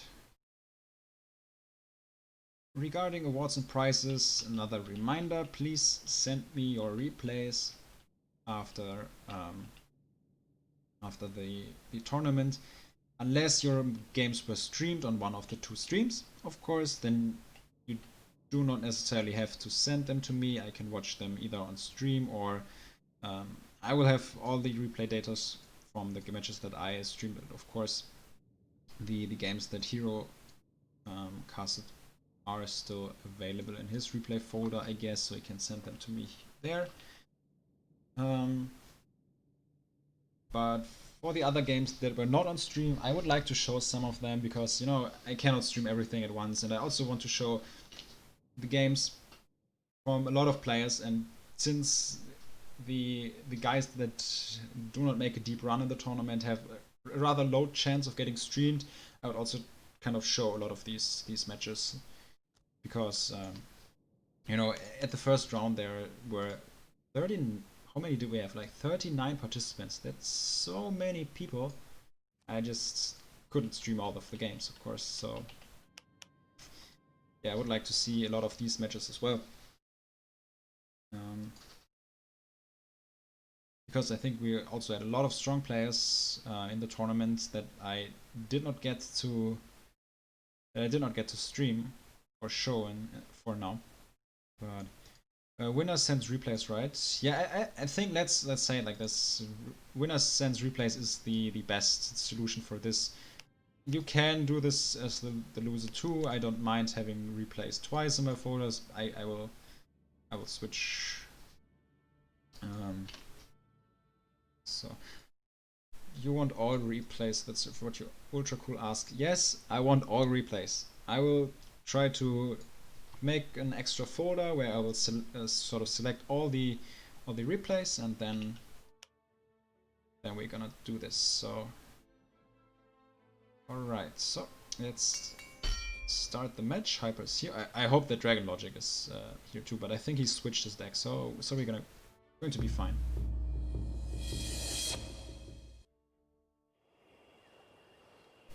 Alright, so okay, Hyper starts Shadow Tier 1. Oh, please don't tell me that Dragon Logic is AFK.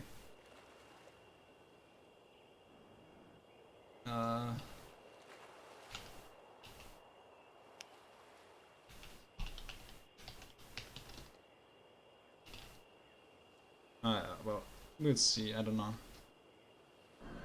Okay, he's here, never mind. So we can still start. So thanks for Hyper for doing this fair play thing. You know, he did wait, he did not abuse his advantage or something, and did not try to kill a power or something. Yeah, thank you for this. Power wells on both sides. I think right now this is a little bit safer than usual, because, you know, we had this waiting time at the start. So these power wells were already granting a little bit more power, and you also got something out of the starting void pool. Shadow Mirror here between Hyper and Dragon Logic, the guy who is still unbeaten. And I think did Hyper drop a game in the tournament yet? I'm not sure, I don't think so.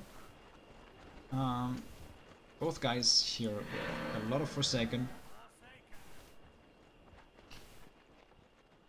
Walking up to the first fight. Or not, depends. We will get to very high numbers, and I think the dynamic in the Shadow Mirror is a little bit different once you reach the really high Forsaken numbers, because you often, at some point, you really have to switch to prioritize. Oh wait a second. Okay, we have to check something after this. Okay, so Nasty first. I just wanted to say that you have to do some things a little bit differently when it comes down to focus firing. And Motivate gets harder once you get up to 10 units, of course.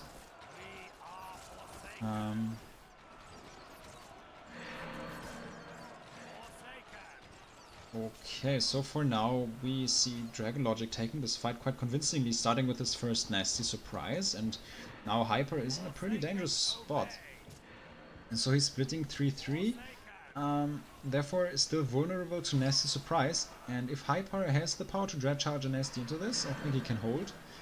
Especially with the Monument here on the side. Frenzying one squad, good micro by Hyper here on the side. Triple Frenzy and Activate by Dragon Logic on the other side though. And a Motivate. So these Forsaken will probably go for the power. At least that's what they should do. I think focusing these guys is not necessary. Yeah, he realizes that. In the meantime, he retreats because these Forsaken are about to run out. And this power took 700 damage. I think he could have done about 1000 if he directly focused that, but still a decent trade, because Hyper did activate a lot of Forsaken defensively, and therefore Dragon Logic got to survive for a long time.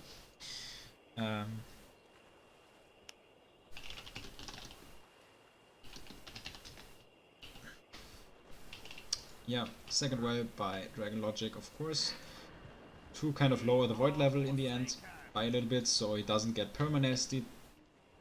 And yeah, right now we see a lot of Forsaken right now, and Hyper, of course, on the back foot right now, has to defend this and kind of survive up until he reaches a certain power level where tier 2 might be an option, I guess.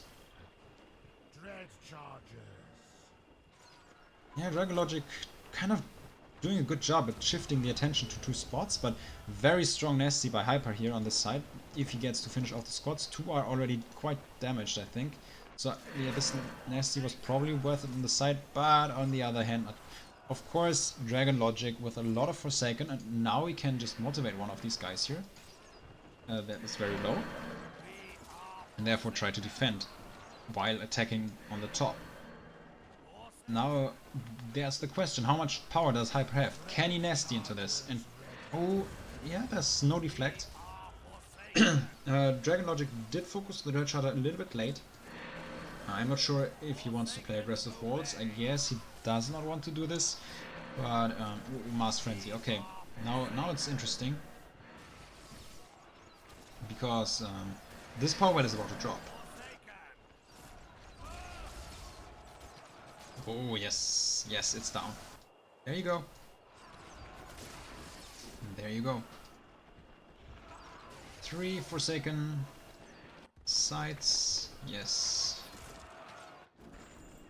And nasty surprise, clearing out the Forsaken, but you know the well dropped, and this is the thing that counts. Yeah, Hyper kind of knows this and tabs out. GG. First game goes to Dragon Logic. Very well played, utilizing the attack at 2 positions to kind of overwhelm Hyper. Very, very nice snowball of the lead by Dragon Logic here. So this time we go to a Lion.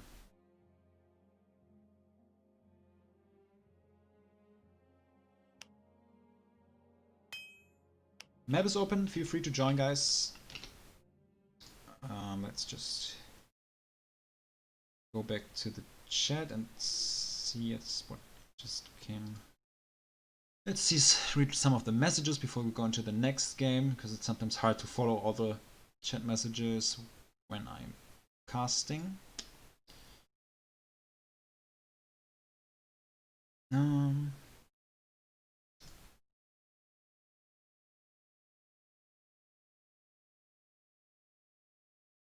So yeah, replays, send them to me on Discord or in the forum threads. Discord might be easier for all of you, I guess. Sinjo is also, so Hero is also streaming another game. So who is this Dragon Logic guy? A lot of questions coming up here. Must be Smurf. Well, it does not have to be Smurf necessarily. There still were some decent players back then in Battleforge who did not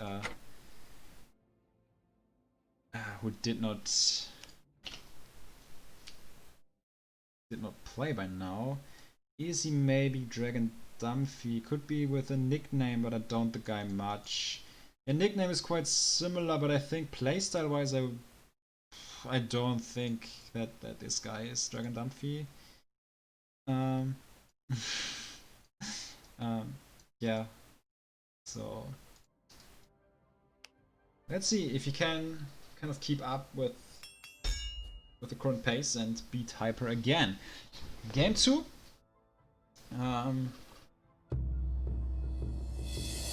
Game 2 in this match. This best of 3 series.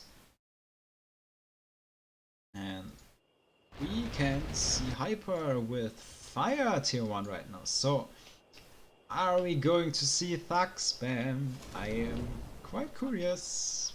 I think that Hyper chose Alien with purpose. Yes, yes, there it is. So, alright.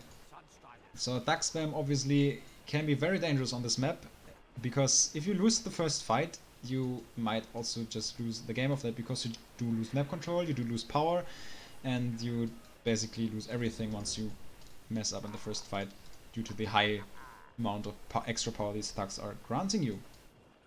So So Dragon Logic, interesting choice of course, doing a good split between his units. That is nice because they are not threatened by any eruptions, and also 2 Dread Charges, so he can either try to nasty flank or have these as counters for the incoming thugs. It is very important to have a good split between the Forsaken, because frenzy management against thugs is very important. You sometimes have to increase the overall damage, overall damage output against the thugs to kill them in time before they just loot the power out of your units. And it's also important to kill dazed thugs sometimes. And I think is Hyper engaging this. I'm not sure if he has to do this, because no, he's trying. He's going in. So, ooh, this nasty surprise did hit the Dread Charger too, right? So this was still okay for Hyper, I guess, but oh wow, I think Dragon Logic is taking this fight quite convincingly. Yes, he does. And these thugs did not get any time with the looting, so that's very, very well played by Dragon Logic here. Exceptionally played. He kind of did a good job at dealing with the thugs here. Now he can technically either... Okay, he's trying to push this. Yeah, Frenzy is important because otherwise he does not get them before they get out of daze, but it's still getting close. Oh, they get out of daze, so small mistake now by Dragon Logic. And I think he should have been a little bit more defensive here, so this is the first mistake of him in the game. And, oh, life reading on the Dread Charger. I'm not agreeing with this choice, but Hyper does not really react to this. If Hyper just kited this, he would have had a much better a chance to do this. I think this life reading was not the best idea. And yeah, now he takes the power well. Now it's Hyper, the guy who lost this first fight by so much. Now he takes the power well, yes. And these thugs are still attacking over and over. So he's not in a terrible position right now. So kind of small comeback by Hyper right now here in this match. Very, very interesting.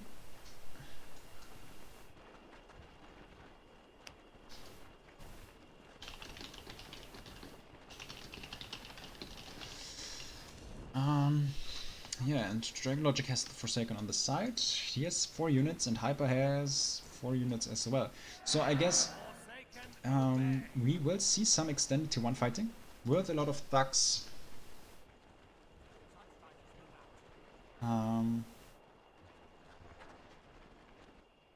With a lot of thugs and Sunstriders.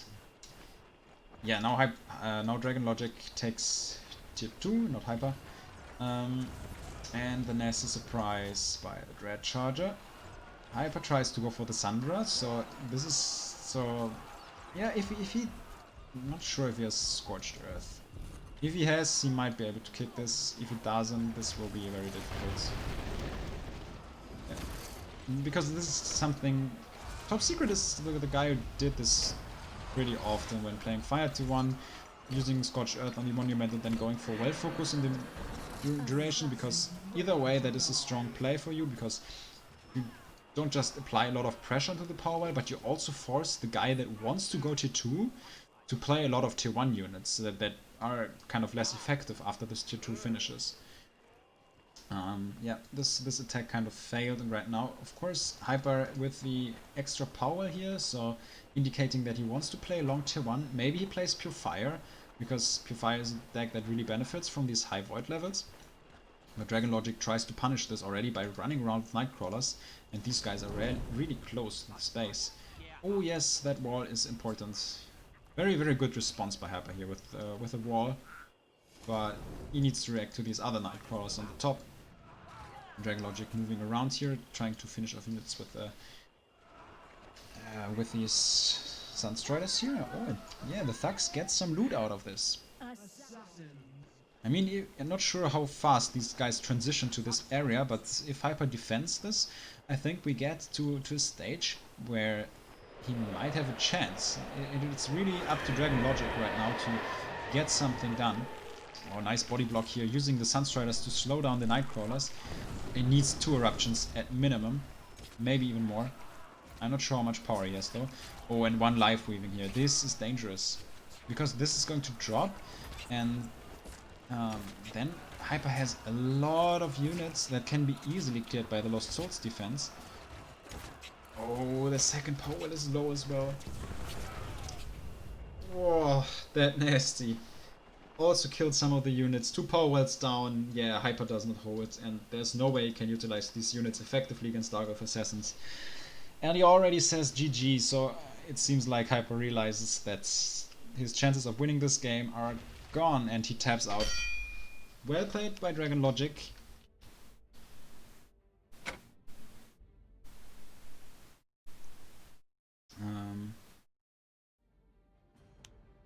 Well, we have our winner finals, I guess.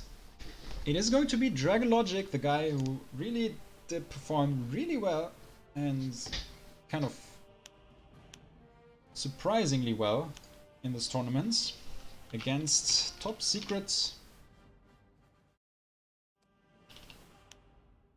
I'm really hyped for this. So I'm not sure, but based on how the guys played here, this might be one of the most interesting series today when it comes down to high level gameplay. So it is round 6, and round 6 implies that we are starting on Urmia, I think. Yes, it's Urmia. And I need to make a spectator map and not the usual.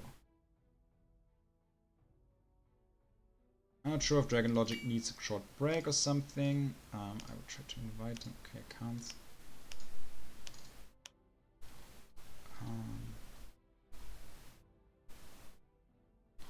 Where is this guy?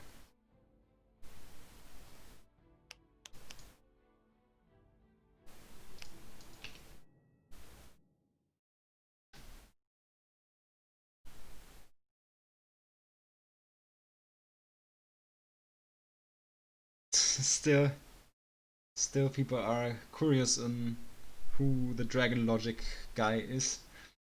Bets on Dragon Dave. Well, Dragon Dave is one of the players that did not reappear in Skylords Reborn, so, well, technically possible. A Vire? I don't think that he is a Vire, because I think that guy had closed beta access, and he played during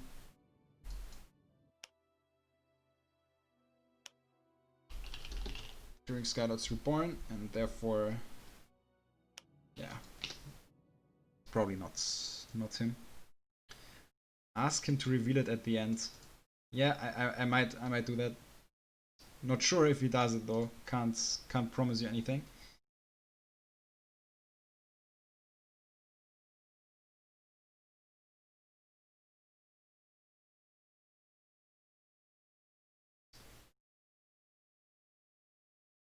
If he wins the tourney, he has to reveal. Oh no.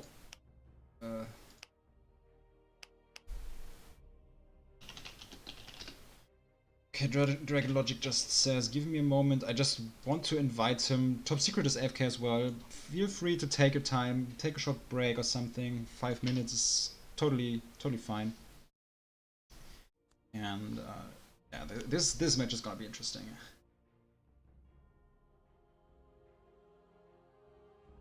So his deck name is actually Elendil. Who knows? That guy was also a very strong player back in the days. Who knows? Who knows? Well, it's not me, no. No. Don't start with that again.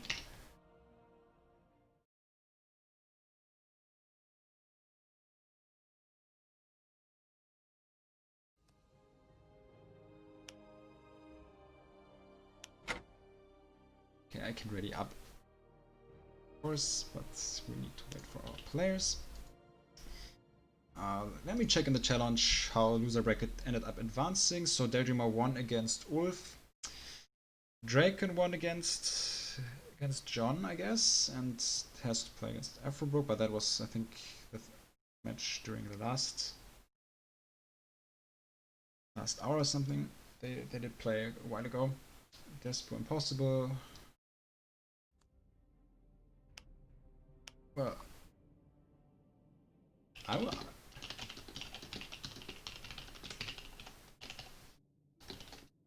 ask Impossible about his match against Despo, because these guys, I think they should play right now. I think Despo already has a lobby open on Lajesh.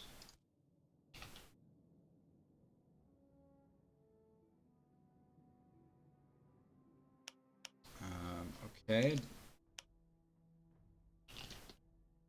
I will ask him, are you here? Let's see if he responds. If Despo is here, he needs to start playing his game against Impossible.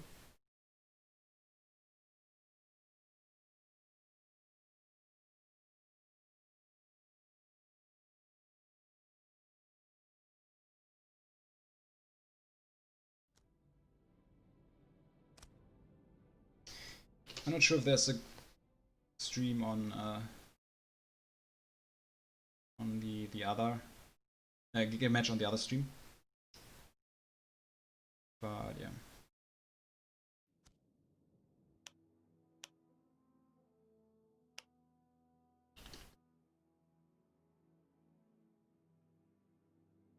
All right, so Despo's here now.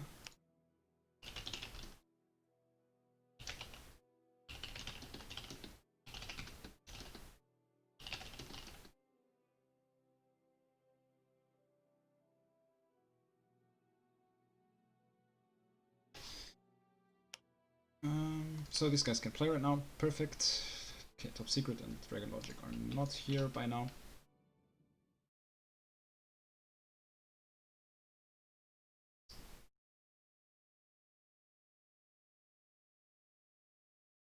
Dr. Strangelove played Bandits in the tournament. Oh really? I'm curious to see the replays.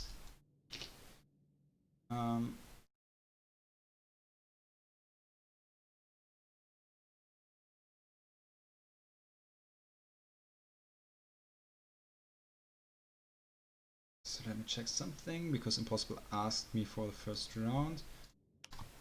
It's round 5. So Lajesh.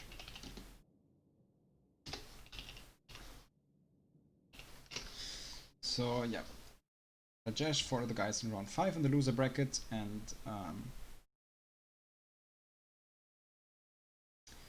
in the loser bracket we actually do have round 8 and 9. So we have to start with Haladur and Zima again over there.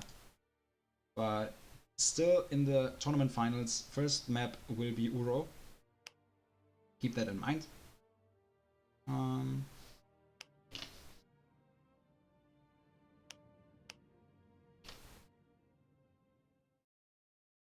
Is Hero offline? Bandits. The Bandits discussion here. I don't know if Hero is offline or not. Okay, he's done for today. All right, thanks for streaming all the games.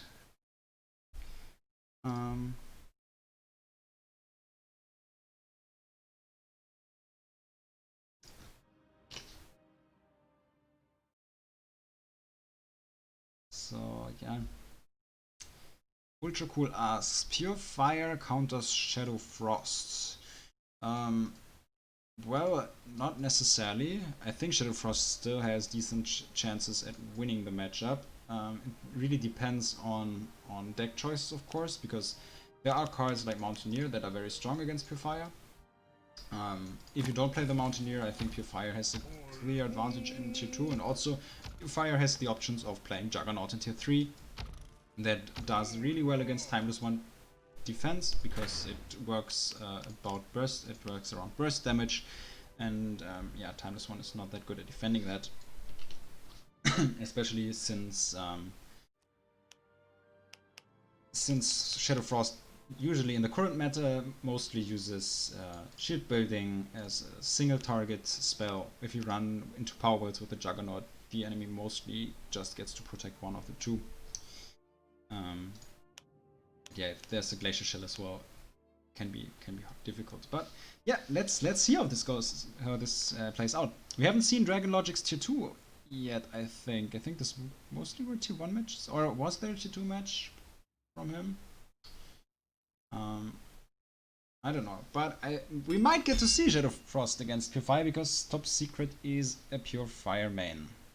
So let's see, and I think we get to see this matchup on the highest level right now.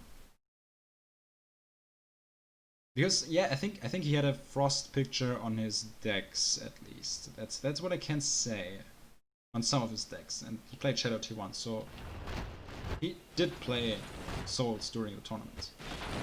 All right, Top Secret against Dragon Logic, our winners finals, game number 1.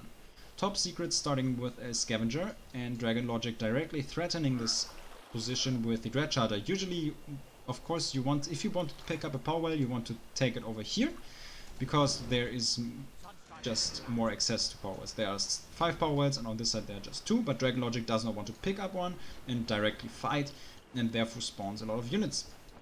Top Secret responds, and now Dragon Logic retreats. Both of them are at 3 units, but that basically means that we have a fight on 2 power wells, which is different to the other fights where you usually start on 3 in this map. Alright, interesting SC, that was quite good. Killing Thugs and Scavenger, but he still has to retreat over here on this fight and kite these Thugs. So Top Secret trying to get rid of this Forsaken squad that is frenzied, but these Thugs come out on top by just a little bit. Even though Dragon Logic pushes Top Secret back right now, keep in mind that Top Secret did spend less power during the encounter, but that could be a Skeleton War nasty. Oh, that was strong. That was strong. And right now, I would say Dragon Logic is slightly ahead. He did trade more effectively, but Top Secret had a Thugs squad hitting onto the Forsaken, so he probably gets like 5 or 6 power for that. And therefore, he is still in an okay spot. But yeah, that nasty in the end was super good. Strong Skeleton Warrior nasty. Dragon Logic is ahead right now, even with the extra value that Thugs generates. Yeah, and he's confident at taking this power well over here. I think that is still fine for Top Secret right now, because they can still contest this position here. Both players can do this, and yeah, let's see, is Dragon Logic taking tier 2 over here, or is he trying to extend his tier 1? I'm interested. So he's not taking tier 2, he's trying to split attack, I think.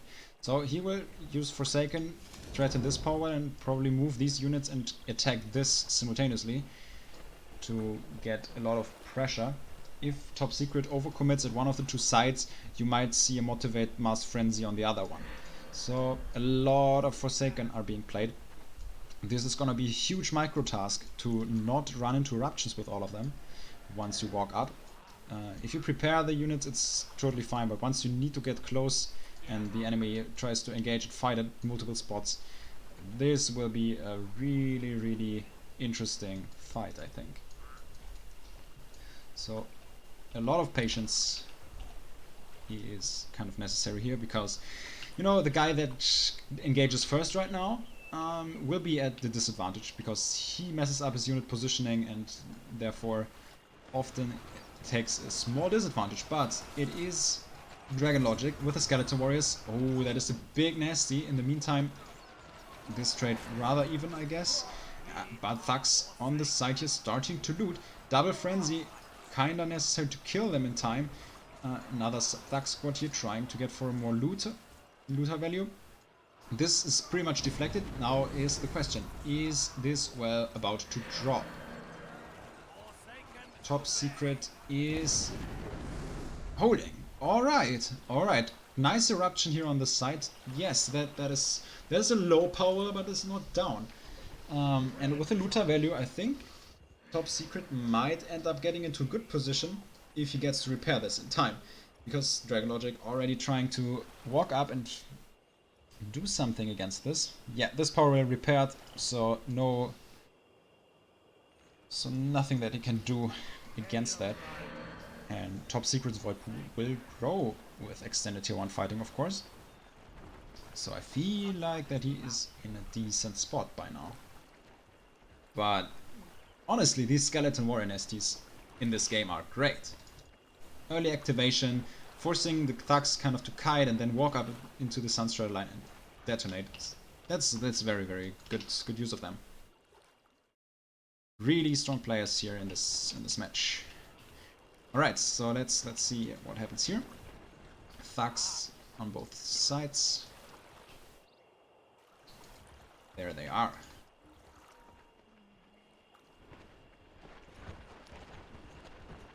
And is that their nasty surprise? Oh yes, Top Secret predicted the nasty. That is unfortunate that Dragon Logic did not do that. That eruption was purely based on a prediction that he would nasty into this. Yeah, I think that's a reasonable choice to do that, because if he deflects the nasty by that, it is super effective. But the way it turns out right now is good for Dragon Logic, of course, because he waited for the eruption. Maybe he did predict Top Secret to do that, and then went for the second Dredge Out and nasty that. Who knows? So both players on for 4 power wilds right now. I thought Dragon Logic wanted to push, but he decides to pick up tier 2 right now. I'm not sure how much power Top Secret does have right now, but I think he might be able to go tier 2 on his own. And you know, this distance is quite close. He might be able to pull out the Fire Dancer attacks later on and protect her with Enforcers. So it is Shadow Frost, so let's see if Dragon Logic uses Mountaineer here. I guess he will do that, because otherwise I think Top Secret has a really good chance at winning this game right now. Yeah, there it is. First Mountaineer here in this skirmish. And Top Secret already realizes that he needs to bring the Sunstriders over to this side here, because there's 120 power bound on the left side by the Thugs and 100 by the Forsaken. That is fine, but if he sends another Sunstrider squad, it ends up being like, you know, much more. And yeah, there's the Frostbite of the Gladiatrix. Tier 1 units are kind of gone, but this Gladiatrix also dies, and yeah, there comes the Enforcer. In the meantime, these Thugs are chasing the Forsaken, but not getting a lot. He kind of sacrifices them over there, without getting too much value, but okay. So yeah, this is the thing, you know, Fire Dancer can attack over this, and the Enforcers can be played without a Rallying Banner. Usually Fire has to invest 50 power to play a Rallying Banner, but this is saved, and great nasty surprise! That was really nice. And really important, I think, because... Oh, this Mountaineer is still alive. Because if this nasty does not happen, I think this Fire Dancer would be terrifying, because this Mountaineer cannot heal up in time. So Top Secret has to react here. But yeah, Side Fiend's being played to counter the Frenzy Forsaken. But with the Frostbite, these guys just straight up die. That is... yeah, that's strong. So this Mountaineer ends up healing up, and there is the second Mountaineer. And this is quite dangerous. And this power well is still at 900 HP though, so Top Secret can still try to pressure this a little bit. But yeah, Dragon Logic trying to play with tempo here. Top Secret with the Wildfire. Yeah, of course, Wildfire always forcing the Mountaineer back, and you know, Mountaineers are a lot of bound power, but still these guys are not able to shift over to this side here. And if you overcommit at one side at the Mountaineer, the other ones might take you down. And oh, these guys kind of die for free, so a very strong position for Dragon Logic here. He's utilizing the cliff here for the Mountaineer attack. And the knockback onto the Gladiatrix is very strong, of course. Now this Gladiatrix ended up getting to this area.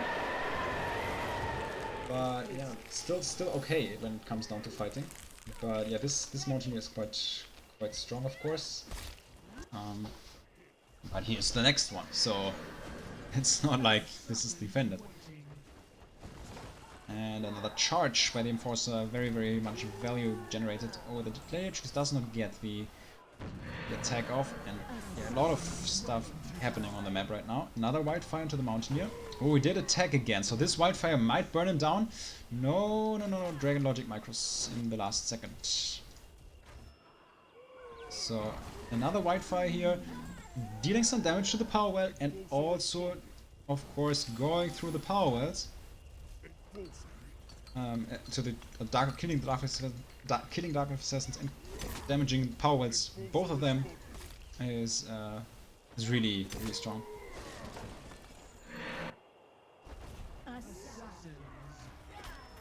Yeah, another wildfire here. This will also, of course, damage these wells, and it also damages now the units, and it does a lot of damage to the units. Oh my! That was a lot of value generated by that one wildfire, but there are so many Mountaineers, and at some point you might even get to motivate them, you know? And then they will deal a lot of damage, but still, these wildfires are generating value. Wow, it's 4 Mountaineers, I think, in the game. That's 600 power. Still, this Fire Dancer is still trying to do some damage with the power wells. Yeah, this wildfire just kills the Dark Elf Assassins. And the other Mountaineers are still knocking back that stuff. Freeze into the Fire Dance. Oh, that was close. He almost got to micro out of this, but yeah, just a little bit that missed. Oh, but I'm not sure how much power does Top Secret have. This Mountaineer is quite close to his power, and I think this one might drop. Yeah, this spawn comes late, so he needs wildfire right now, and even then I think this one drops quite soon. One hit, there's the other Mountaineer. So this power well might drop here, and now Top Secret kind of needs to equalize this. He did kill 2 out of the 4 Mountaineers, but yeah, there's a disenchant. I think that was life weaving. Oh wait a second, Top Secret repaired the power well. It did not drop. It didn't drop. So, damn. We are still on 4 power wells. We are still on 4 power wells on both sides. Oh, and this Mountaineer will drop, I think. Maybe not. No, the freeze comes in time to set it. This wildfire kills the Storm Singer. Yeah, a lot of stuff happening. Still 3 Mountaineers in the area, so life weaving onto that one. So yeah, he mostly wants to protect from the enforcers. You know, the enforcers have to focus this one, the life weave one. This one is kind of protected by the cliff, and I think now he might actually try to go for the orb kill. Yeah, I think he will do it. This orb is about to drop. Or maybe it's close. Top Secret repairing it. Now it's 500. It's still 2 hits by the Mountaineer.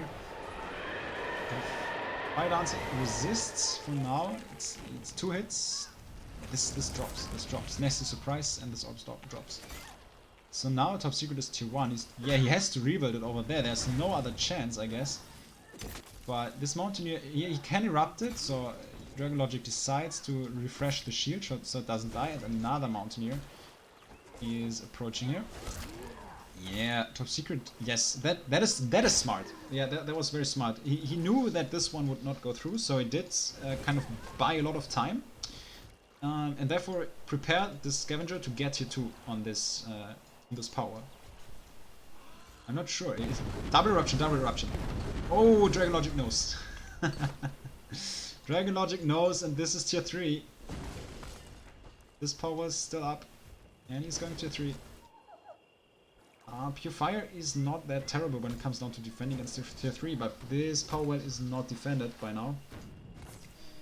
Yeah, but I feel like Top Secret... Okay, there's the Scorched Earth.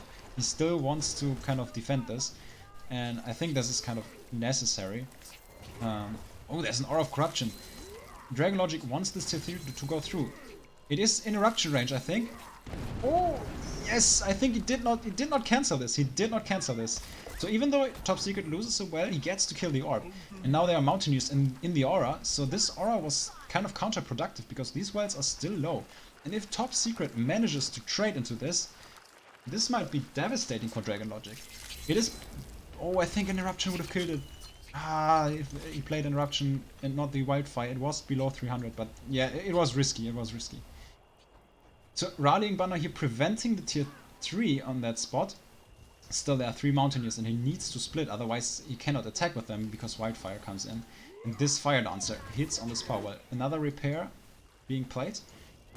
And yeah, this monument is already below 50% HP.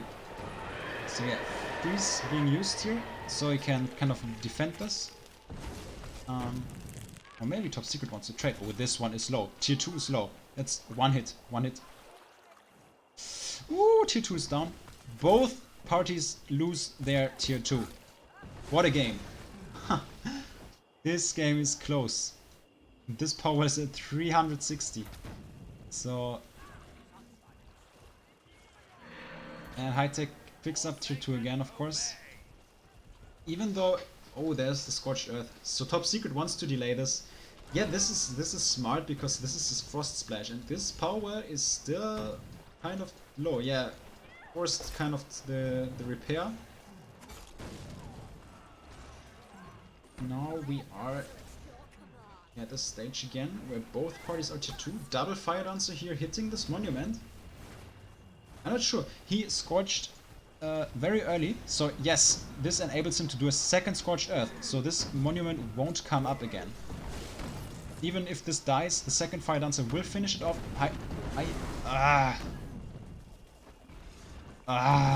Close. I think Dragon Logic did not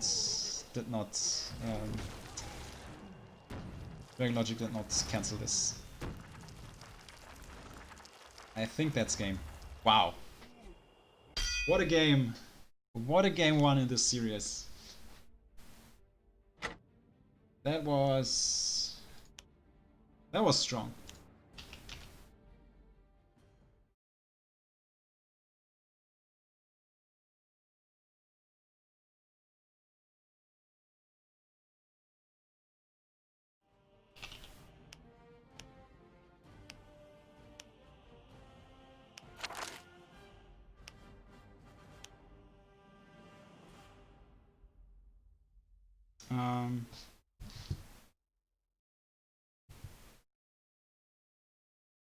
Well, let's get up to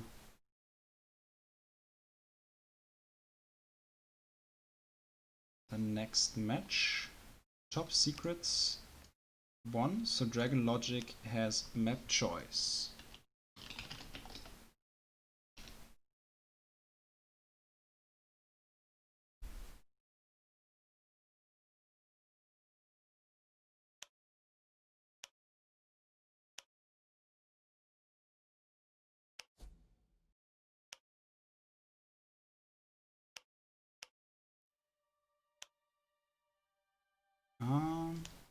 So he chooses Haladur. Alright. So game 2 on Haladur.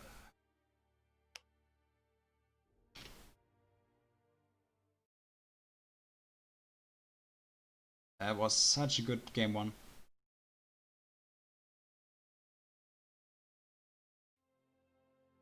Top Secret is in. Dragon Logic is not.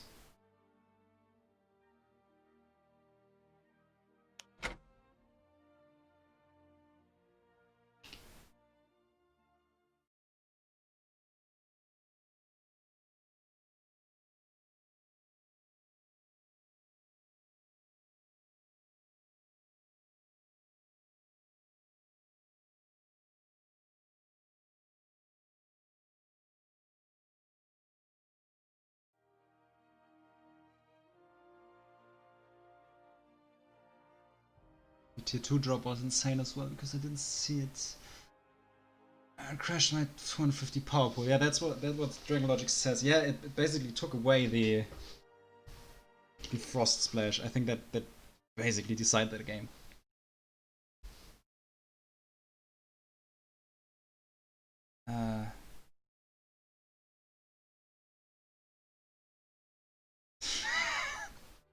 Oh my. Yeah, I don't know what's all these conspiracy theories here.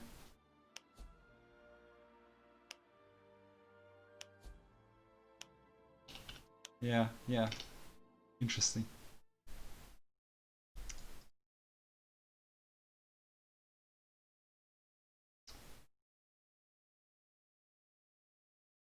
So, okay. Game 2 between Dragon Logic and Top Secret. Oh, never mind.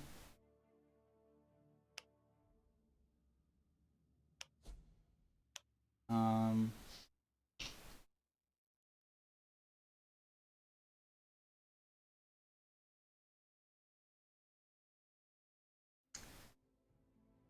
yeah, we still wait for Dragon Logic. Yes! There we go.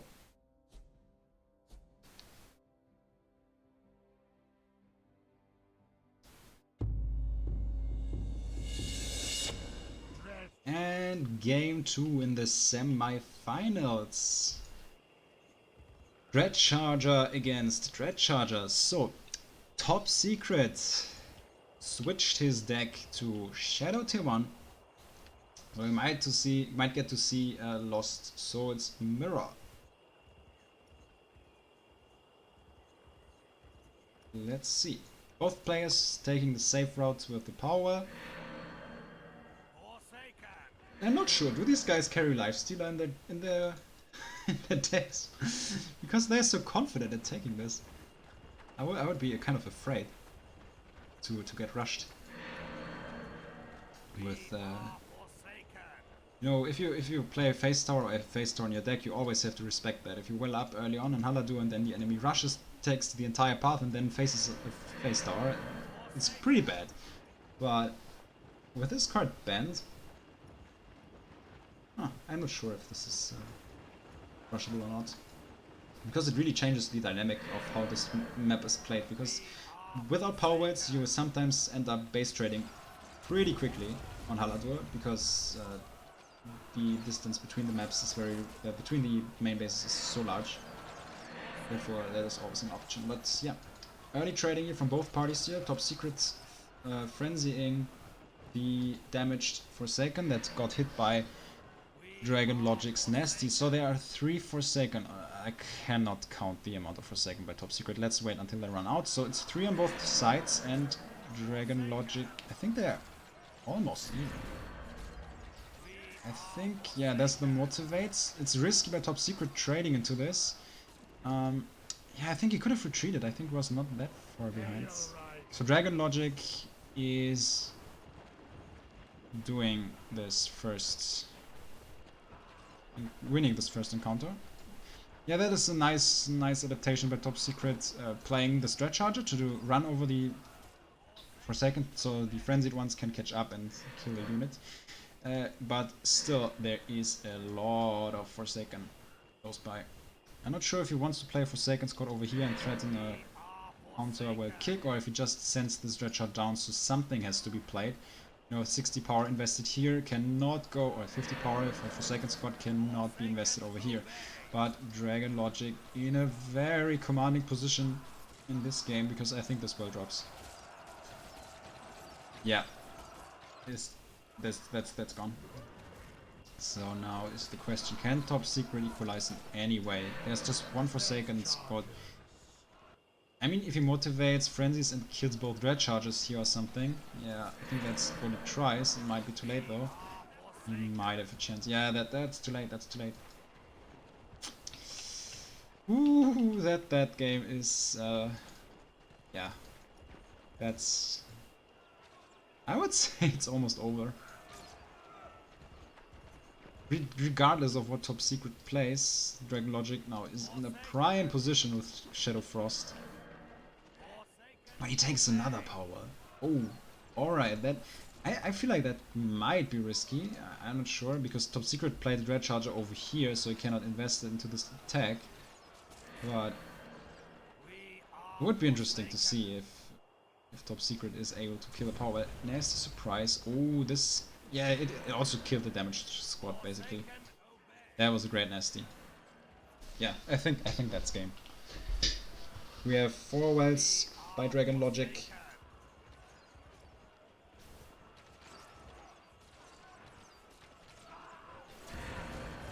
Yeah, good nesting into this, so the Frenzied Forsaken are not doing anything. So yeah, all right, Top Secret is in a pretty rough position here.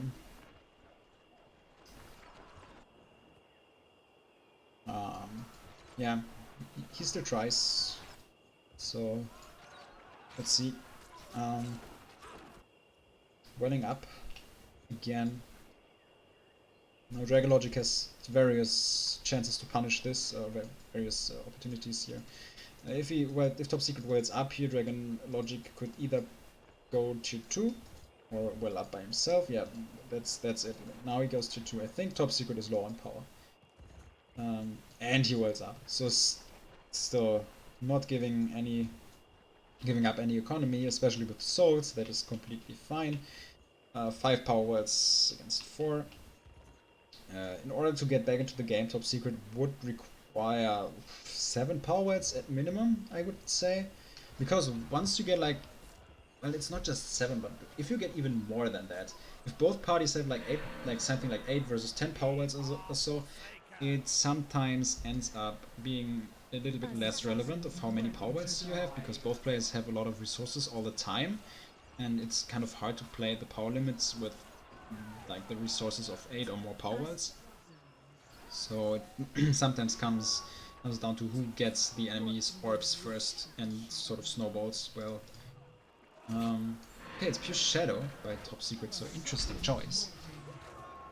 Because Shadow Mages do trade very well into Nightcrawlers and Dogglaive Assassins. This Shadow Mage is pretty damaged though, and this power well is already quite low. I would love to see this matchup after a different tier 1, because this is a win in tier 1 here by Dragon Logic, and even though this is obviously well done here with the Dogglaive Assassin split onto this power well, it's not the play that wins him the game. It was the tier 1 that enabled him to do this. So yeah, GG comes out 1-1. So everything is equalized by now. Very nicely done by Dragon Logic, who did a really good job. And yeah, Dragon Logic wants a short break. Top Secret chooses Zimai as the next map. I will post this one. There we go. Let's go to position number 2. And Top Secret is in. I'm not sure. I will invite Dragon Logic so I can make this lobby private. I hope he's still there. Would be great, because if this guy goes AFK,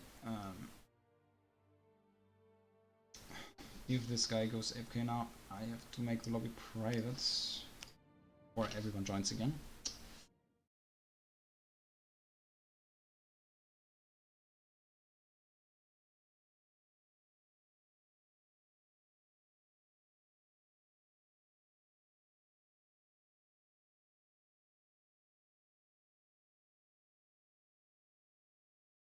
Oh my gosh. Now I'm getting mixed up with all the names, it seems like, because you guys confused me. I can't do this anymore. We want to see Harvester. Oh yeah, that dazed mage in the end was unlucky. That's true. Yeah, Harvester would be interesting. But who knows? Maybe Top Secret ends up getting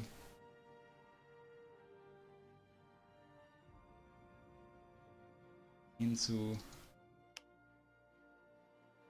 Maybe Top Secret ends up getting to play Pure Shadow in the next match. But right now he's switched to Pure Fire again. Who knows? So yeah.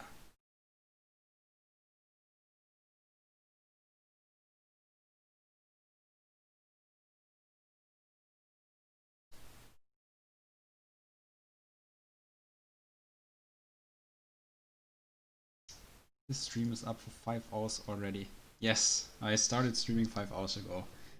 And we are at winners finals right now, so there's still a lot of games in the loser brackets. I think Impossible got to win against Despo. Yes, so I will add the score. Impossible against the Draken is a matchup in the loser bracket right now. I'm not sure if the Light already played against Fodassi Man. Are they in game? Haladur looks good. Yes. So these guys are playing. The winner is playing against Deldrimore in the loser brackets. So and then we still got Hyper and Navarre waiting for their opponents over there. So we will get to cast a lot of matches. And until this happens, I want to wait for Dragon Logic. Where is this guy?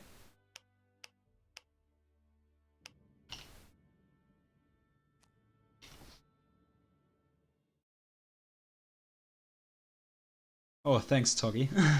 That's so nice.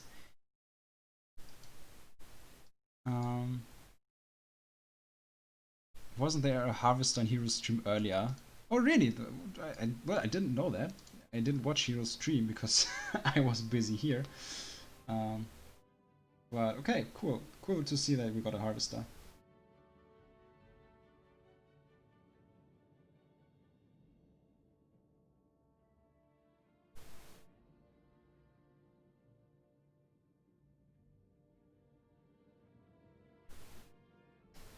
Oh, both players are ready. I should watch on my screen.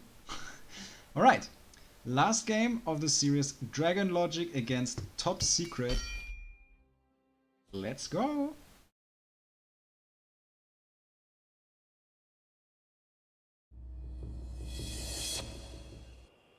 And we see Top Secret with Fire again, and Dragon Logic with Shadow.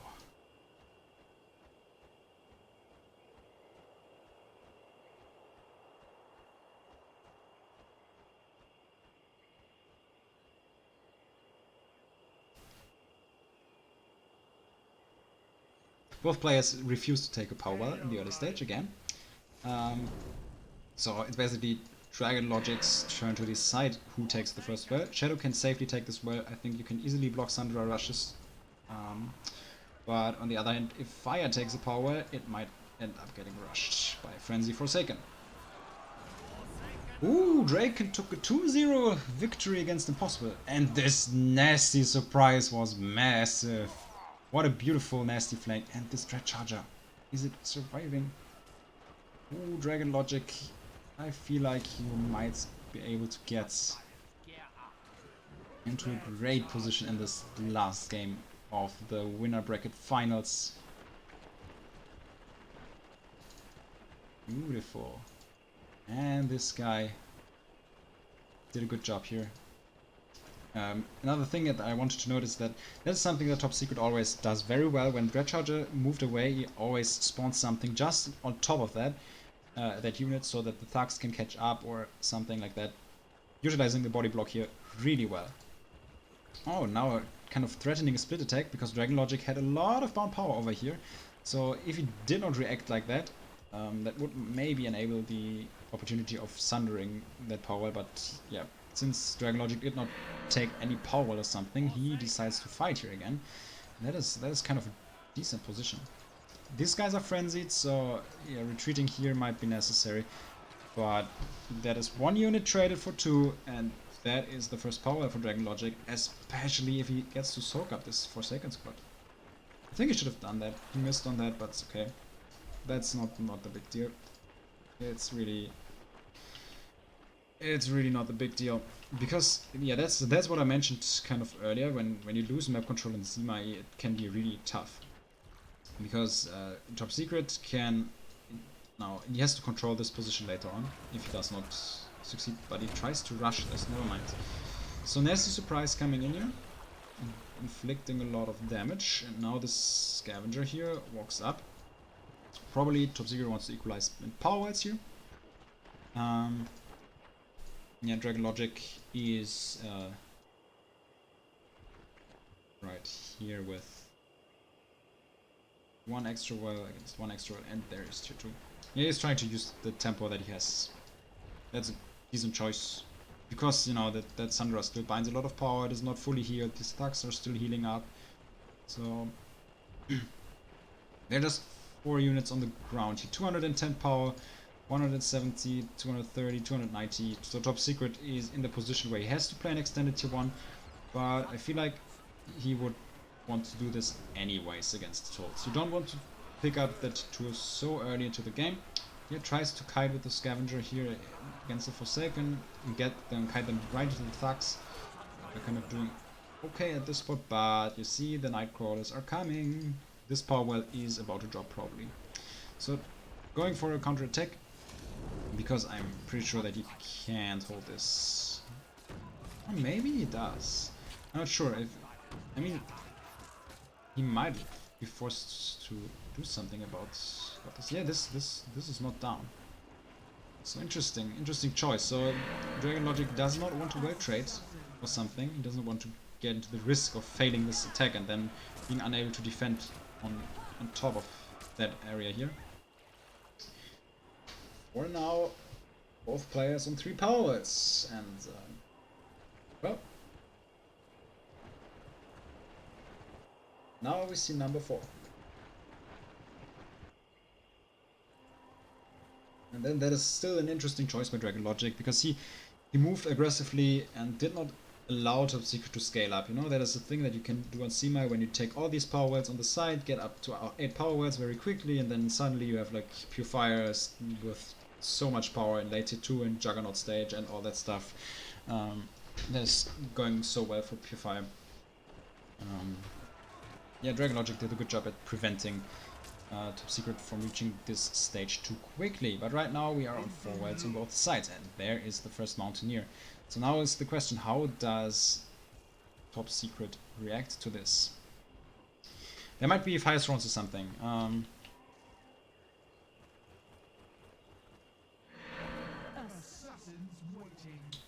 Yeah, but he's trying to play it a little slow in the early stage here. Yeah, very, very strong freeze. I think this is 7 units, right? 1, 2, 3, 4, 5, 6, 7. Yes.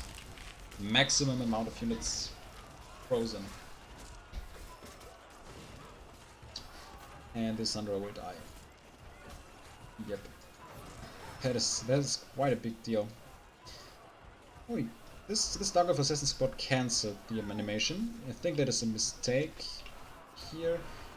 Yeah, right now these stocks are trading into the activated Dark of Assassins, but yeah, activated Dark of Assassins are really strong.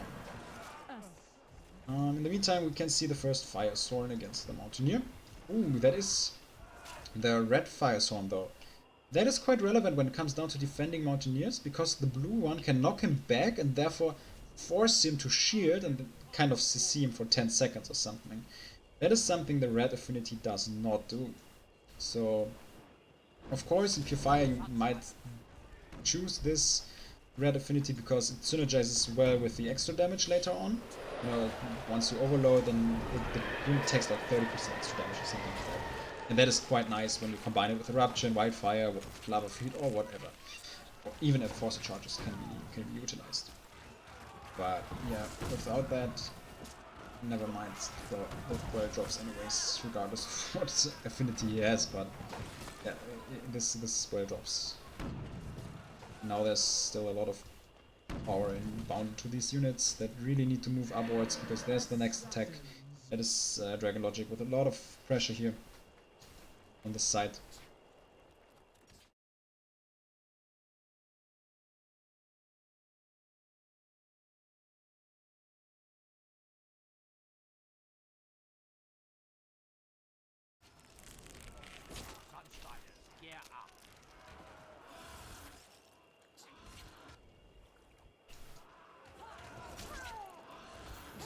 Yeah, I think that is just strong snowboarding after winning the tier 1 fight here. Has him down to 1 power well. And I don't think that a counterattack... Maybe he gets 1 power with that, but I don't think that he gets 2 or something. So, Aura of Corruption. And I'm pretty sure that there's going to be a Mountaineer. There we go. Yes. Hello, Mountaineer. Yeah, there's the GG. So 2-1 to Dragon Logic. Wow. Beautifully played in this game. Very nice snowball of the matchup on this map, and yeah, we have our first player in the finals. So Top Secret can now kind of watch the games maybe, and yeah.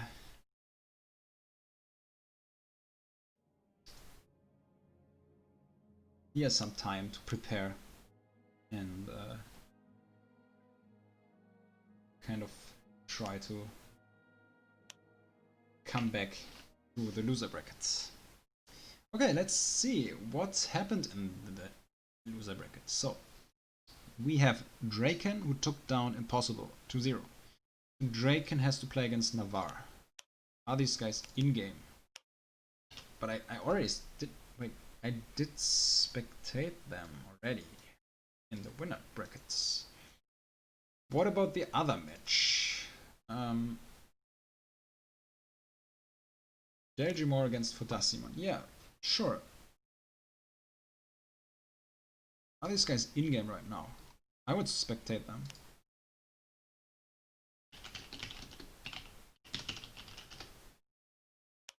Alright, would be nice to see that match because we saw Draken against Navarre already. On the other hand, it would be quite nice to see if Draken gets his revenge because Navarre dropped him down to the loser bracket. But that's completely fine. I think it's better to watch the other game.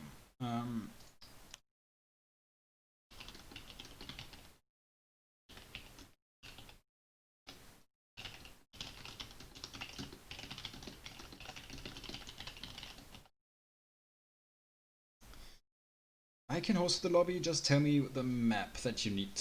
That's all I have to know. Okay, they didn't do a game, so let's check. This is round 6, isn't it? Yes, it is round 6. So it's Urmia first. Alright.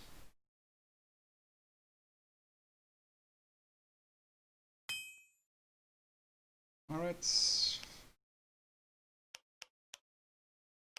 Delgimore against Fodasiman. Fodasiman, I don't know. So let's join. And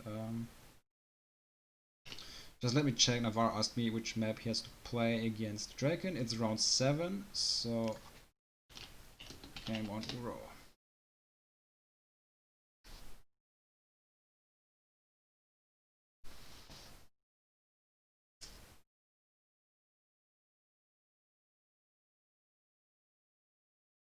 And there we go.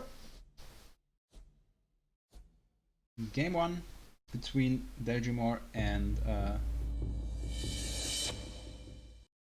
yeah, between Delgimore and Fodasiman. Fire against Shadow, both destroying the wall again, as always, to get 75 extra void power. And we see first well by Delgimore responded by Fodasiman, so both on 1 power well. And see Forsaken and Sunstress.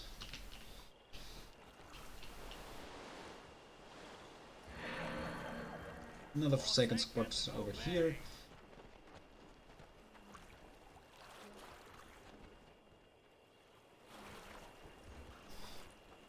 And we can wait a little bit. So setting up a flank with the Dread Charger from the left side here. And Scavengers, Sunstriders are moving up.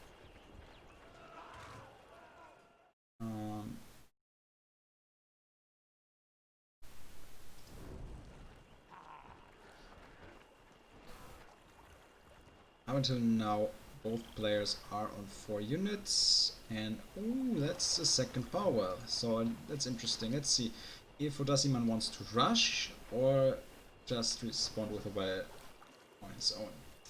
There it is, next power.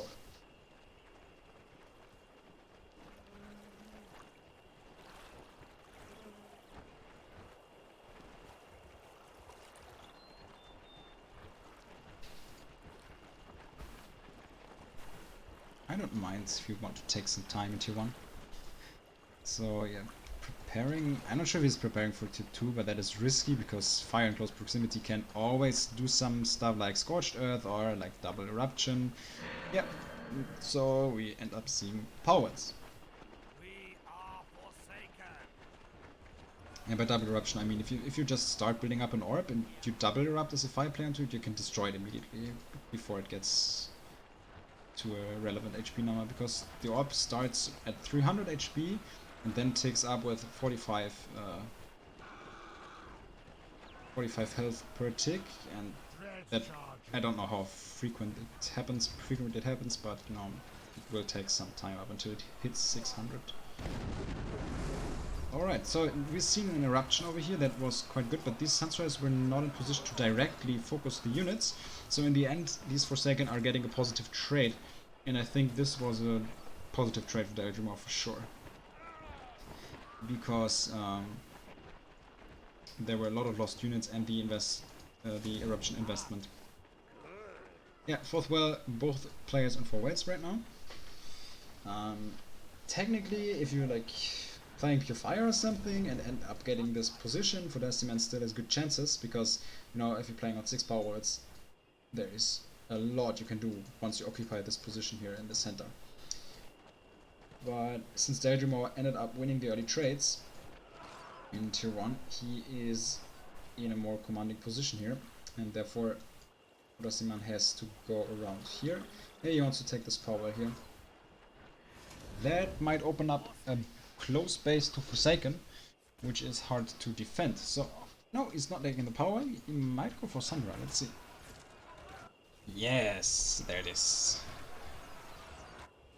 Sandra attack, but we most likely end up seeing a rare trade. Yeah, these Frenzy Forsaken are too late to kill the Sandra, but I think this power drops. So I'm not sure if he's going for double power drop, because he did change his focus onto the other one.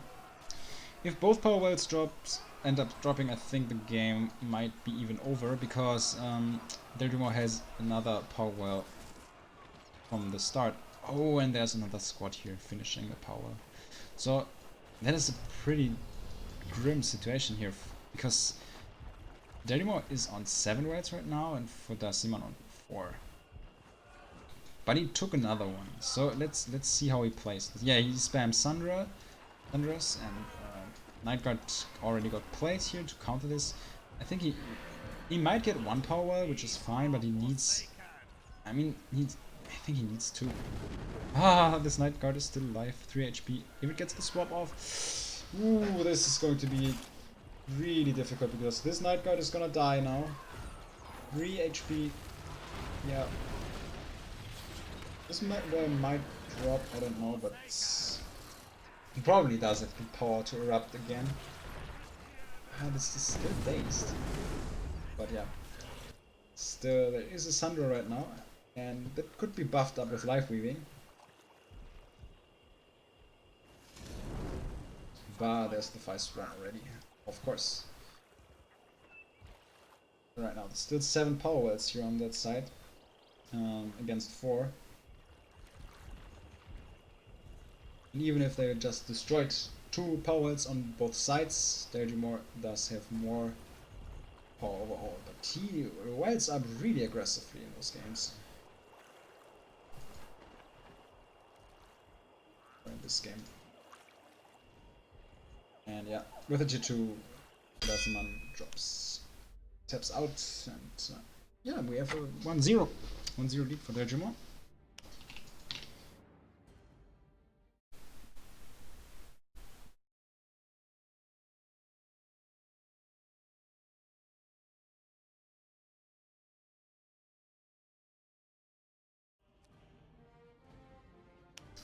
And we going to, I'll just ask for the map.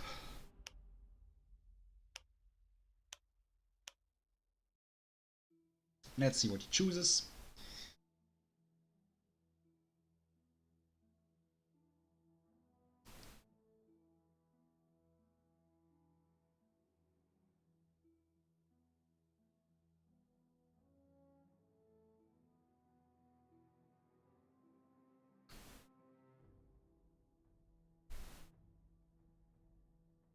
Yeah, let's see.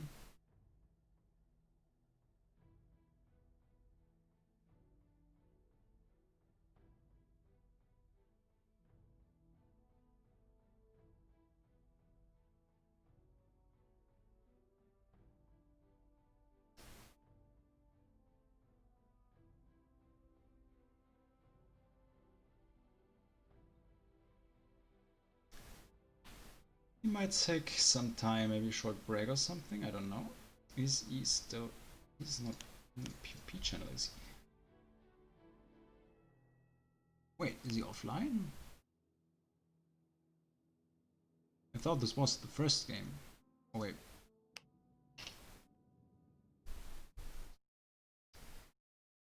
Uh...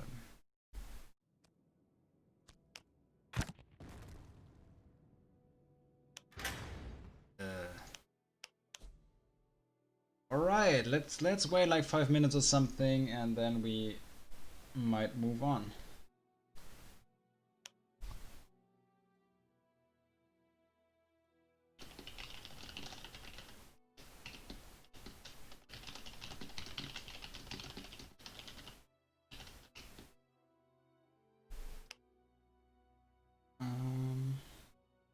Well, okay. Yeah, there he is in the load screen. I think he just had to relog. It was probably just the basic bug. So Navar is playing against Draken right now, right? Yeah, they're both in. I think it's still game one, isn't it? Because they had to start in Uro. So we might hop over and see the last game between them, depending on how long this series is going to take. So let's see. Wait, is he offline again? No. Try to log in. I saw this. He had trouble with his PC earlier. This was BK Google says. Okay, thanks for letting me know. So that's good to know. If there are computer issues, that's a problem, of course. Let me just check. So thing is, these guys are already one round behind, so it would be good to have smooth game progression. I mean, we could like just spectate Navar and Draken after they finish their first game, and then go back depending on how this series turns out, and then we just watch this series and against between the guys, between the winner of the series and Hyper, and then we can kind of go through the brackets. Oh, I just realized that I still have to kind of submit the score between Dragon Logic and Top Secrets. Right.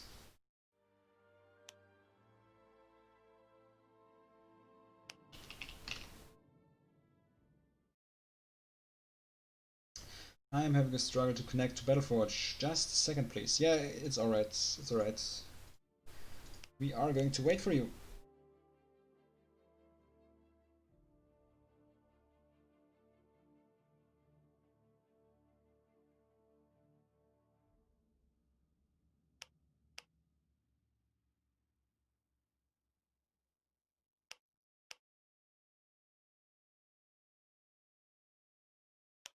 So, let's see.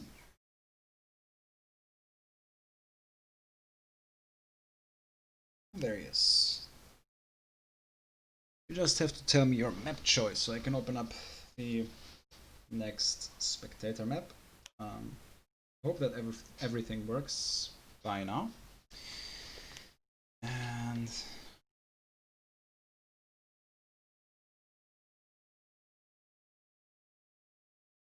alright, so let's just ask him.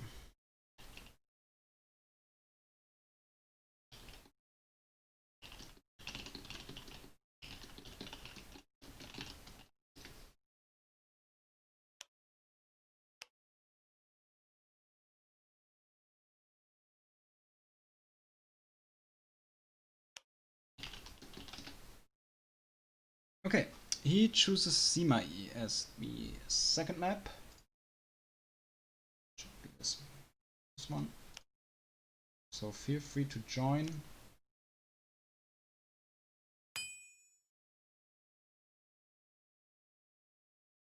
Oh, I see an Ashbourne Pyro, so he might have switched decks.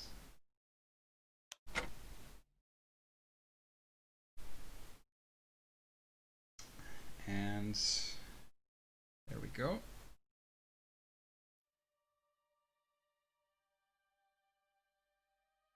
Right, someone wants to spectate, that's fine, but please ready up.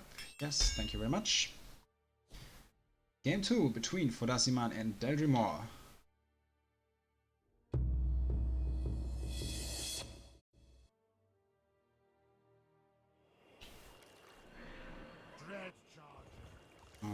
Yes, both players are starting with Shadow T1 right now.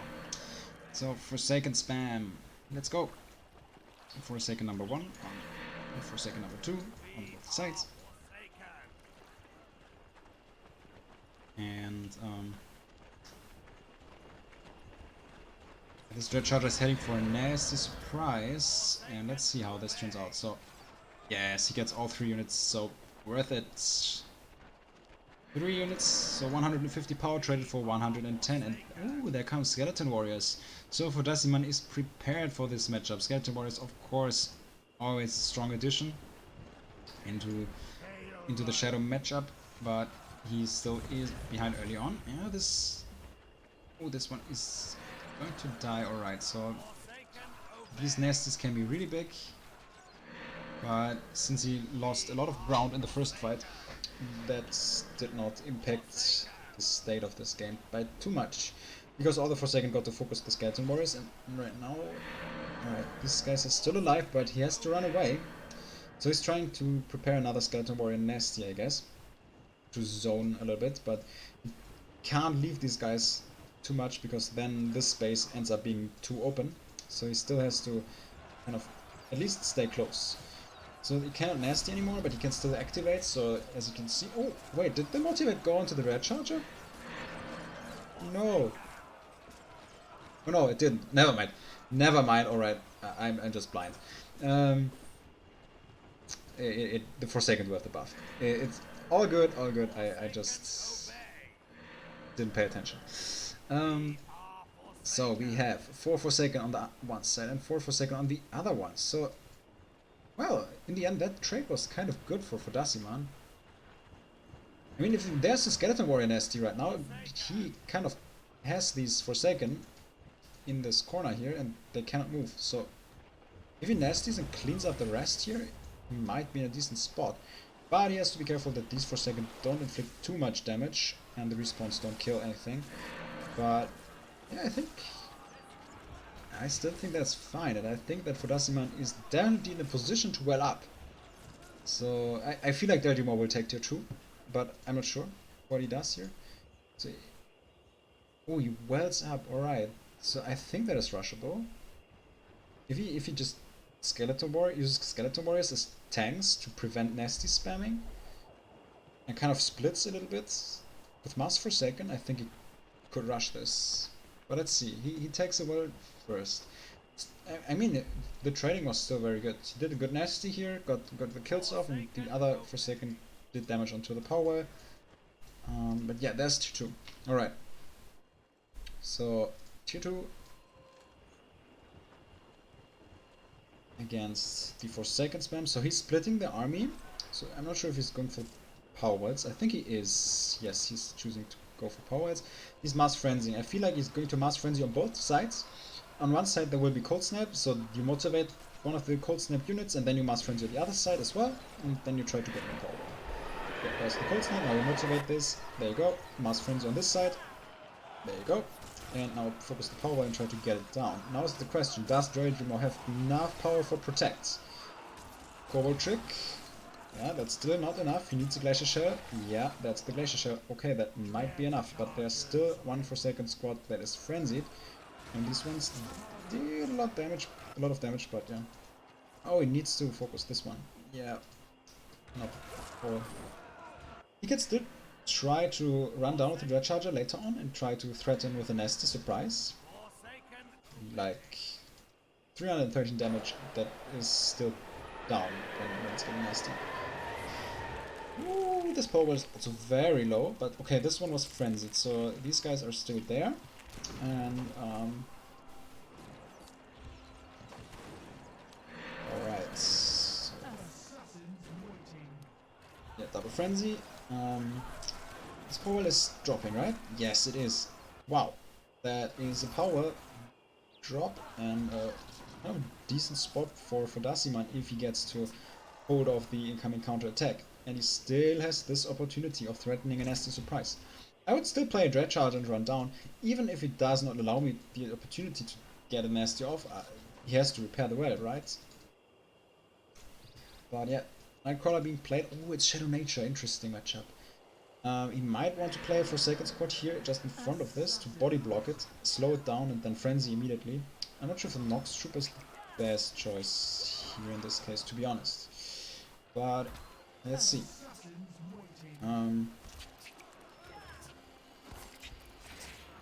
Yeah, Nightcrawler, so this well drops. Yeah, this Curse of Oink is a little bit too late. This does not save it. Now there's a Frostbite and the Dark of Assassins. I think they will die as well, because there are two squads on the left side. And yeah, we will see a lot of Dark of Assassins against Nightcrawlers. Okay, in the meantime this power got repaired. I think it got repaired by Koboltrick. The reasoning behind this is that Koboltrick is cheaper than using the auto repair. And with the current tempo state, it might be better to repair your power well by using Koboltrick. If you have like nothing to worry about, you should never use Koboltrick to repair, because you always lose just 5 power, because you just get back 90% of the power that you invest, and if you auto repair, you get 100% of the power that you invest back into your power pool. So that is just a tempo choice, because it's cheaper, but you know, it loses you 5 power permanently.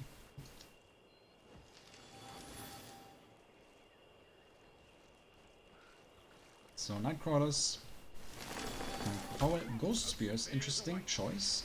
Of course they are dealing well with the Storm Singers, but you have to be careful to not run into Dark Wolf Assassins with them. This freeze is hitting all of the targets, and yeah, with the Storm Singer and Nightcrawler, I'm not sure. I don't think all of them are in rank range, are they? 2 units, but not 3. Not sure. It's close. But yeah. So this attack is not enough, I think. Yeah, there's some roots. So, yeah, it's some roots protecting this guy here on the side. But yeah, right now this power well survives, and now Deldrimor is up by 1 power. This guy gets out with 7 HP and can heal up to full strength by now, which is good for him. And power number 4. So right now Daciman has to do something when it comes down to attacking. If he doesn't get to do something within the next 1 or 2 minutes, this game will be quite problematic with the current wild state. On this map you could also like kind of still be a little bit patient and wait up until you can play 2 additional Nightcrawlers and send them down to this power well here. So this one gets frenzied. Oink is on cooldown over here, so yeah, it's totally fine to frenzy. Yeah, both Nightcrawlers die. Frostbite here. So yeah, countered with the Hurricane. That was necessary, otherwise these Dark Wolf Assassins would have lost the battle on top. But yeah, this trade does not seem to end up well.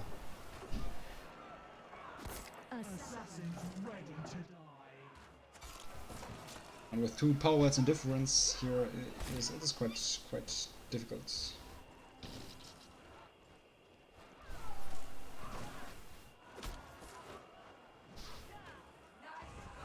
Nasty surprise. These guys survive, but the monuments are our hero here.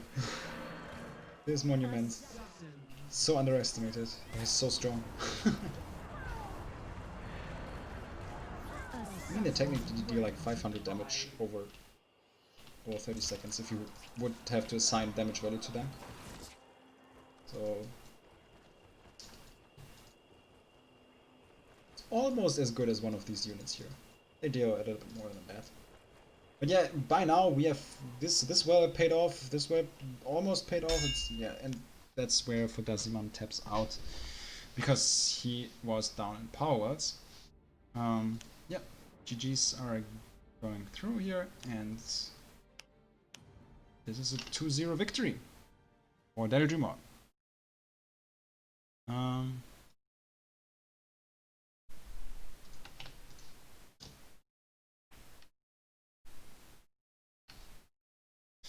Alright, let's check where are these guys. So Draken and Navarre are in-game on Elion. So we are in round 7 in the losers bracket. So that means there's Hyper against Deljumar and Navarre against Draken. These guys are already playing, and from that point on in round 8, 9 and the grand finals we will stream every remaining match. Because there's just one match ongoing simultaneously.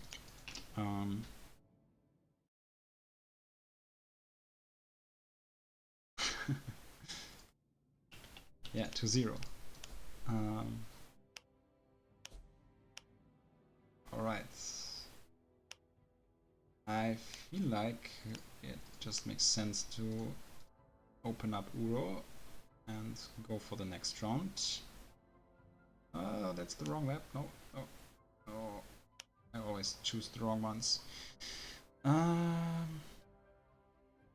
it is. And yeah, let's watch Deljumar against Hyper.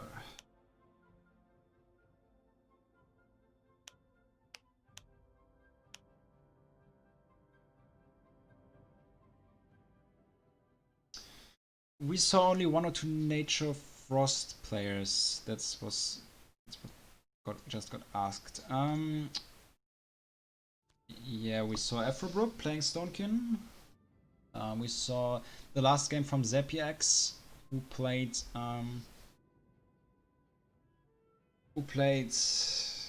Pure Nature. And outside of that, I think sadly we did miss the games from Despo, who played Pure Nature as well. And yeah, where we saw Bladier playing Frost Tier 1. Let me think. I think we had some nature starters, but of course still not as prominent as Shadow or Fire, of course. Well,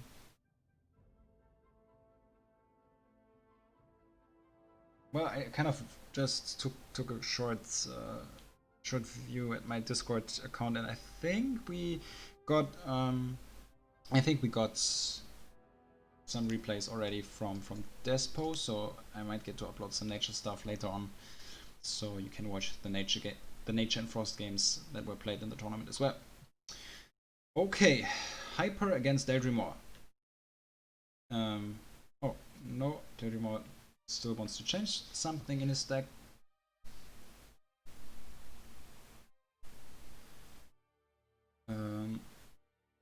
All right.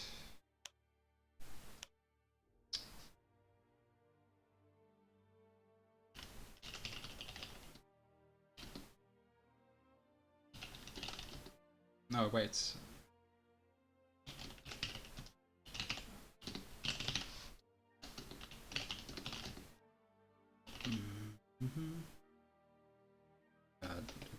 Watch this series. So please leave.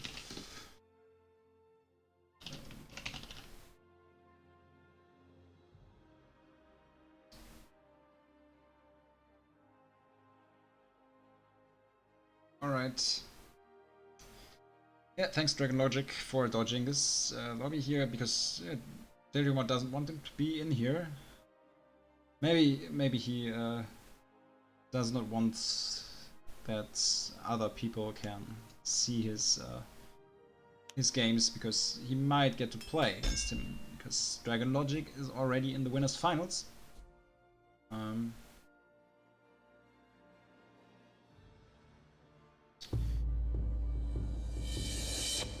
right.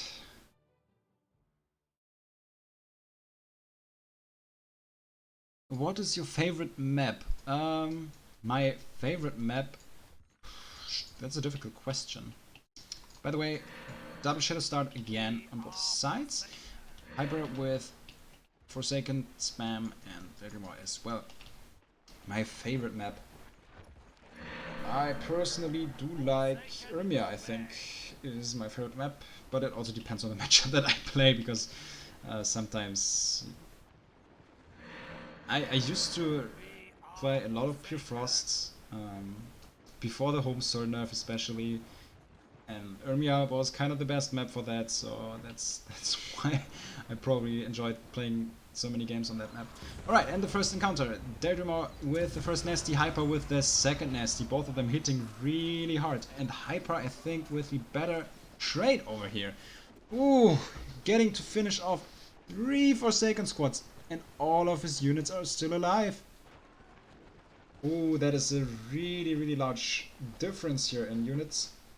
And I think that Hyper is in position to well up, but it is still risky, at least a little bit risky, because his units did not get to heal up, and that is something that the Arjuma wants to punish, even though it is quite a hard task. Because if it doesn't get to do that, you know, this game might end up pretty quickly. Ooh, that nasty by Hyper did inflict a lot of damage.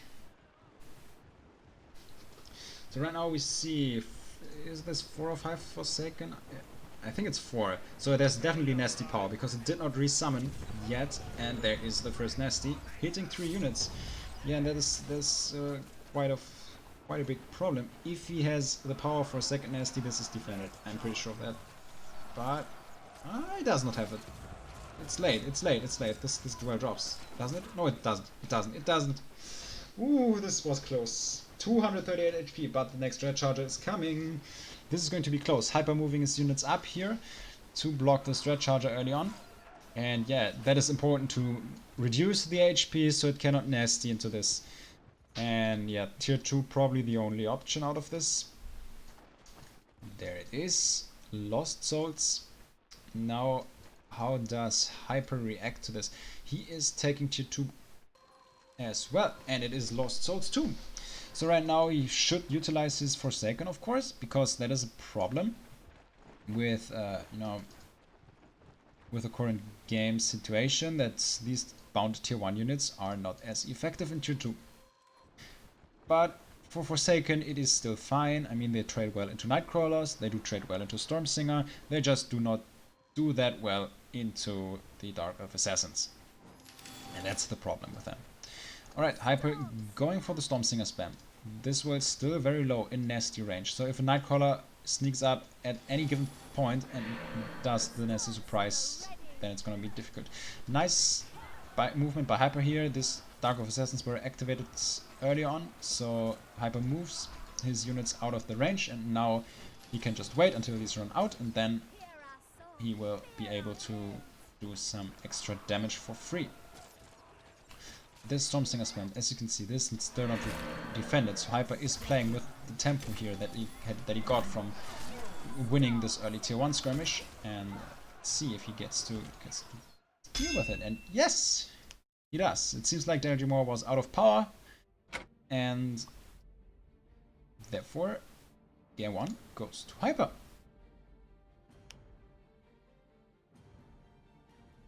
That was a really good nasty.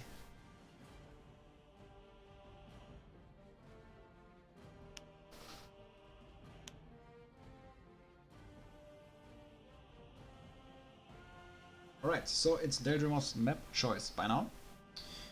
He can decide what he wants to play. I'm interested what he picks.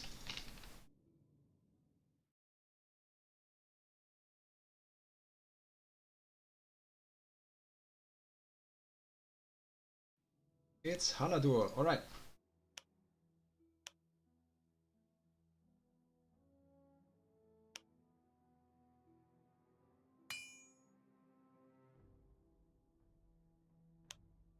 Inviting Daydream. I did not ride with Hyper, but he managed to join on his own. Perfect.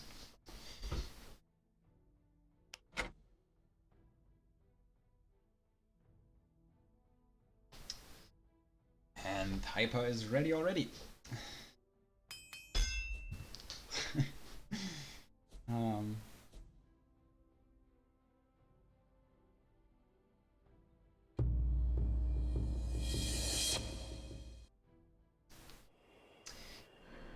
Game number 2. It is Hyper against Daydreamer and Hyper switch decks. We are seeing Fire T1. Alright. And Shadow as well. I kind of like the matchup between Fire and Shadow. It is so fun to play, so fun to watch. Like, the only matchup that I really do not enjoy to watch, to be honest, is pure Frost Tier 1 mirrors, because Frost Mage spam against Frost Mage spam is just... ugh. it's awful. Is Skeleton Warriors also good against Fire Tier 1? It depends on how you use them. They can be strong, yes. Feel free to watch that game 1 between Dragon Logic and Top Secret. Dragon Logic did some excellent Skeleton Warrior nasties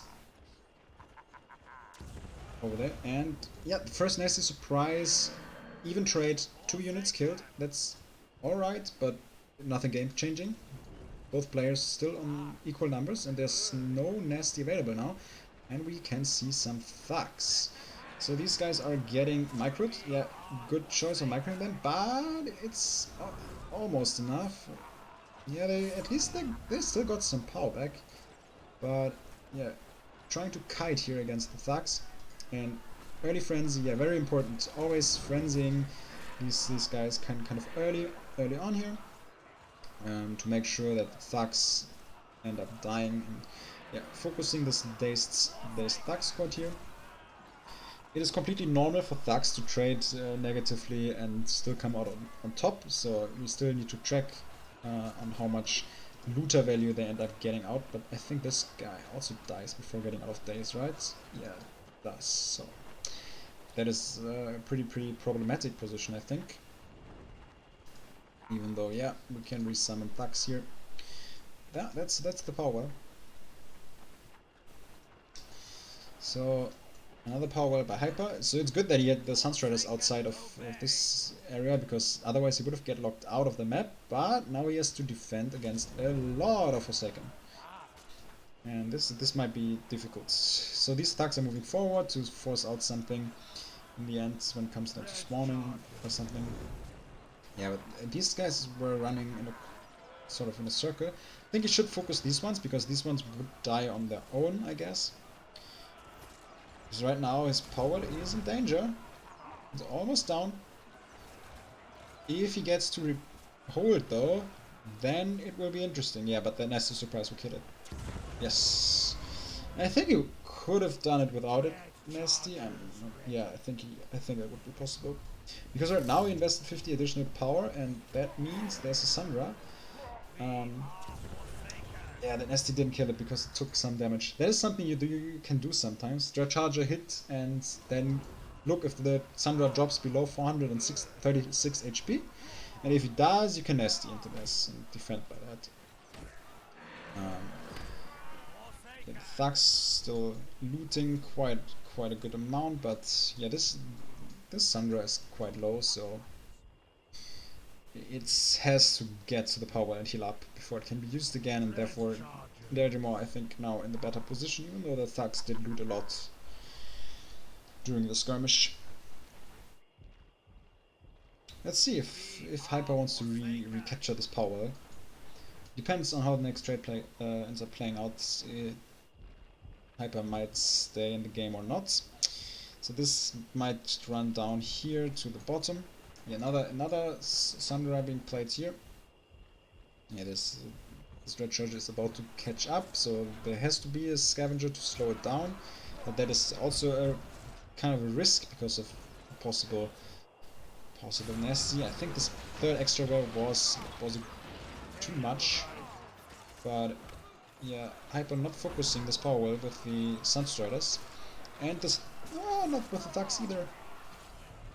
I think yeah, these ones are about to run out, right? Yeah, they are. In the meantime, this power did not drop either, so oh, it got repaired. Ooh, now things are getting spicy. If he frenzies this, now that's this question. Is this gonna drop or not? I think he's gonna defend this. Yeah. Alright. That is the second game going to Daedramon. 1-1. Oh no, I see in the old chat that Navar lost and he said it's a Navarless tournament now. Oh no. Draken got his revenge, I guess. So, yeah. Let's ask Hyper for the map.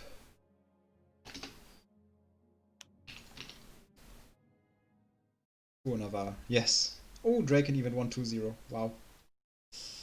Oh, wow. Okay, Hyper is confident in his ability to win on Haladur, so he chooses the same map again. Haladur, let's open up this map. I ready up and wait for the players to join.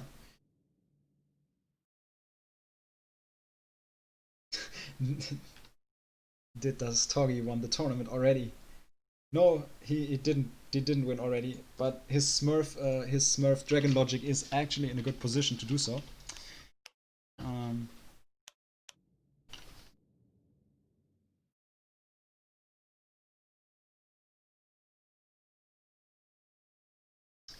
IRT1 just not looking good at this tournament. Yeah, I would say that's true, but I have to admit that most players right now seem to main Shadow Tier 1, so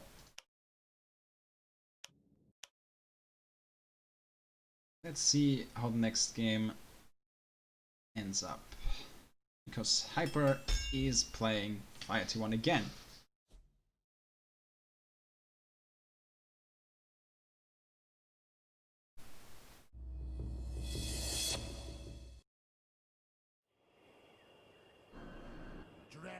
And there we go. Scavenger against Dread Charger.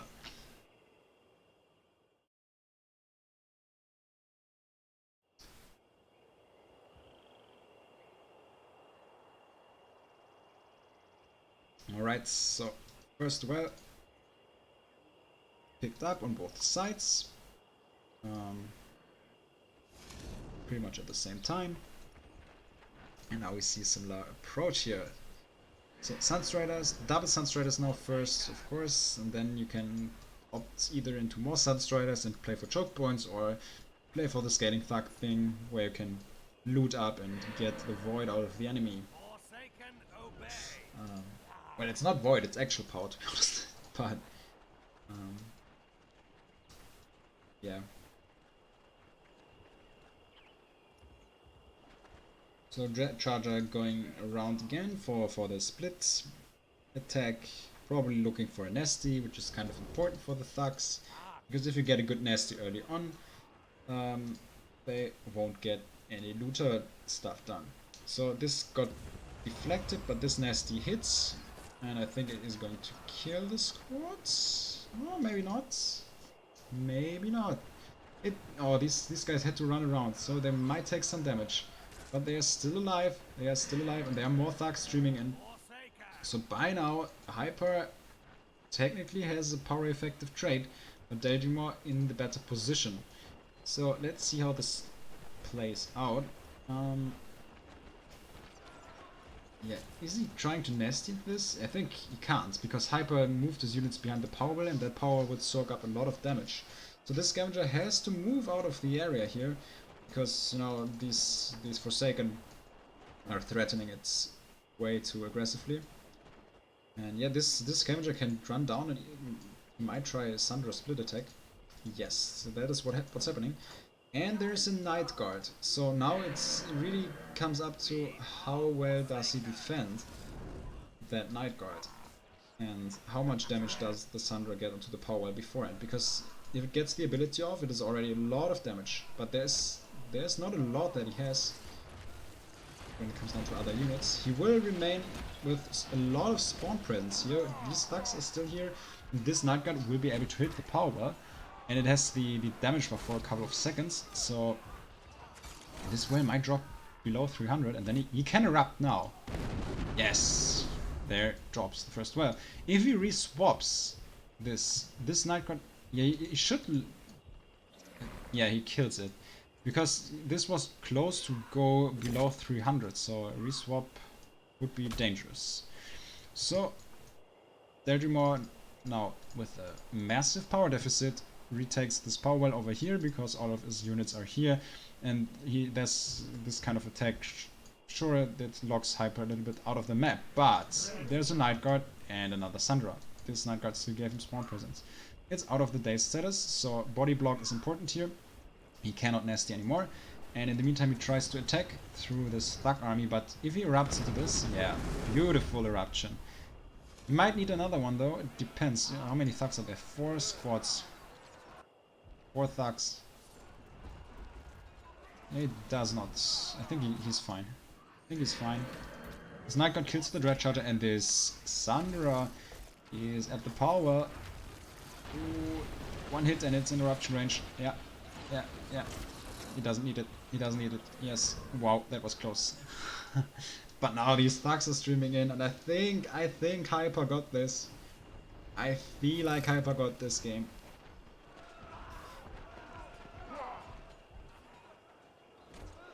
Yeah, there is Sandra, and it kills the next power. Yeah, I think that's it. That's it. 2-1. Yeah, the Night Guard after the swap gives spawn presence, so Hyper got to play this Sandra on the bottom, and with all the units on top, this was about it. So yeah, I guess we will. Oh, we get to see the tier 2. What the type of play? It's pure fire. Prepare your enforcers.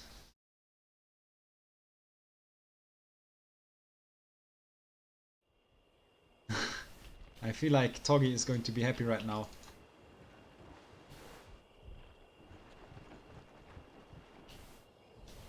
And there's the second Sandra.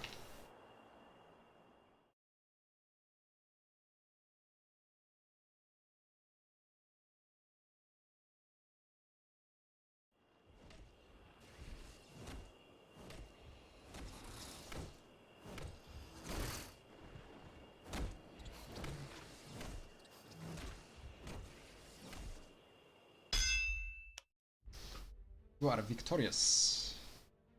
Yes.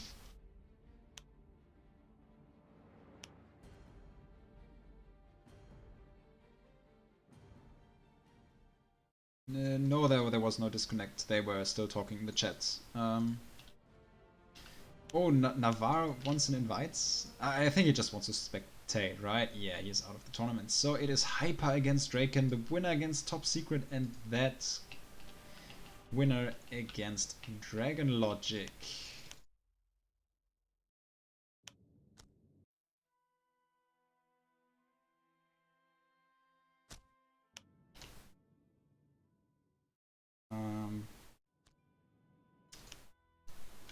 Let me check the rounds. So it's round number 8. So first map is Haladur.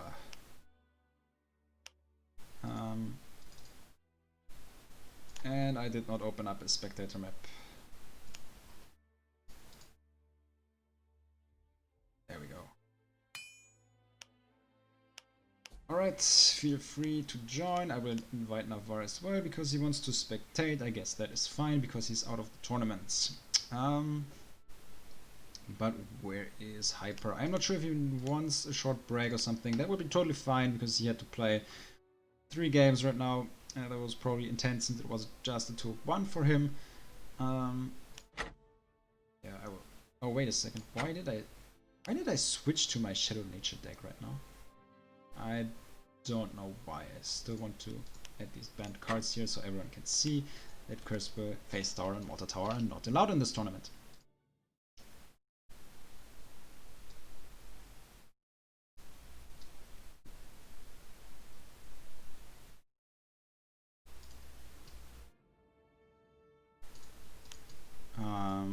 I'm sorry, Daedreamer, that actually is intended. I think I've never seen that mechanic work differently. Because if you swap with the Night Guard gets the spawn presence. And the unit that gets swapped is not getting spawn presence. Yeah, it might be not listed in the card description. That might be true, of course, because a lot of units were just poorly done when it comes down to the description. There are a lot of hidden information, a lot of cards that are not working. We would kind of have to forbid so many cards to balance this out. Like, nobody would be able to use Frostbite because the damage reduction is actually working permanently. That is also like one of the weirdest bugs I've seen in the game. Frostbite purple, so strong.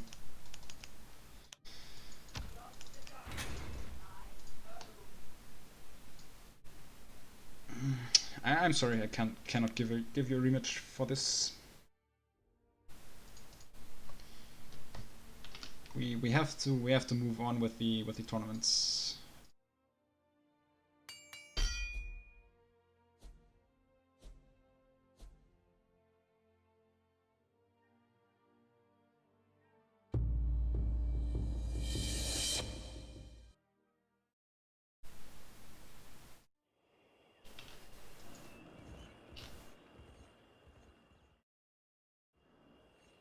All right, so it is the Dread Charger on both sides,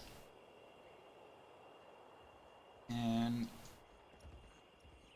Powell for both players between Hyper and Draken. So Draken this time, I think he played Fighty one the last games. This time switching to his Shadow deck.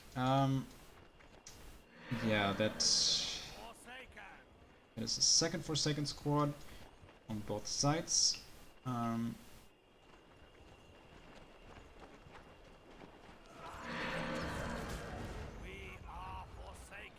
And the first nasty. Let's see, is it worth it? Yes or no? Oh, 7 HP.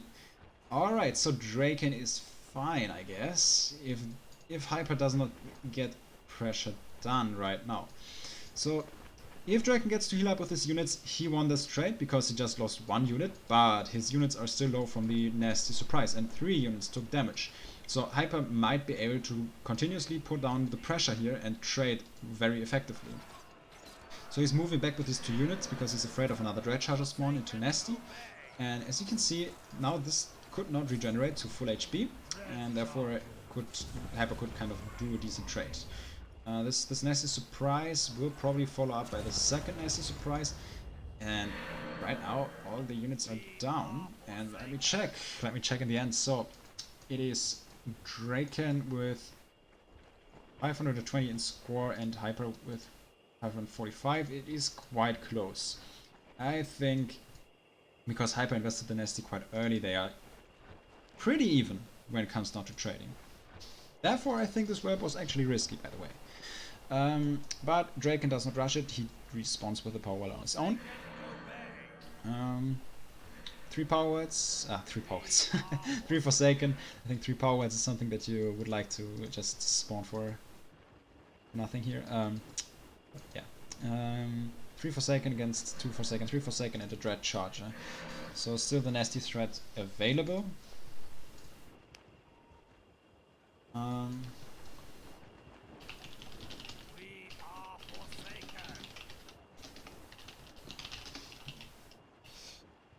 And 4 units on both sides.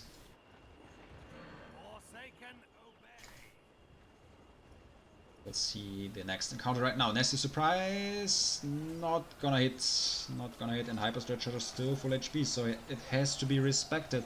It is a nasty range, and boom! Yeah, Hyper doing a better job at managing the Dread Chargers over here.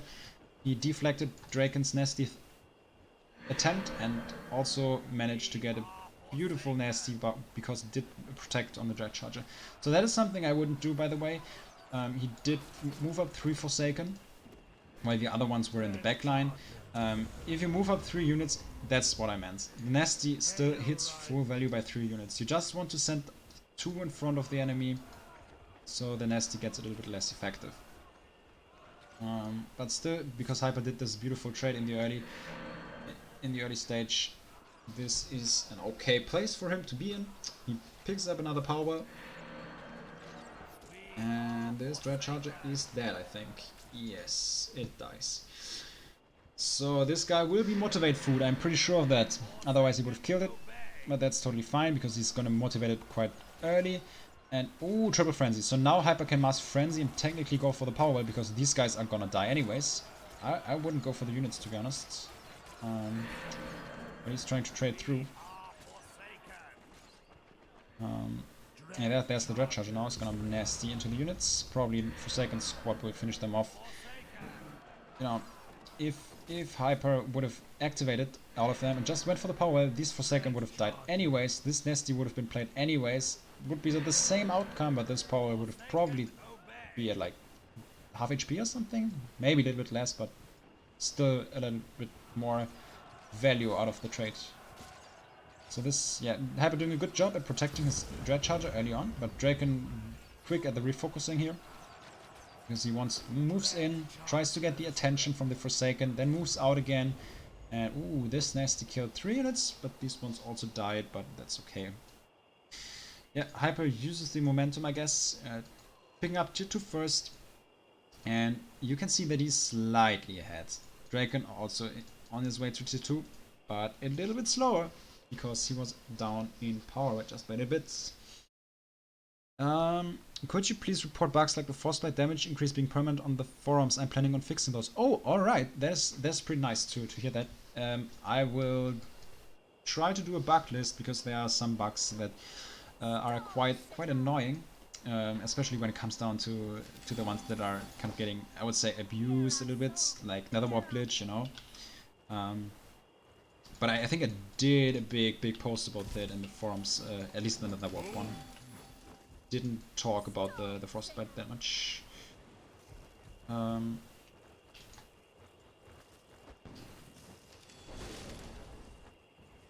So 2 Night Guards here for this Mountaineer. Yeah, immediate freeze.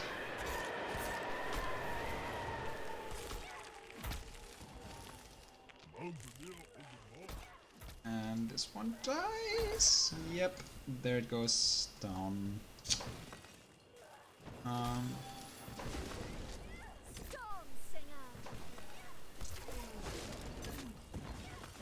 Double Mountaineer here. That's a lot of damage onto this power. Yeah, another Night Guard coming in, but oh, this is close. Oh, the shot comes through and this power drops. Draken right now ahead.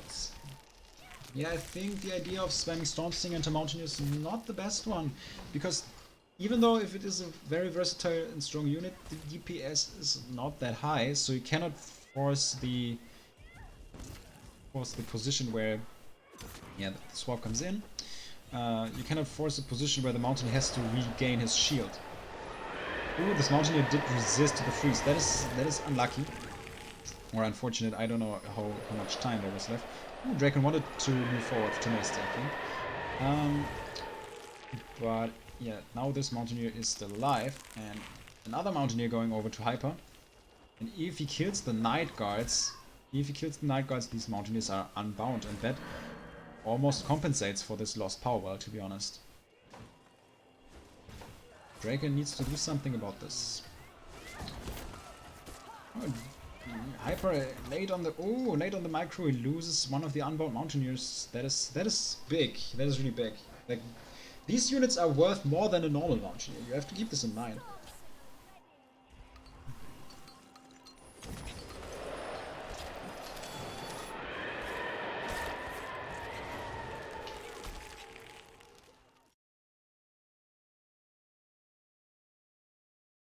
Oh yeah, that is a good comment. Right, if you move forward a little bit closer to the power well, you can nasty during the swap animation, and therefore nasty into the Night Guard swap, which kind of is a little bit buggy as well. If we talk about bugs again, because the Nasty Surprise has two animation parts, and the second one still goes through after the swap. Therefore, you kind of nasty the enemy unit, which is something you shouldn't be able to do. And the Night Guard swap goes through, so all the power is lost, and the Night Guard is gone to the opponent. So yeah, so you get the Night Guard for that play. Storm Singer ready. Storm Singer. Storm Singer ready.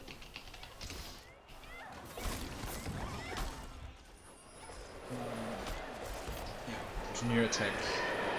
We're trying to get this power down.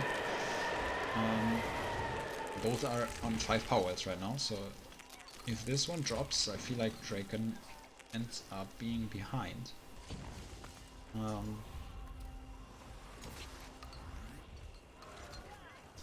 there's the third Mountaineer. Yeah, Draken does not play Night Guard, does he? I feel like that is one of the strongest counters to Mountaineer. Now he's in perfect position because because these Mountaineers are attacking from different sides, he cannot freeze all of them at once. This Nightcrawler in the range, of course, of hitting this Mountaineer here. Yeah, he already does this immediately, but the Mountaineer has a shield, so another Frostbite on the Glacier Shell. Okay, Glacier Shell being used, so if he gets through this, he cannot use the Cobalt trick anymore. And another freeze. Yeah, that's the motivate. He really wants the extra damage. Does he get the shot off? Yes, he does. And this power drops. Draken immediately rebuilding this one.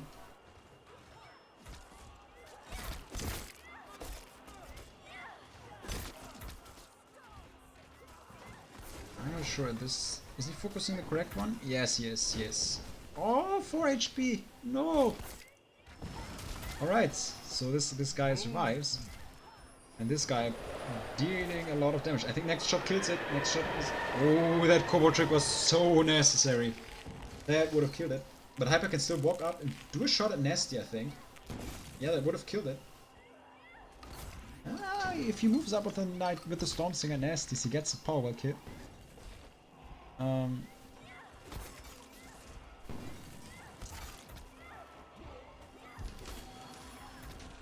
Alright.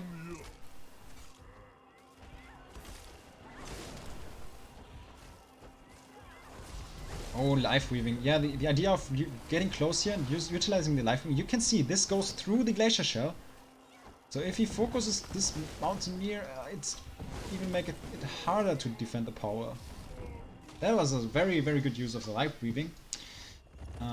And in the meantime, I completely missed that Hyper is actually tier 3. And there is the Lost Gregory. Oh my. It's in the first game, isn't it? Yeah, right, it is. Alright. So it's not over after this one. And these Mountaineers are going onto this orb, but there's just one orb position, so if Hyper carries shield building in his tier 3, there's no chance this is going to drop. And there's also the Gregory Taunt as an option. Draken, of course, tier 3 as well, but the Tremor Nasty. Ooh, this one dropped already. I'm not sure if he wants to activate the Gregory, because then the Mountaineers have to attack it, and then they would be down for sure. But yeah, in the end, this Gregory cannot move for quite a long time. So yeah, there's the GG. I think Draken already gave up because there's a Tremor on the rebuilding monument, and that's game.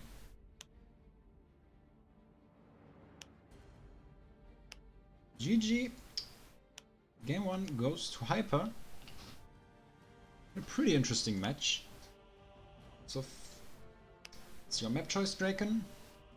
I will ask for that.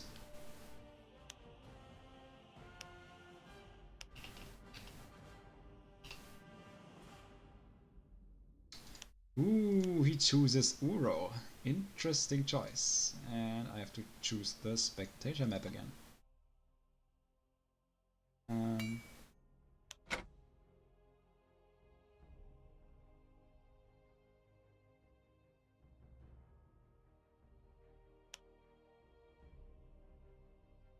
Alright.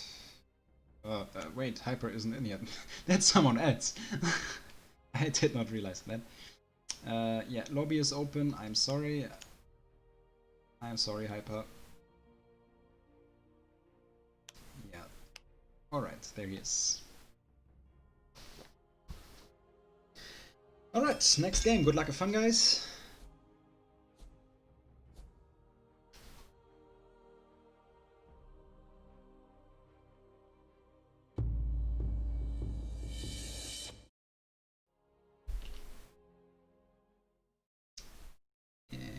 We go on to the next match. Draken and Hyper both starting with their charger. Hyper with a more aggressive route, already contesting the center. Draken walking to the power worlds. I feel like Hyper is going to rush this one if Draken takes it. He's already in the position, and also in a very, very good area here to do so. Yeah, so Draken decides against taking the power and also summons units. Definitely the right choice, because you can rush this position. Ooh, when is the Nasty hitting? Oh, I think Draken's Nasty came first, so... It hit the Dread Charger before the Nasty, so... In this case, Draken is the one who comes on top in the Nasty battle. Dread Chargers ready. Both players kind of... going for the greedy routes in this skirmish here. Trying to get the high value Nasty to win the fight. There's always an option of splitting your units against it early on and try to delay it to the point. There's no need to Nasty in this early skirmish. But yeah, so yeah, this is frenzied, so now Draken could retreat if he wants to. And yeah, this is already on his eyes. So these guys are gonna die, and there's nothing that can Hyper do with them, because if he takes a well over here, these guys will just stream in and kill the power. So that one is gonna die. So Draken is the one who takes the power. Interesting choice, because he kind of lured these Forsaken outs that are in a position that is quite far away from this power. So if these guys try to rush and walk up to this spot, it will take a lot of time. And that is just greedy. Second power, I do not really think that is the best choice. Like, you can rush this. But Hyper takes the power. Yeah, let's see. And also trying to sort of set up a split attack, I think. Or he's just trying to deflect the Red Charger. Let's see. Because if he spawns Forsaken, he can attack the power from two sides, which is always quite good. If you have like just two Forsakens on the other side, they cannot be nested very effectively, and that makes it quite good. Because the Red Charger Nasty will hit into this army, then one unit will be low, you can motivate this and activate your one or two Forsaken on the other side as well, that will inflict huge damage. He just needs to make sure that this Dread Charger is getting around the area, because yeah, 3 units hit is almost always worth it in these skirmishes when it comes down to full HP Nasties. Yeah, Draken with an early Nasty to hype his units here. 2 Forsaken getting killed. Alright, he's trying to really commit for this. Now the double Forsaken are on the other side. Yeah, Mass Frenzy, but he still needs to get something done with this. Okay, here's the Motivate. This is going to be interesting, because this will definitely dictate the pace of the game right now. The outcome of this skirmish. Is the Nasty coming? It does. Nasty surprise, but there's still one rotation. 48 HP. Is he getting this? Yes, I think he's getting this power. I think he can even try to at least force the Red Charger to spawn. Yes. Hyper had to invest a lot to get this power well down. Well, let's see if Drake can counterattack with that army. Right, he rebuilds the power well, so he won't be able to do that. But he goes up in economy, and that is kind of fine, because he can force unit spawns over here, and then Hyper has to run around to equalize in worlds. Hyper knows that this is a weird situation for him if he tries to equalize in power worlds right now, So it takes a lot of time, therefore he chooses to take tier 2. Ooh, you can often make good use of swift units because the map is quite large, especially if you take the outer parts, and yeah, therefore it is quite good. But oh, he has to be careful that this power doesn't drop. But tier 2 is already there. Yeah, Combo Trick and Glacier Shell, and I think that should be enough. It's close. Oh, it's close. Oh, it's dropping. Oh wow. Oh wow. That's big. So now Hyper needs to make something happen. Oh wow. I'm not sure how much power he had.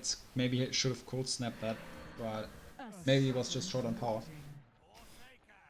But since the Glacier Shell came in very early, I feel like he might have had the power to freeze. Yeah, now Draken is nesting into this narrow spot here. That is a good choice. And another one maybe. Yeah, that was huge. I think the only chance that Hyper might have is like playing a lot of Nightcrawlers, send some of them to this base, send some of them to this base, and then try to make something, get something done with that split attack. Always motivate the side that is kind of weaker for you, so it supports the stronger side of your attack. Yeah, double Nightcrawler, triple Nightcrawler. So yeah, that is, I think that is something that he should have done from the beginning. So this Dread Charger ignores the Nightcrawler. Alright. Yeah, he has to go around here. Frenzy Forsaken always quite a risk. But he takes tier 2. So this way will drop, right? If he double frenzies and motivate maybe to, oh, he should, yeah, this guy runs around a little bit. Ah, he lost some DPS here. This might cost him the away kick. This is close. Because Dragon's tier 2 is almost done. It's 18 HP. This tier 2 might get through. And then he can repair. Oh, the repairs here. And the freeze, yeah. Yeah, this Nightcrawler bugging out a little bit here on the side costs him the whack kick. That's unfortunate.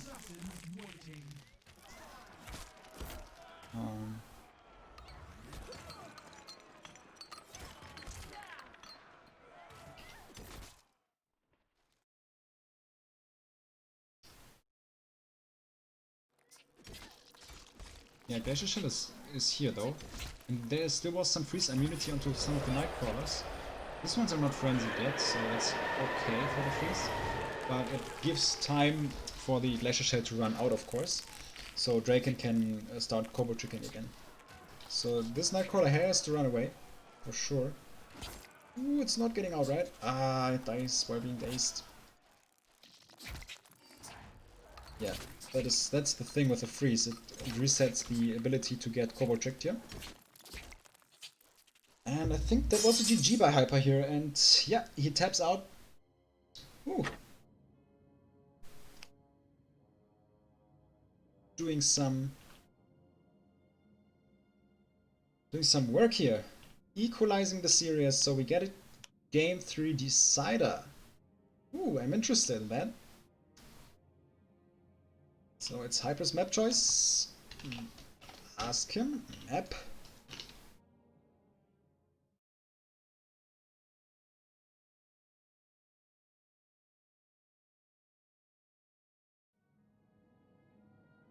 And Hyper says Haladur.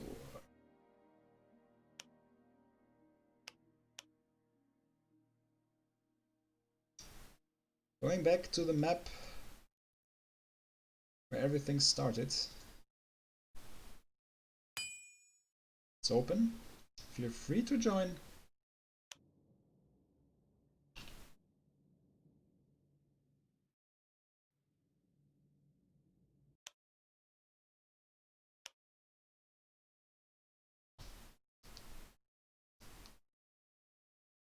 Okay, there we are. It feels like we're playing Double Shadow again.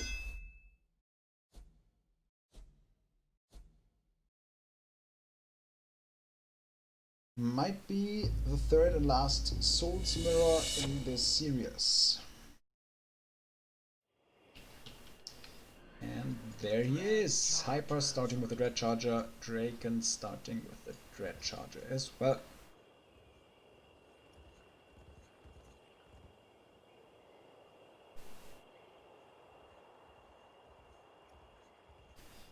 And we see the first power by Draken. Hyper does not take a power. Is he taking the center or is he playing full aggressive? Okay, he's taking the center. Well, even though this will grant you a little bit less power and overall a little bit less tempo than this power, it is the safer choice because you do not lose map control after losing a small skirmish. The idea of taking this aggressively well as the red player here is eliminated. And the Dread Charger moves in for the Nasty, I guess, but it's already pretty low, so not worth it to Nasty anymore. But this Dread Charger is still pretty healthy, and it Nasties into these 3 units. Now is the question, can you finish them off? So this squad should be finishable, for sure, but the other 2 are still kind of okay when it comes down to the HP pool. But Hyper immediately pushing, of course, to sort of deny the opportunity of regenerating. Yeah, very good split by Hyper this time. This is what you want to do against the Nasty Surprise. Don't have 3 units together, or this one might be crucial, but he focuses the Dread Charge immediately, that's good. Yeah, the Nasty was still inflicting damage, finishing off squads, but I think Hyper is still in a good position. Yeah, that's what you want to do against the Nasty Surprise. Kind of play 2 units or send 1 or 2 units in front of it, in front of the Dread Charger, and then kind of create distance between the rest of your army and the nasty threats. So Hyper with the power here, very aggressive, of course. Draken has to invest a lot to get around with this. So now it's the question, does he take this power, or does he try to rush? So it's, of course, the power in this case, because he did not resummon earlier. But now he has pretty damn bad position with this power, because Hyper has the tempo lead, and right now he can attack with Forsaken at this spot, he can spawn Forsaken from this spot, run down, and he can also send Forsaken down here. And once the Motivate hits, it is really hard to defend all of that attacks without Nasty Surprise. So this Red Charger runs back to this power. Hyper moving down here. So that is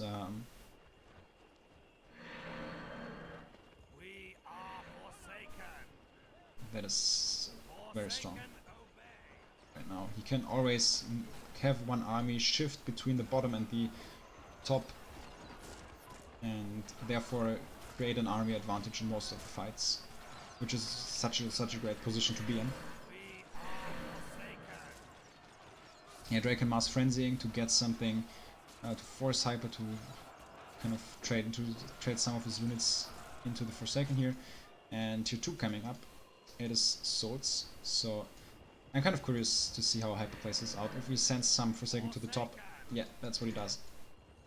I think that's a good choice, because now he cannot freeze all of them at once. It is triple activation, so forced Nasty, of course, but these ones are still healthy. And now is the question, the Monument is not in range, I think, so this is not going to finish them off.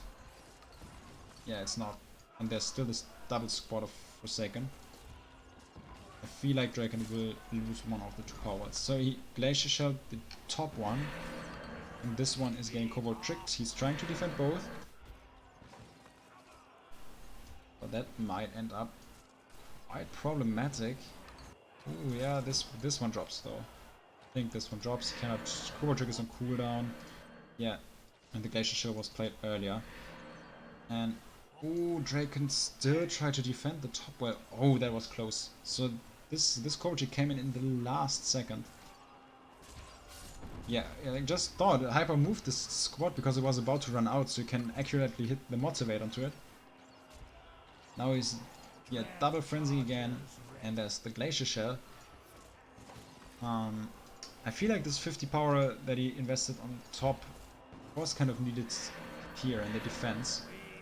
Because right now this power wall seems to drop as well. Hyper doing really well here. That is strong performance here by Hyper. And that's GG. Well done.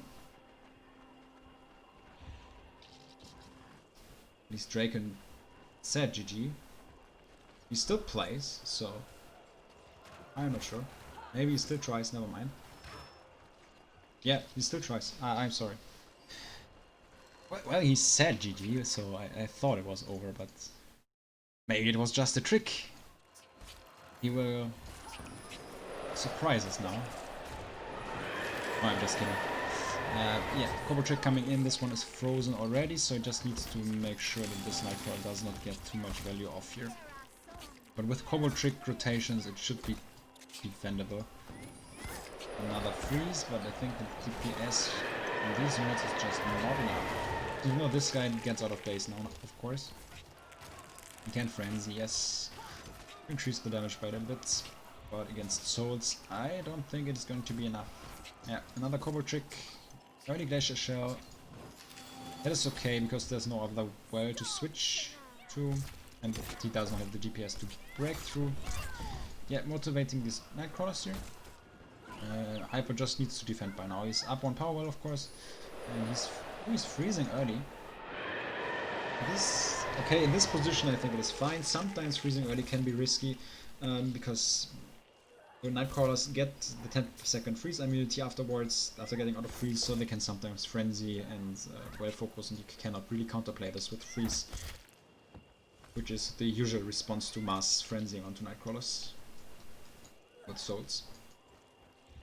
So this Stormsinger is kiting the Nightcrawler. Both players used Frostbite here, and these Nightcrawlers are moving up to the base. So that is a strong move on Haladur all the time when you play, especially when you're playing Shadow Tier 1, Shadow Tier 2, any Shadow Splash, because you can send up these Nightcrawlers or cheap units, try to attack at the base over here. And when Hyper defends over here, these units after defending are still far away from the action that happens over here. And therefore, even if this attack somewhat fails, like here, this is defended, these Stormsingers need to walk at least for 20-30 seconds without being able to do anything. Draken should either respawn or kill these Nightcrawlers immediately, because then he gets the Void back a little bit earlier. These ones will die anyways and not be able to do any damage, because Frenzy lasts 20 seconds. It's the same time as the Cold Snap freeze. Therefore these guys are just dying, and therefore Cold Snap is such a good counter against freeze, of course. Hyper chasing down this Nightcrawler with a Frenzy. Oh, there was a Motivate coming in, but I think that was played by Hyper and not by Draken, who frenzies defensively on his own side here.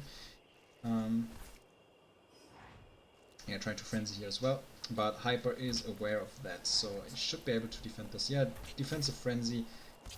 I think that's fine because he kills that unit here. That was frenzied, so it's okay. Ooh, he kills the other one as well. Wow. And this Mountaineer is still hitting this power wall. So beautiful. There it goes. Now Draken gives up, that's what he says, and he does it for real this time.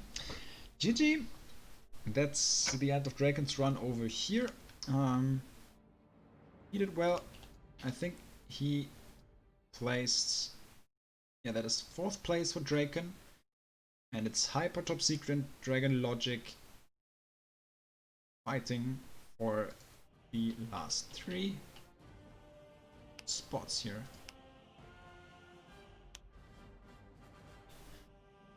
Okay. So Hyper, with the solid performance here, moving to round 9 against Top Secret. And map 1 here is Zimai, and I did not open a spectator map again. Alright, let's rehost this, get to position 2, and everyone feel free to join. Well, at least Draken and Top Secret should join. Yeah, Hyper Top Secret, my bad, sorry.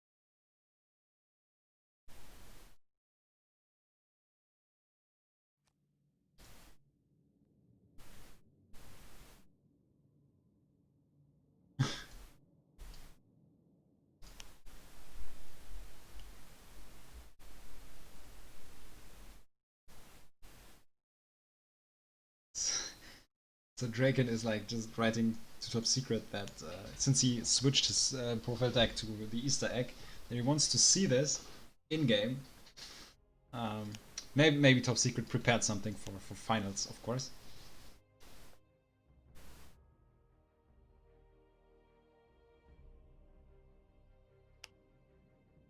And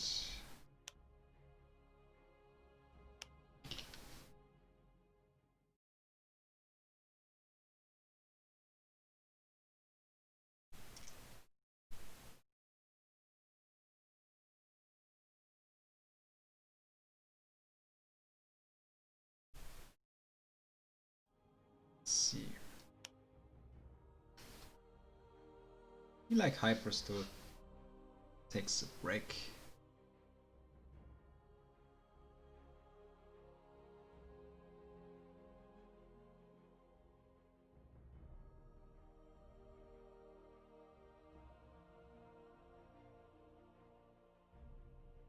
Alright, some chatting going on over here.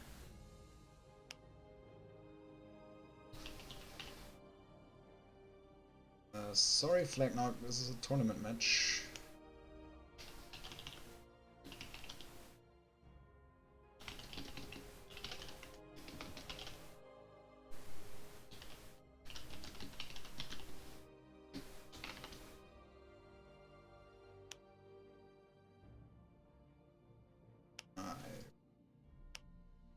I'll probably have to kick him in the end because this.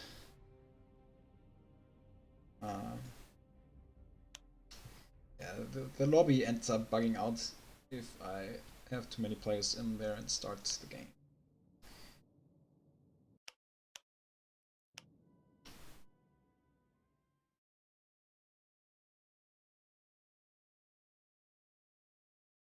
About to drop some Spitfires. Is that the high end strategy?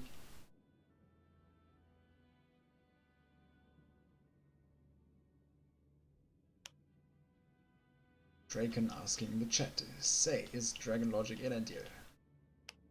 Or is he hero?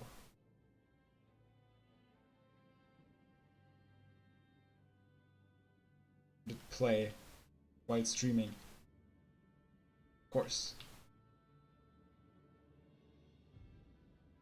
Conspiration theories over and over again.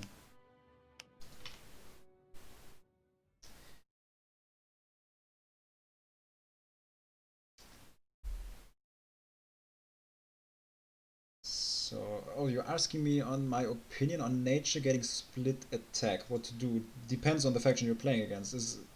Are you playing at Shadow or something? Mostly you have to play very reactive in most cases because split attacks can often lead to a well focus onto one of your power words, and then the enemy can respond, especially on large maps. This is super effective where you can just try to well focus that one power word that you don't fully defend while committing on the other side when you try to play aggressive, and then you end up with one power welder that drops and you cannot find an answer for that because tier 2 is very effective against nature tier 1 units, so I really try to respect these possibilities and try to kind of get a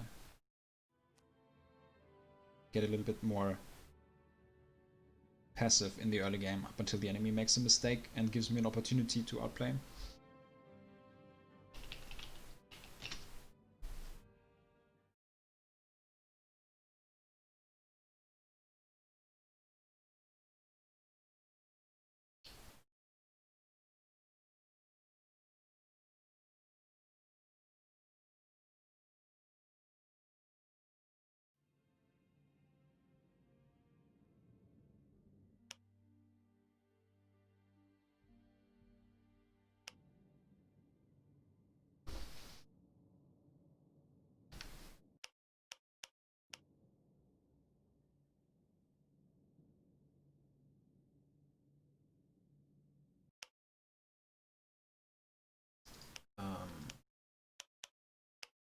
Not sure if Hyper is back already. I will try to invite him.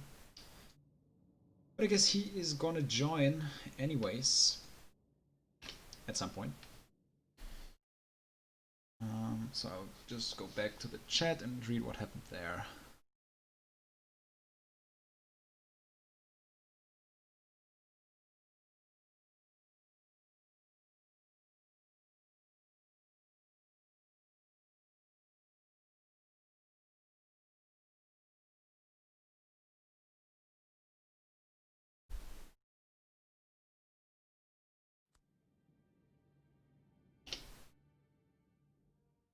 So yeah, talking about the viability of nature tier 1, I guess. Yeah, nature right now is on the weak side, for sure.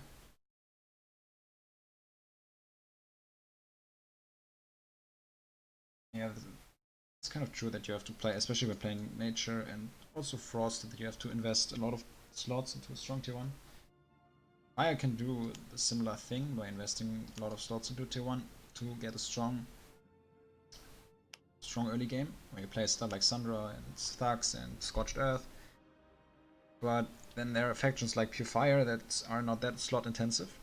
Like, I don't know, maybe Fire Nature or something. So you don't have to sacrifice a lot for that. That is like one of the reasons, because Pure Nature does not work that well on low slots in tier 2. Yeah, that's kind of the problem.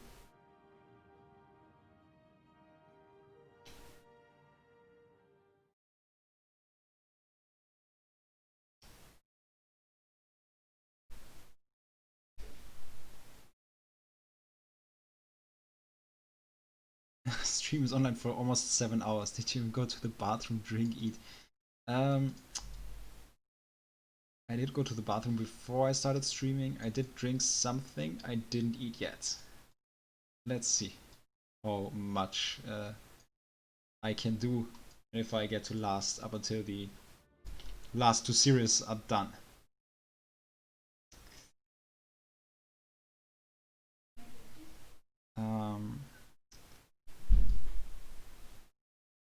Pure Nature is better to use for improving than Pure Fire, I think, right? I'm trying to master one of those besides Shadow Frost.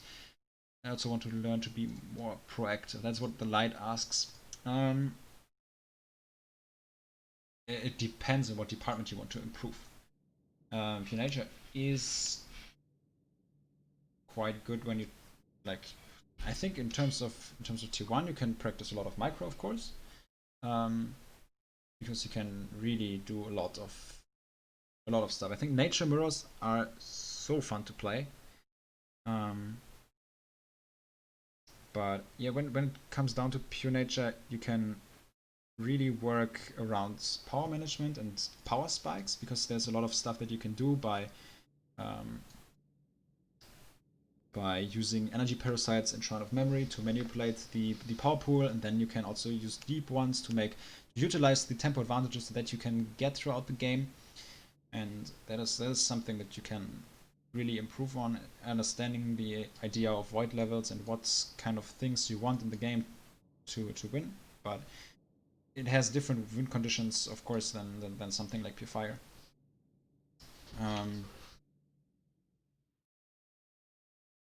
I feel like in terms of play style, Pure Fire is better to improve your overall gameplay.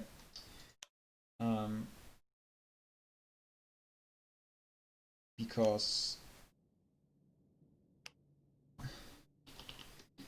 Pure Fire is, when it comes down to gameplay and micro, pretty it is pretty standard in the way you play it. You can do a lot with enforcers. You can try to utilize like wildfire, spell placement, body blocking, a lot of micro stuff, and attacking. Give me a second. This is a tournament match. I have to just.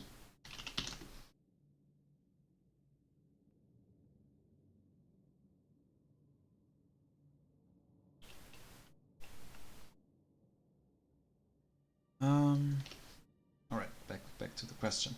I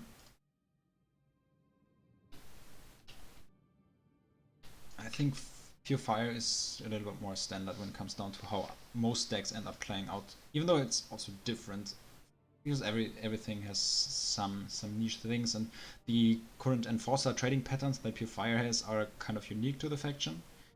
But you can learn a lot of about microing, and Pure Fire kind of wins in a standard way, which is, I would say, similar to Lost Souls, because in a lot of matchups you try to kind of get advantages by defensively playing and welling up and using micro trades to sort of get ahead and utilize this to scale up to a point where you have a crystal clear win condition with late game tier 2, with tier 3 and Juggernaut.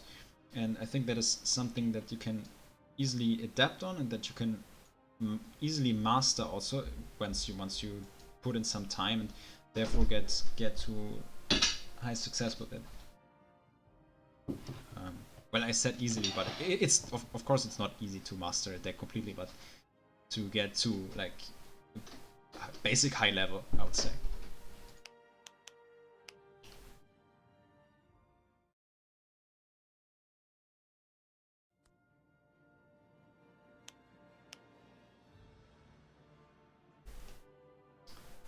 I personally did improve the most, by the way, when playing Shadow Nature, to be honest, because this faction is one of the strongest early tier 2 factions in almost every matchup, and therefore it is really good at practicing snowballing leads and kind of finishing games once you get elites. And because, for instance, if you play against Souls and you play on a low void level, you can really finish the game by effective trading, utilizing Nightcrawlers, Dark Assassins, Emma Phantom, and the cheap CC spells. But if you don't do that, Souls will outscale you and beat you. So in order to win games, you kind of have to learn how to play early tier 2 stages and all that stuff, and when to take power wells and all that stuff, because it's also quite a risky faction, because you don't have strong defensive capabilities. But yeah, I think it doesn't really matter if you have like 2 different decks that you actively practice and want to get better with. I think it doesn't matter too much what factions you end up choosing.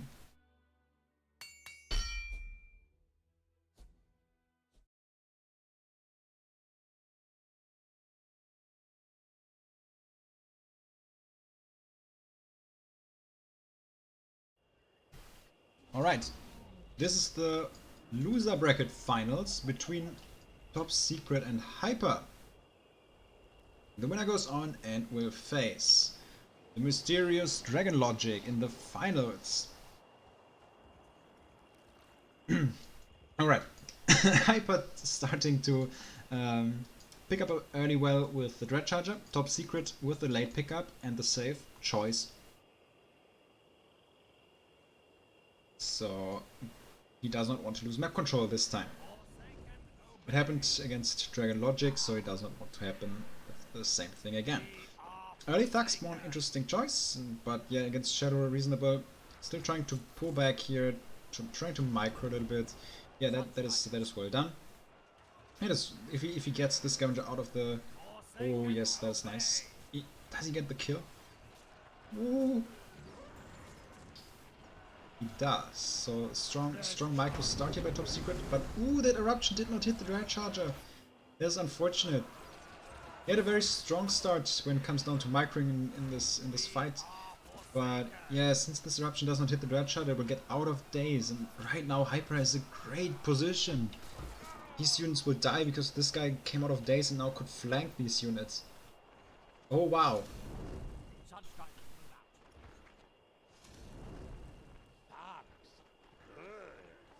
There we go.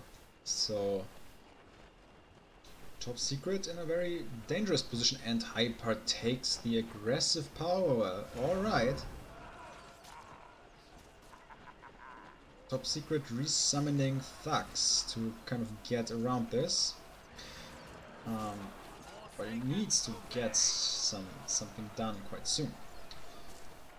So Mass Frenzy here, and getting on top of the thugs. These guys die here. Second by Top Secret, so he respawns now. All of these guys are dying because of the frenzy. And yeah, I would say both kind of equal in permanent power, because the thugs definitely did loot This is like 10-15 power difference. So that's totally fine to be down 1 power for a short time. But it just, now it things depends on how Hyper plays this out, because really comes down to how he kites the thugs and how he utilizes the Forsaken in the close well area here. He has the advantage of spawning stuff and insta-frenzying, so he can support his army really well. On the other hand, Top Secret, if he gets to tier 2, Fire Dancer can just be here, shoot down at the power. Pretty similar thing to the Urmia match where I played against Dragon Logic.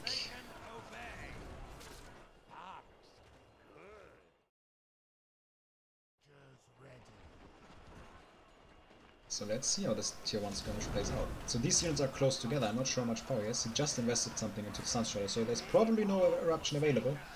But there are thugs hitting units over and over. And this accumulates a lead over time. I'm kind of sure that Top Secret is ahead by now.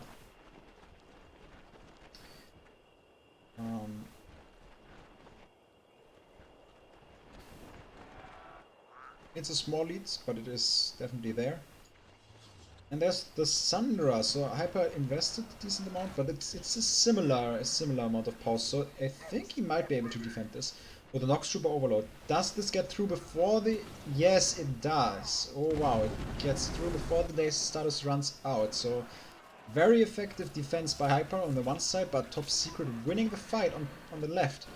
So now they are 110 power bound on the right side here, and Hyper needs to get into position where he can use this again.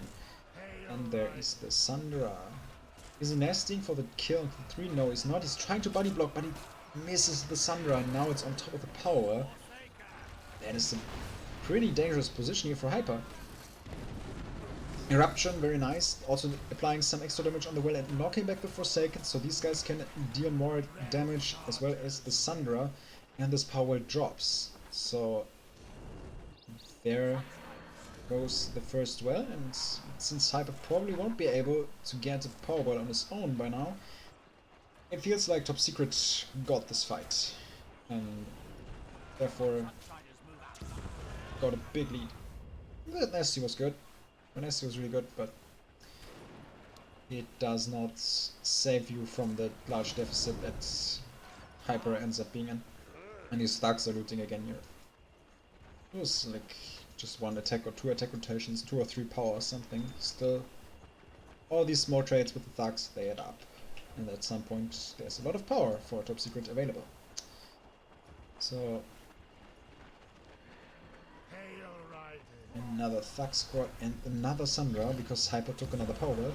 Instant nasty surprise. Now is the question, does he get to finish it off with a Nox Trooper? Ooh, this is close. Yeah, the shot goes through. The Sandra dies in the ace status again. And another eruption being played on this power. It is already at 900, 695. So, yeah, this. Oh, how many eruptions does he have? It is below 300 right now. It is below 300. Oh my! There were like 4 eruptions. But since the units were around, it is kind of fine, because now he gets to finish off all the units.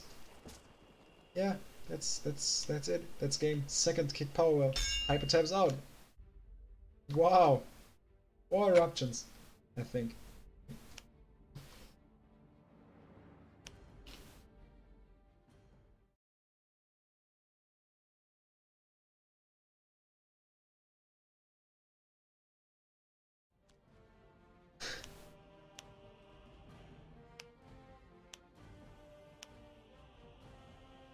Okay, Hyper has map choice by now. Let's ask our standard question here. Map. Palador. It is. Seems to be Hyper's favorite map, I guess.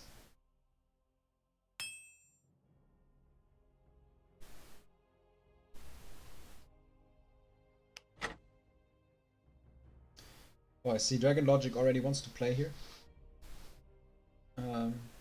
He needs to wait one round though. Or maybe 2. Depends on how this game ends up playing out.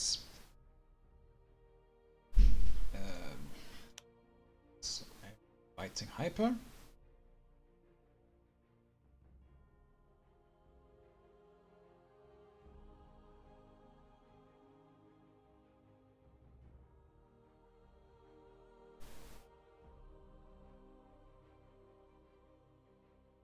And Top Secret already ready again.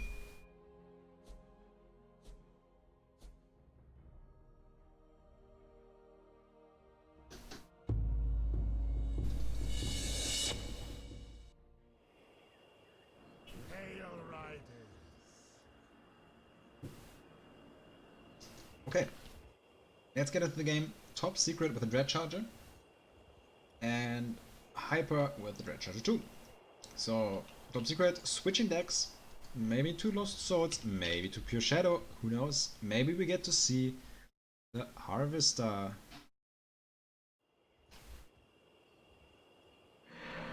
Forsaken. Dread Charger Forsaken, being played. Forsaken.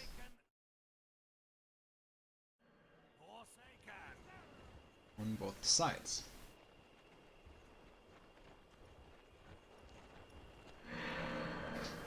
Forsaken, obey.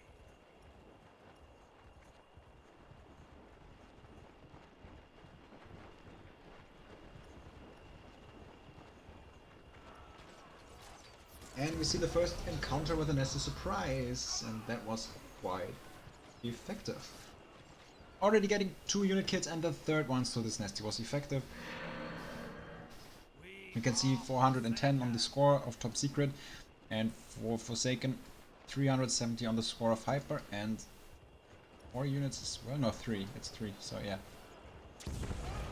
Oh, and that Nesty was very good as well. Forsaken, obey. Oh, that Nesty was good as well. So that basically equalizes it, I Forsaken. think. Or maybe Hyper is Hyper even ahead? So Top Secret is at 4 units, Hyper is at 4, and that once damaged squad. He needs to motivate it immediately though. Motivate comes in. Both at 3 for second, but this dazed squad died, so Hyper in a decent spot still. But these ones are dying as well, right? So it's 2 for second on both sides, but can Top Secret micro them in time? Oh, he does micro them, but yeah, the other squad dies. So this one get out of the dazed status right now. There's not a lot of room to kind of kite, so Hyper takes this fight. Easy striking back and gets Top Secret into a decider game. So yeah, another power being taken by Hyper. In the meantime, Top Secret probably wants to... Does he take power on his own, or does he just walk to the side? I'm interested to see what he's planning to do against that, Dread chargers. because there's still a lot of units.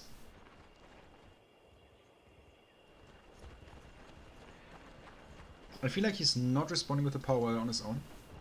He rather wants to go for a split attack. Another Dread Charger, so that's gonna be interesting. He's frenzying the Forsaken over here. Killing the Dread Charger, probably going to Nasty or something. Or double Forsaken being played over here. That might be a little bit too much. Yeah, that's the Nasty Surprise, but he probably needs at least Forsaken or another Nasty. Otherwise this well is going to drop. So he's using the Dread Charger, so it's probably going to be... No, it's not nesting. So this Dread Charger dies. This Dread Charger dies as well, and now I think Hyper is in a perfect position in this game. Even if these guys die, this power well already gave him more than 40 power, and he's kind of up in units. Top Secret had to repair this power. Ooh, with third power well, alright. This one didn't pay off yet, so I feel like these kind of moves are risky from time to time. But yeah, Top Secret now going tier 2 with Shadow. So yeah, close distance between these two bases, and very smart choice by Hyper of taking the Monument over here in this case, because it will help against Shadow Mage trades, of course. It will not help against Harvester though, because that can start focusing onto the non-glacial target here. But the extra damage from the orb can sometimes help to finish off units and fight as well for you, so aggressive orb placements can be quite useful. Ooh, that was close. I just forgot for a moment that Top Secret has no combo trick available, but this Power Word survives at 63 HP. Now Shadow Mage has to zone all the Storm Stingers that are streaming in. If one of them hits the Power Well, it is below the range where one hit can kill it. I think it does 75 per hit of the Storm Stinger. Let me check that. Yeah, 75, it was at 63, now it's repaired.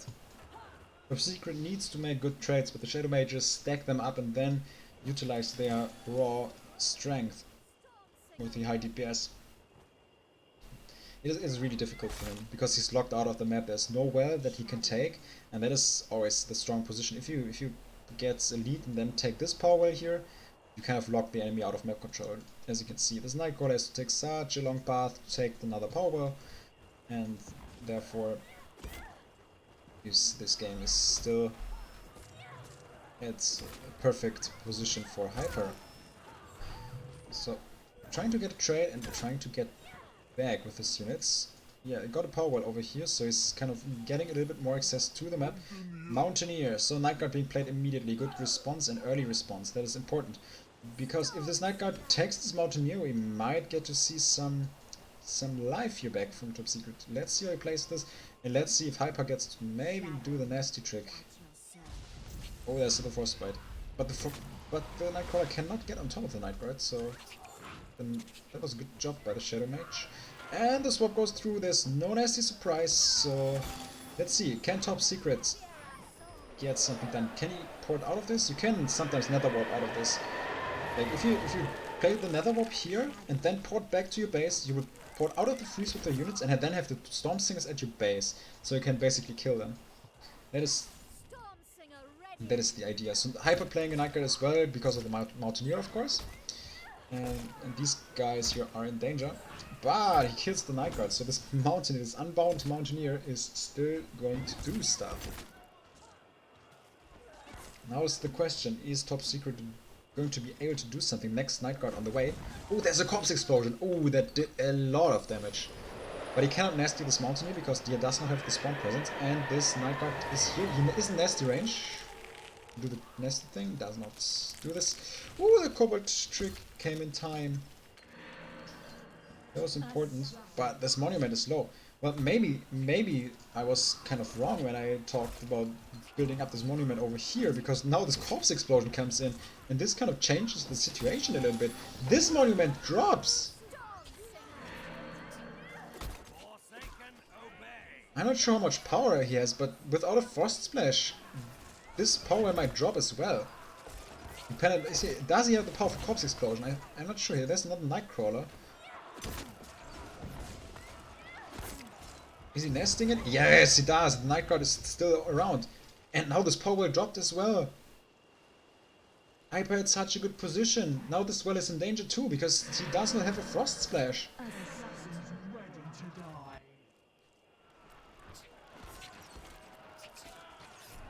Ooh, there's the Frenzy. Doesn't Top Secret have Life Weaving? He probably does, but he probably doesn't have the power.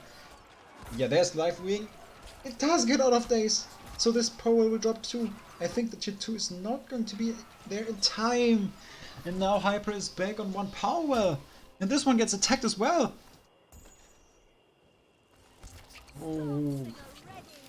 Is this going to be a comeback win by Top Secret here?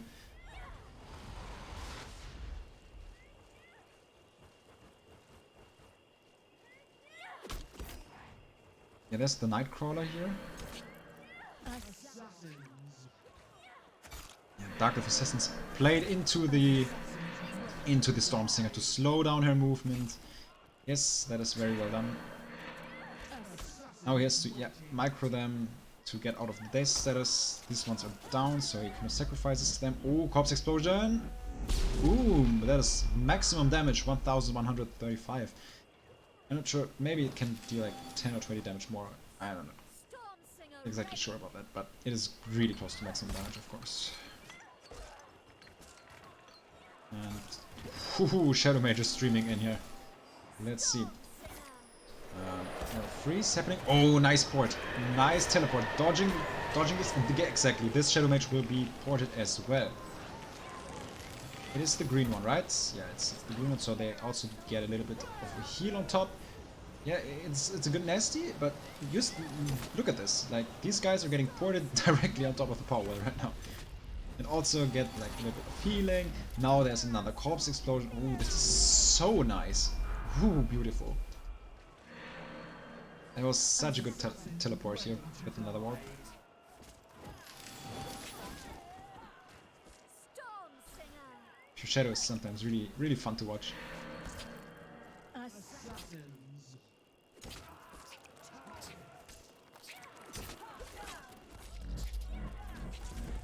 And boom!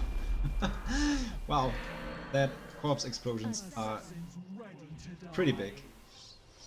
And Hyper taps out. That is a 2-0 victory for Top Secret. Wow. Alright. That game was quite fun to watch. What a comeback.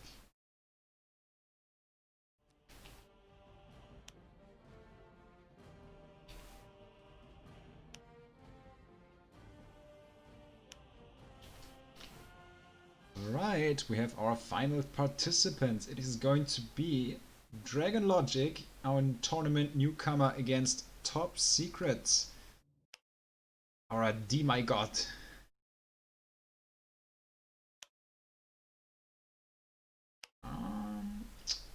Let me check. I think first map is going to be Uro. Feel free to take some time if you need some rest, especially directed to Top Secret because he had to play a lot of matches. Oh, well, he didn't have to play a lot of matches, but he just had to play 3 matches, so yeah. It's kind of interesting to see the same players in the winners finals and the grand finals. So let's invite Top Secret, let's invite Dragon Logic.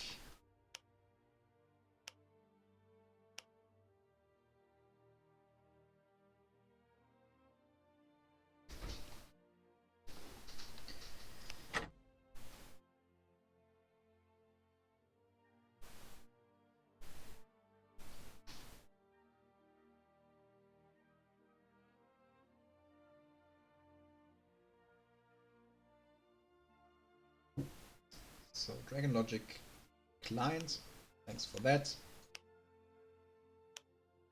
Inviting this guy again.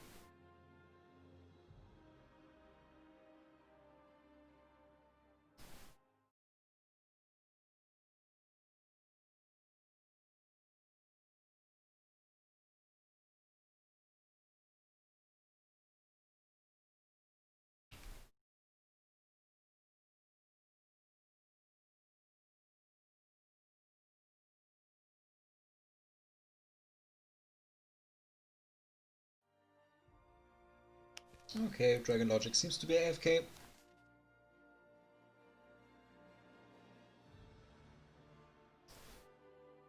Let me check something. Games to play here. 3. Okay, it's fine.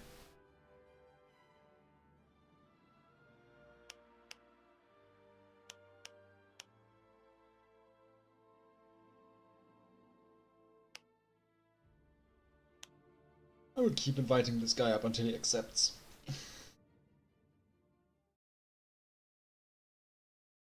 Your tournament tree was not updated, or I just did that by now. The upcoming matches are the grand finals, yes! Grand finals are coming up soon. But our dragon guy is AFK. So it might take 5 minutes or something like that.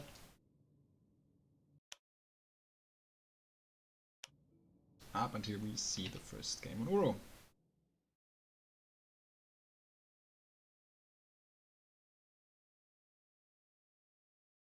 Show match. So who's supposed to play? I'm not playing today, so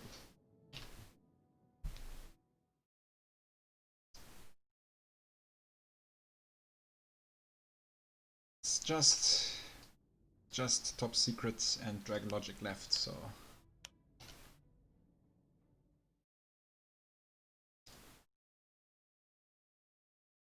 want to see a really bad eruption. Alright, Toggy, if you want to play Showmatch, feel free to join. We need to find an opponent for you though.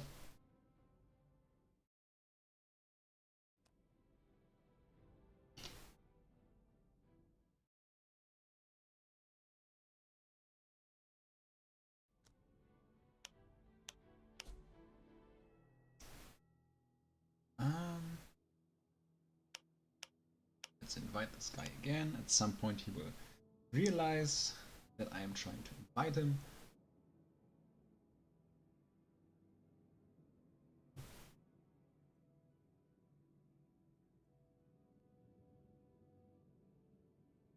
And he declined again.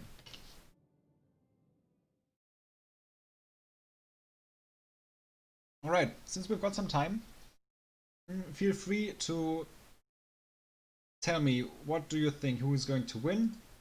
With which score? What are your predictions?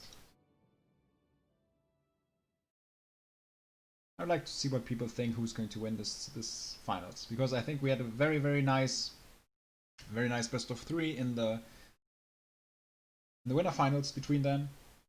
Especially that first game was very intense. Dragon Logic taking things to 1.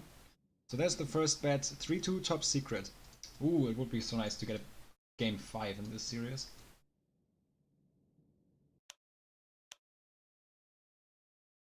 Yes, best of 5 in the grand finals.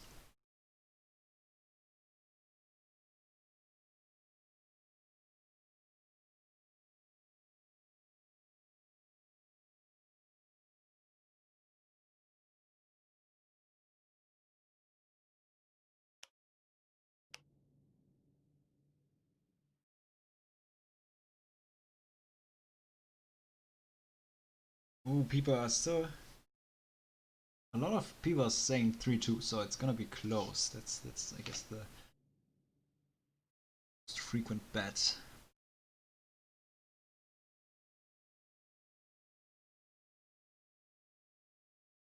Yeah, most people are saying it's gonna be close. I'm hoping for some close games. It's gonna be the finals, and hey, he's here! Hello and welcome, Dragon Logic.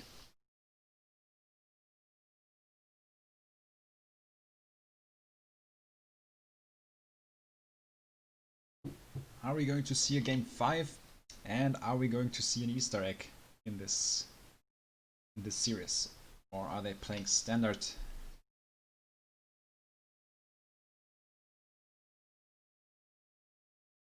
Grand final hype. Yes. Well, to be fair, sometimes players hide their strategies during the winner bracket, so... Or just... Let's see. Maybe Dragon Logic also prepared a nature starter. Or something like that. Who knows? Mana Wing Tier 1 now. Yes! Yes, please. Full of the Mana Wings in the grand finals. Top Secret is ready. Was there a time when Mana Wing was considered a serious strategy? No. No. Never. Never ever. There were people who tried it. There were people who were unsuccessful. I did try it. I was unsuccessful too. Alright. Good luck, have fun, guys. Hoping for some really good games in the grand finals between Top Secret and Dragon Logic.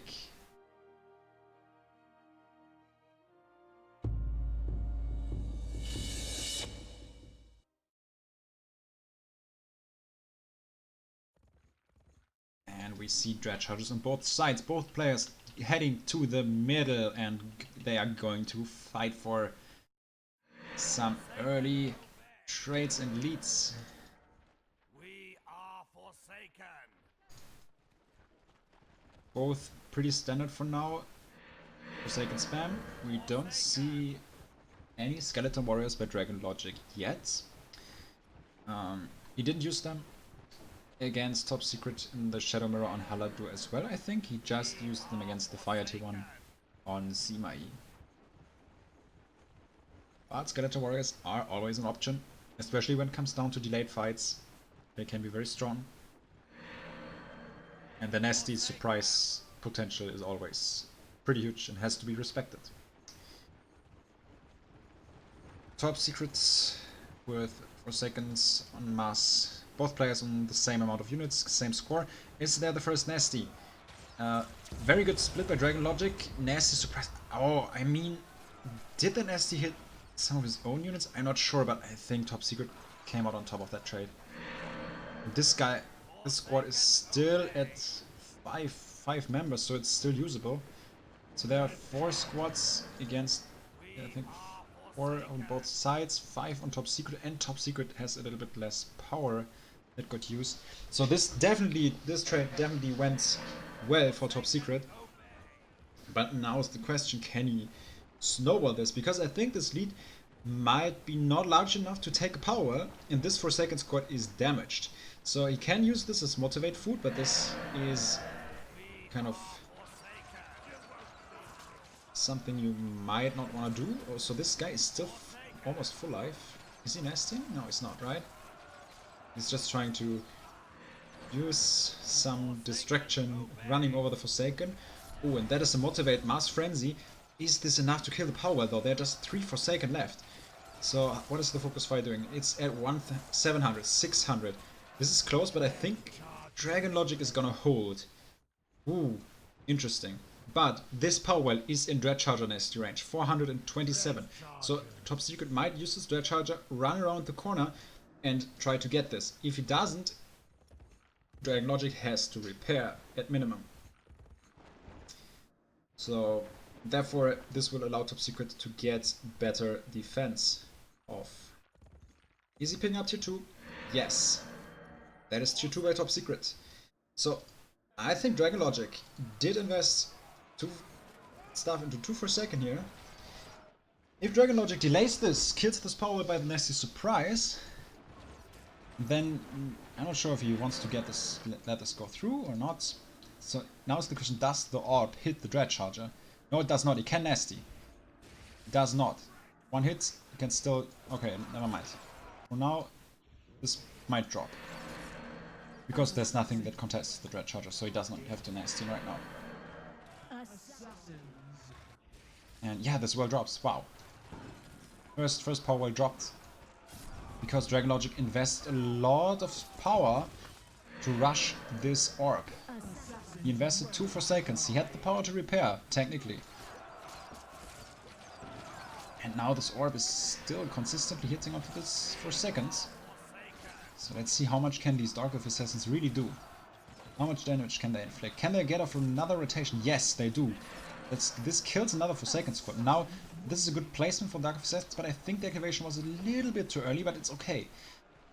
Because right here, they cannot be focused by all Forsaken at once, because they were too far away from these Dark Elf Assassins. They would have been forced to move forward to do the proper unit focus, and right now, Top Secret is tier 2. Top Secret does have 2 powers and is in a commanding position to win this first game of the series. Dragon Logic responding with tier 2 on his own. It's souls against souls, it's a mirror match. When it comes down to scaling, well, I feel like Top Secret has the upper hand. Just because he's like up in powers, so he takes the 3rd one here. Which is, I guess it's gonna be fine for him. I'm not sure how much power Dragon Logic has, but Stormsinger Rush is not that strong in offense, and he cannot support Mountaineers that well on that low power level. So there's not a lot that Souls can actually do to pressure in the mirror here. Oh, there's a nice Frostbite here to kill the Stormsinger in the dazed status. Yeah, 2 words against 3. Top Secret still 1 well up. But well, we saw a great comeback win by Top Secret against Hyper from, well, not a similar deficit, but he was really behind, so it still was a big comeback. So maybe Dragon Logic can do the same, who knows. My bet would be on Top Secret right now though, to be honest. Strong.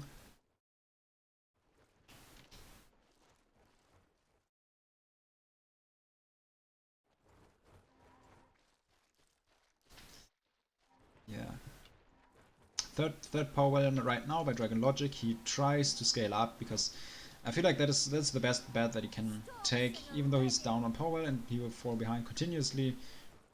There's not a lot that he can do as long as Top Secret stays up on power well the entire time. There's not that much space that he has, but if this game goes to tier 3, sometimes comebacks might happen. It also depends on the tier 3 choice. How many slots did these guys invest into tier 3? That's a big question, right?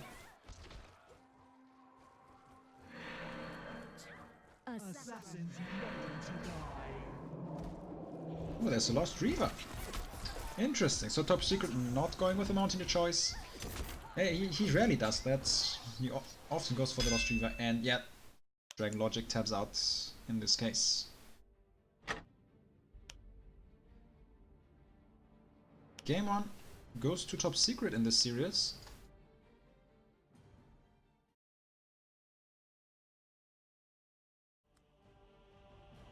Yeah, well. I will ask for the map. The cold snap was just very good. Yes, definitely. It was very good, very effective, but to be fair, there was not that much room for Dragon Logic to split his units around the area. I asked for the map choice and Dragon Logic wants the same map. So we're going to play on Uro again. Okay. Interesting choice. Interesting choice. Quite often people want to move away from the map where they just lost the game, but yeah. That's totally fine. I mean, in Shadow Mirrors, it is often not that map dependent. It's rather about how to play out these early skirmishes when it comes down to focus fire, nasty timing, nasty deflection.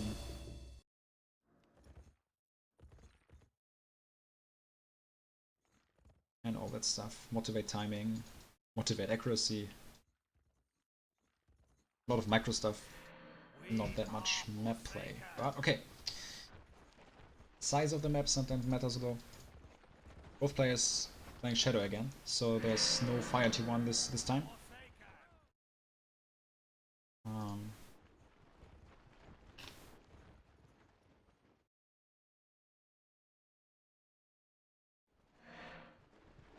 And we see for Forsaken.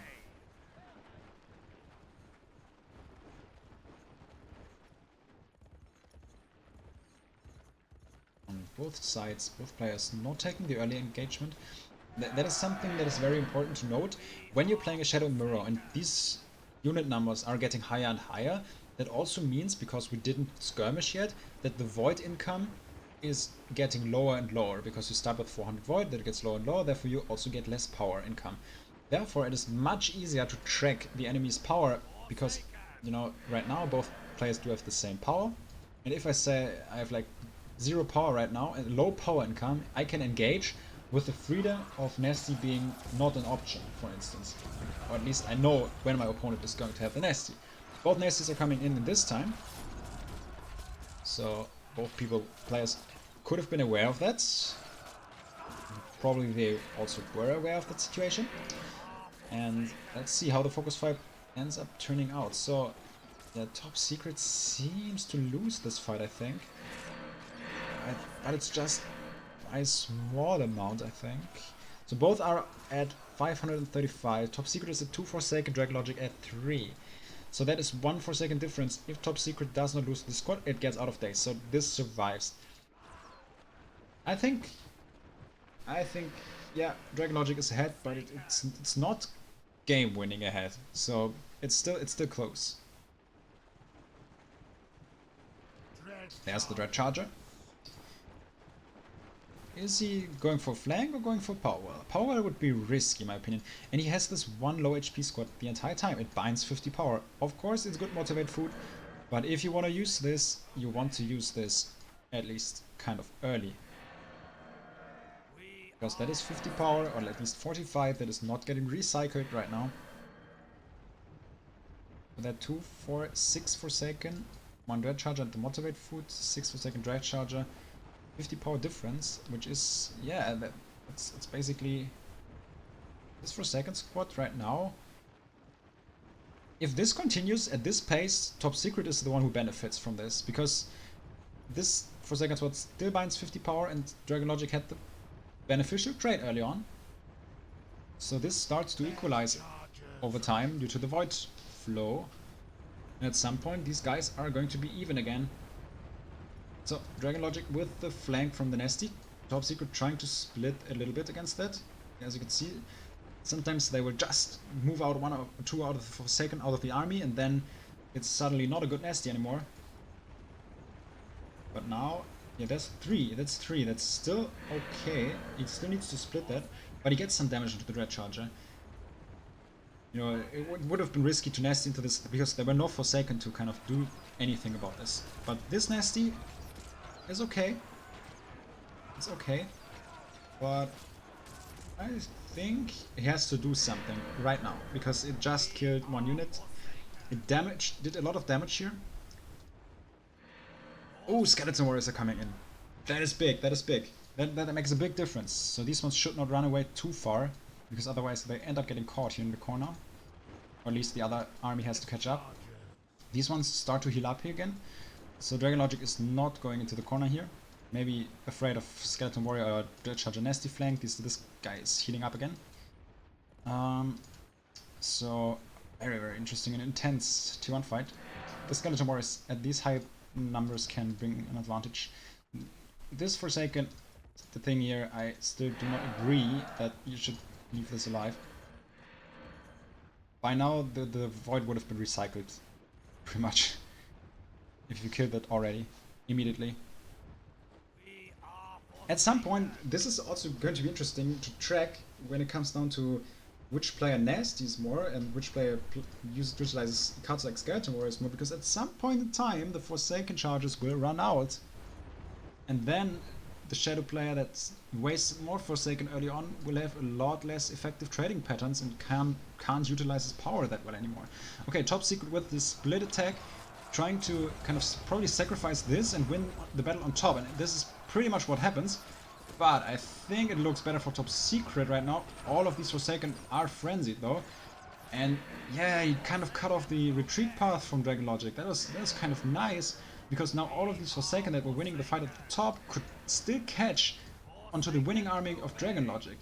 Even though that costed him 3 Forsaken, which is a lot. So this fight is still going on, but I think Top Secret has the upper hand right now.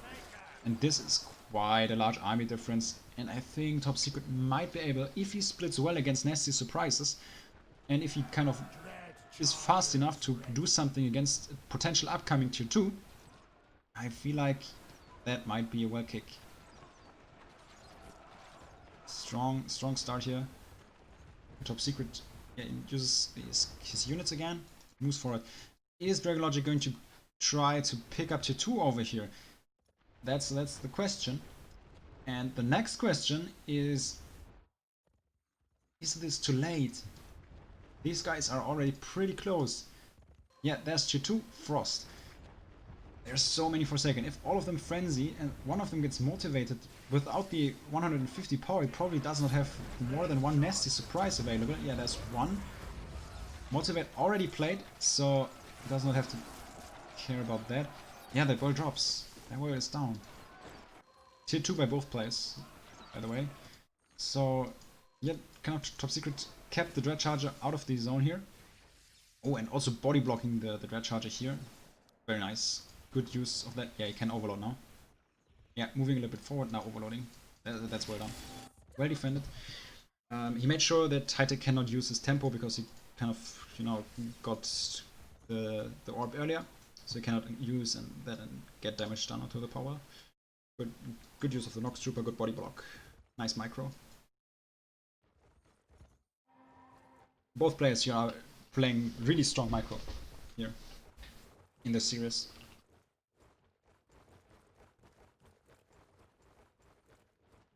Top Secret up 1 power. And pretty much this situation is kind of similar to the last game. But I think Yeah, this time it is a little bit closer, even though it's still top secret. Got another power advantage, but he's... Oh, this guy still got out of days. This Stormsinger, I mean. I feel like it is a little bit closer than the last game. Because in the other game, top secret was up in power worlds for a very long time as well. In addition to the kick power. Oh, there's the Lost Reaver. Okay. You definitely need an advantage to apply pressure with the Lost Reaver, because single Lost Reaver attacks without any support DPS do not deal enough damage to be supported by that alone. Like this one, but I think Dragon Logic does not have the power. If you freeze this early on, after a life freeze, oh, nice surprise killing the power. You can, if you freeze early on, you can pretty much neutralize the life Reaver, but yeah, that is the thing. If the power gets low and then the Reaver Nasty comes in, it's really dangerous. You have to be really careful. And I think it is very good to snowball leads. It just does not work when you're even, because then you can pretty much counter that stuff effectively. One Reaver alone does not have enough DPS to kind of make buffs onto that unit worth it, or crowd control usage, because of the combo trick efficiency. You need other units, you need maybe good trades onto other units to make these positive trades. And another Stormsinger dies. So Dark Officer isn't activated. This Stormsinger dies. Another Lost Reaver attack, yeah. So Top Secret really trying to keep the pressure up. This gets immediately frenzied. Instant freeze. Yeah, it's getting out of this.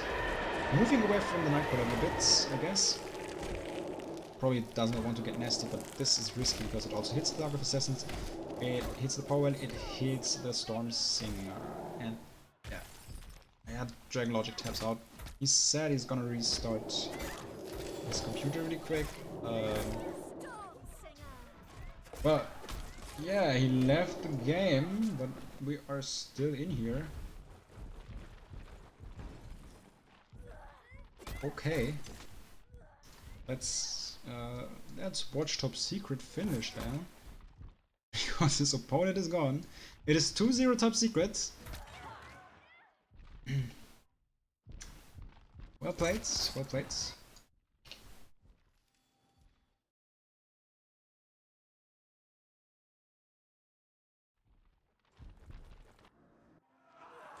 And the rock drops, yeah. So let's see how many. There's one Stormsinger and one Dark Officer that can attack from here. These guys are running around and can attack from here, right? Yeah. So that is possible. This Lost Reaver is finishing this area.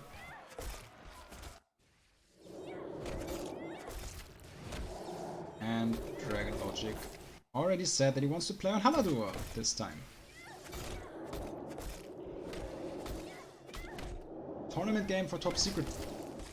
So after this one, at least, we are victorious. If Top Secret wins the next game, he is going to win the tournament. Dragon Logic has to win all 3 games from now on.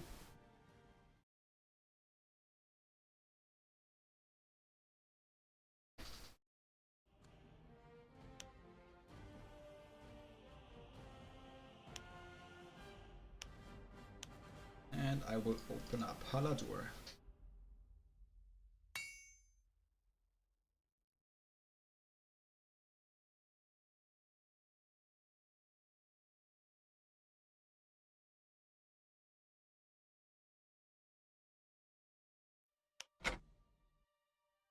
I feel like Top Secret is really confident right now in his Shadow Tier 1. He chooses the same color again after winning 2 games against Dragon Logic. Yeah.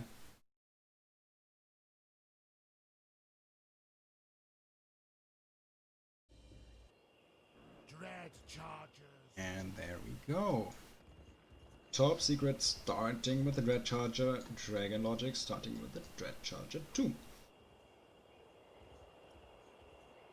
And there's gonna be a swell on both sides.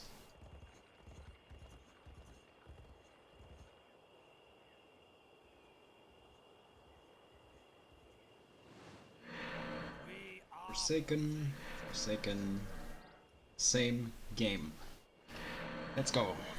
I'm kind of interested how they are adapting throughout the series. So we've seen Skeleton Warriors from Top Secrets helping him through the late fights on Uro in the second game.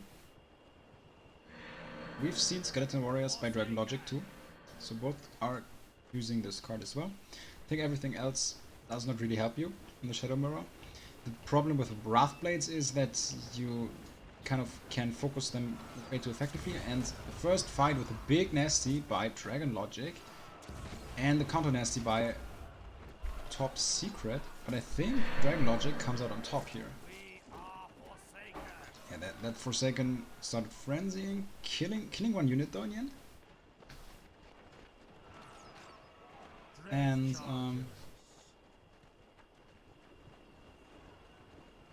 yeah, moving forward right now.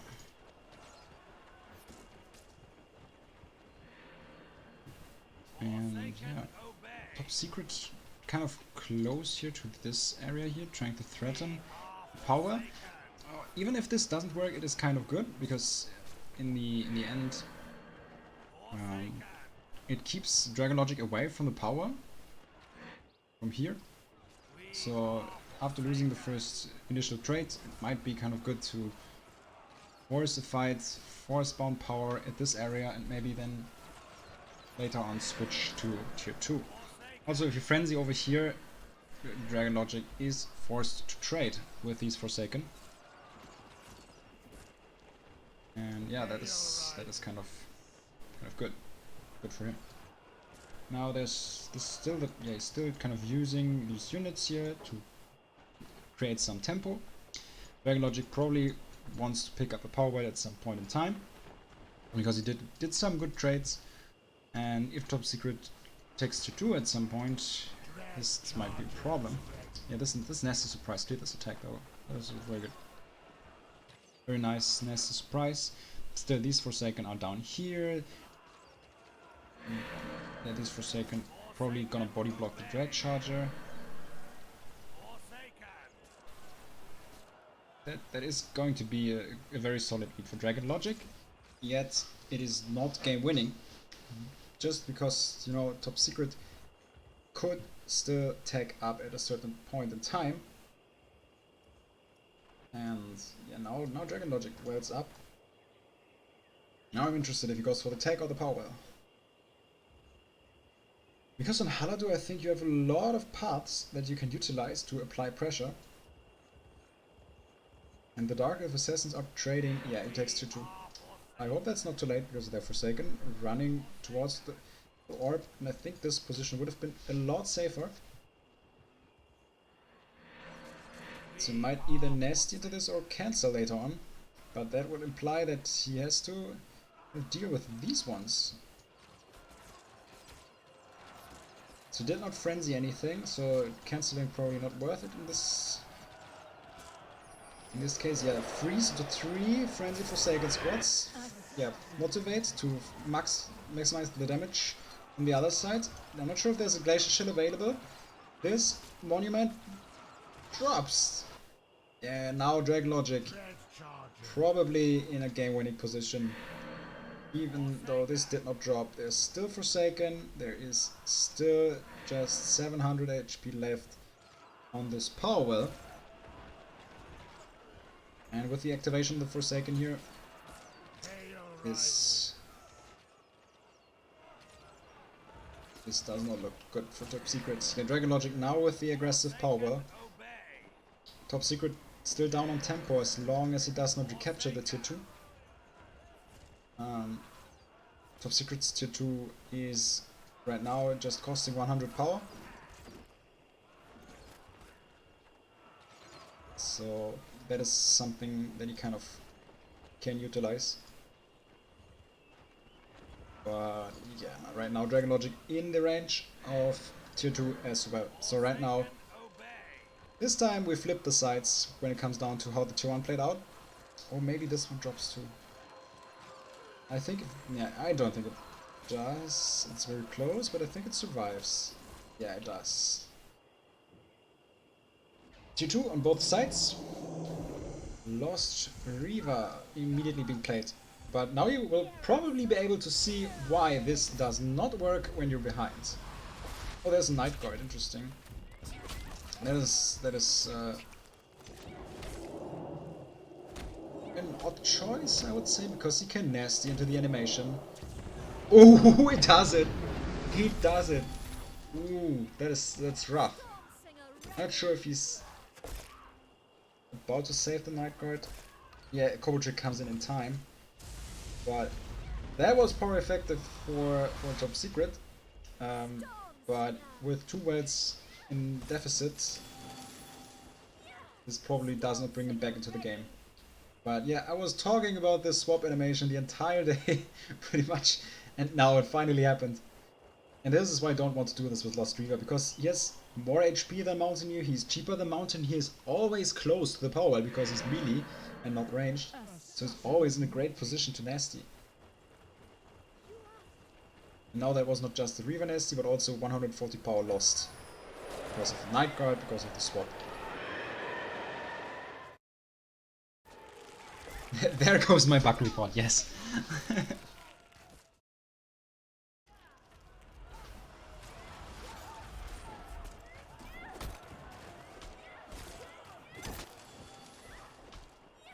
And now the Storm Singer kiting starts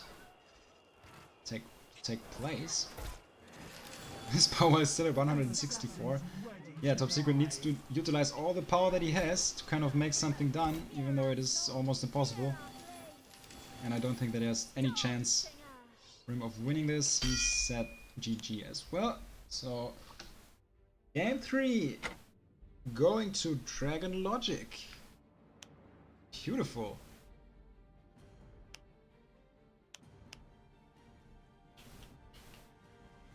Beautiful match.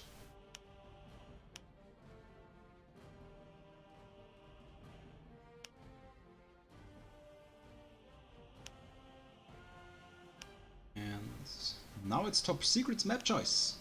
Let's see if he picks another map. If he, yeah, what a surprise! He picks Uro, the map where he won the last 2 games. No, that's totally fine. Picking the map where he's confident on. That's nice. Yes. Let's come in. All right. Everyone's here. Top Secret is here. Dragon Logic is here. Ultra Cool is here as well. Now you can spectate the final matches live.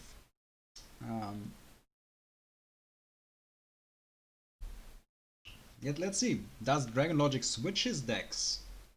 Or is he playing Shadow Frost through the entire tournament?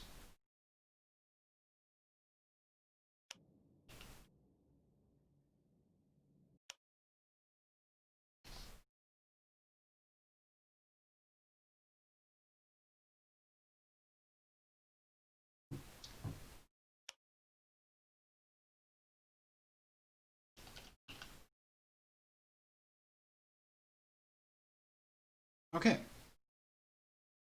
let's head into game number 4 in this series.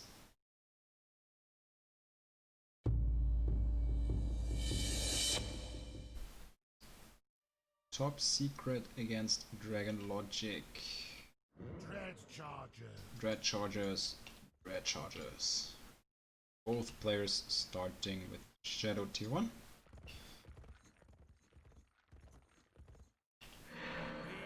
And we see Forsaken. Sights.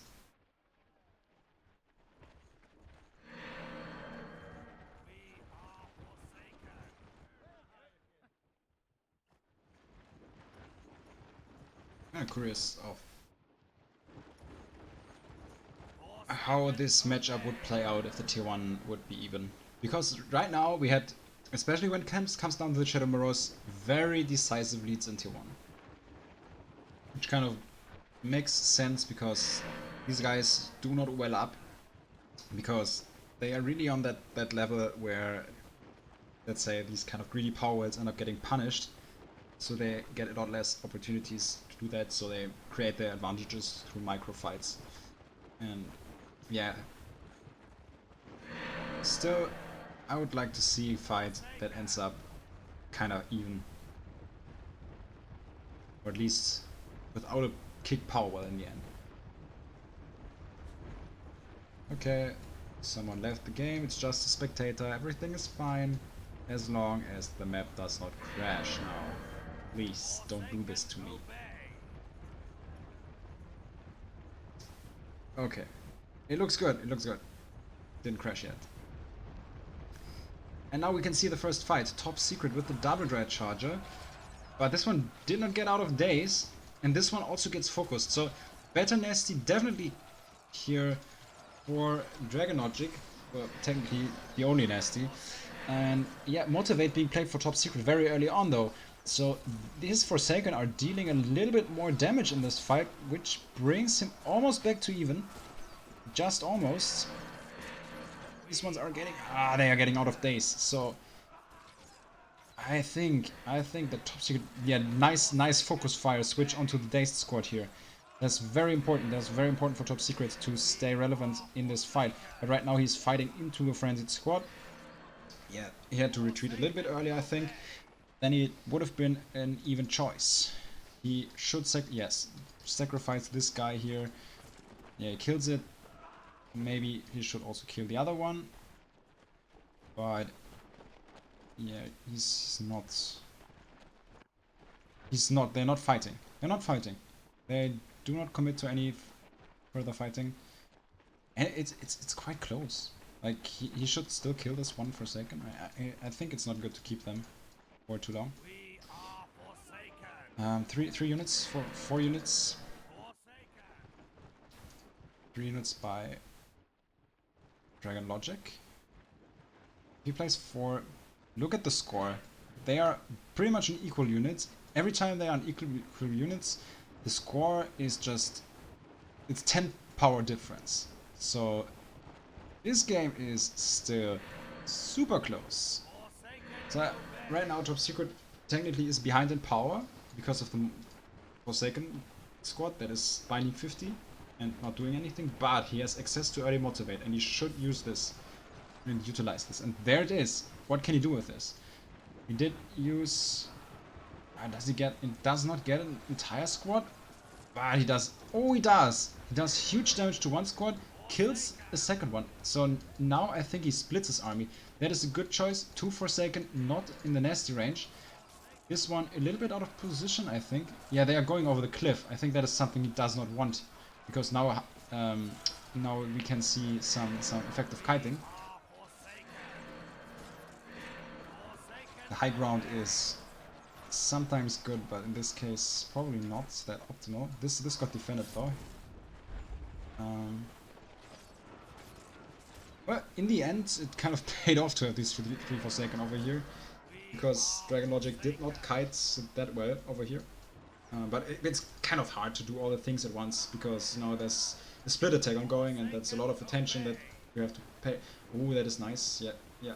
That's really nice. Double split attack, so no nasty threat here. Deflected the nasty over here. That is very clean by top secret here. Yeah, another nasty coming in here by Dragon Logic. Yes. And another nasty. Does not have the power. Ooh, now things are getting close. Now that's the question. Is this power going to drop? Moving around the power is important, because the nasty surprise does not hit anything. Yes, but it's fine, it's fine. Anyways, first power dropped. Now, what is Dragon Logic's answer? That's the big question. What is his answer? We are Forsaken.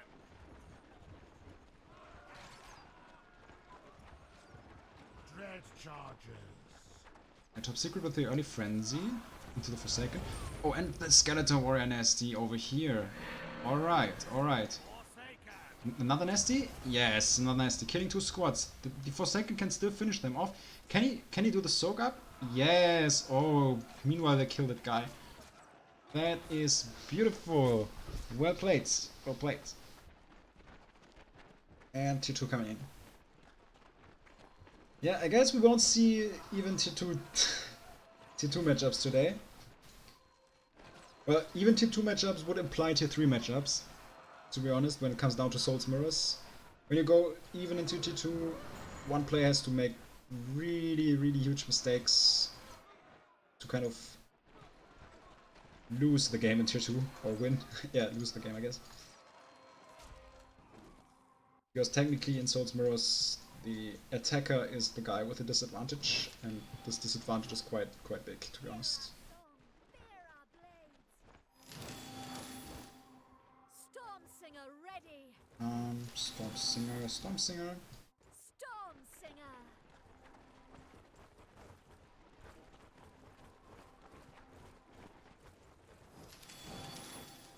Storm Singer. Let's predict the next unit. I think it's gonna be a Storm Singer. And where are these units? Yes, I was right. Storm Singer ready. Assassins ready to die. Storm Singer. And we can. Oh, that is a nice pick off here. Obviously, did not see that in time, but he does not let this go for free. He still trades into the other units over here. Motivate on both sides. All Storm Singers here are motivated. Motivated Storm Singer spam. Oh, this one does survive. Yeah, that is a good trade for Dragon Logic so far, but oh, this guy is gonna pick off the Storm Singer, and that makes it kind of equal. And equal means beneficial for Top Secret because he's up on power. But he loses that power, the Storm Singer here again. I'm not sure what he's trying to do. Is he trying to apply pressure with Reaver? This guy is running around. These guys are trading in the meantime. Dark of Assassins, 1 for 1. And that's 2 for 1. And this one will die as well. That is good for Dragon Logic, I think. Yeah, I'm pretty sure that it is good for him. Another Storm Singer, now we can maybe Frostbite and try to kite this. But yeah, maybe he wants to like well up or something again. He's down in power because of the power well difference.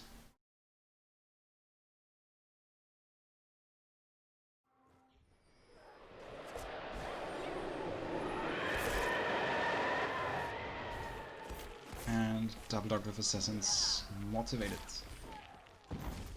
Alright.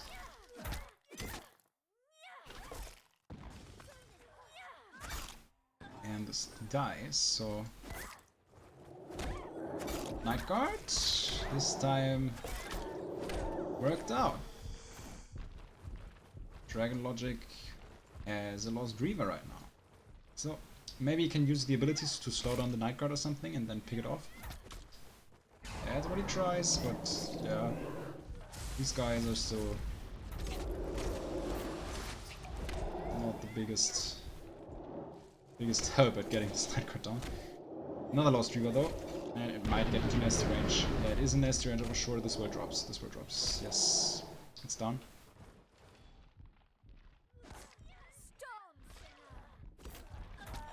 Having an unbound Lost Reaver is kind of nice, but yeah. Power difference is quite remarkable.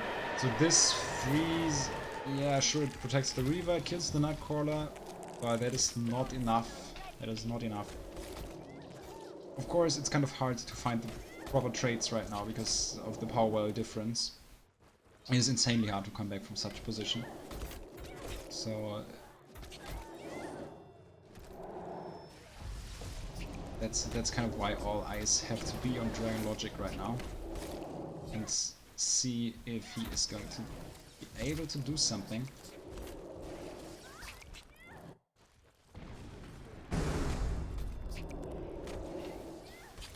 So this Lost Reaver dies. Kind of interesting to see that Top Secret uses the purple ability. I usually saw the red one more frequently because of the insta burst that the ability can do after these Nightcrawlers end up dying. But I guess it doesn't make a big difference. So this Stormsinger dies as well. There's some kiting here, using those crawlers again. And another frostbite.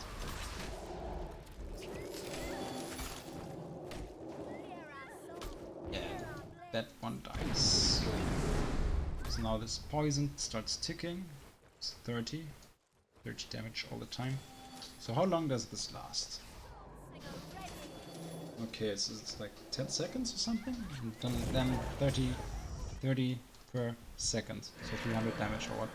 I feel like the ability from the other one is stronger. Oh, this was life weaving, and it did not go through. And now that was a big trade. I really have to say that was a life weaving lost Reaver 200 power that went down pretty much for nothing. Now we are equal in power wells, but of course Top Secret ahead in power, and of course Top Secret on his way into tier 3. Now we have to watch at this position. How much time does Dragon Logic need to get to 250 power? You can see he is behind. This orb is almost done. This orb is not even constructed. Not even starting to construct, that's what I meant. Now he starts doing that. So he's basically 30 seconds down in tempo.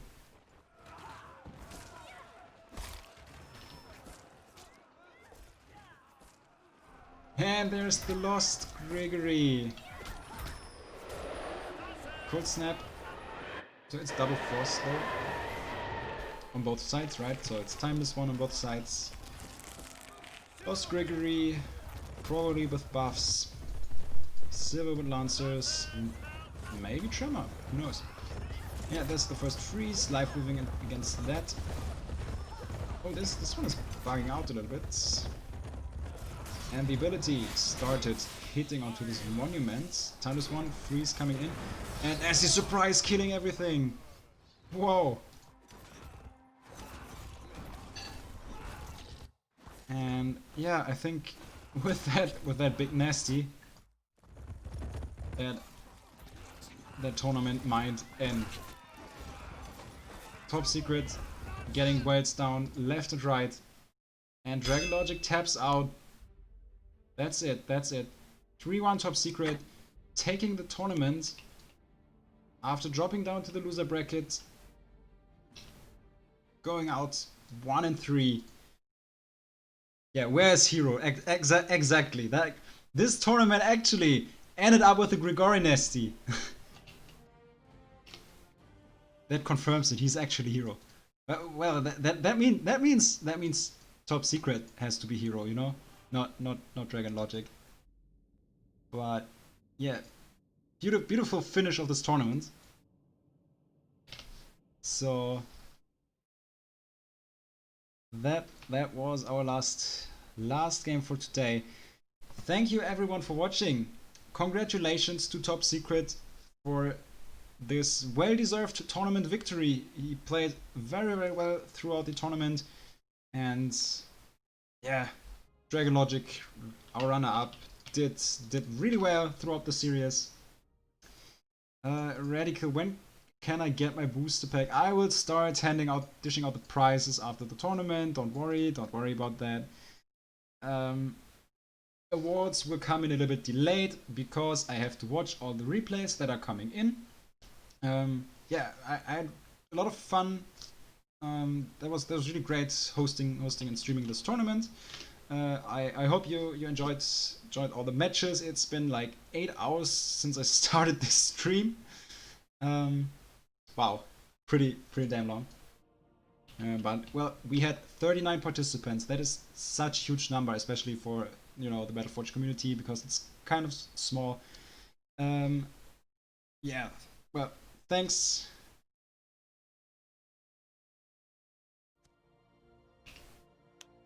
Thanks a lot for everyone who watched the games, who played the games, and Congratulations to our winner, Top Secret. That's gonna be it for the stream as well, because I am a little bit tired too. I will throw out the prizes for the winners, and I will announce the award winners later on in the forums. Please make sure to send me your replays so I can watch them and also consider them for the awards in the end.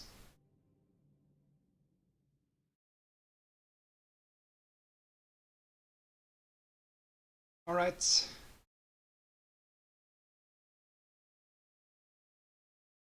So yeah, I'm gonna stop streaming right now. Thank you everyone and goodbye.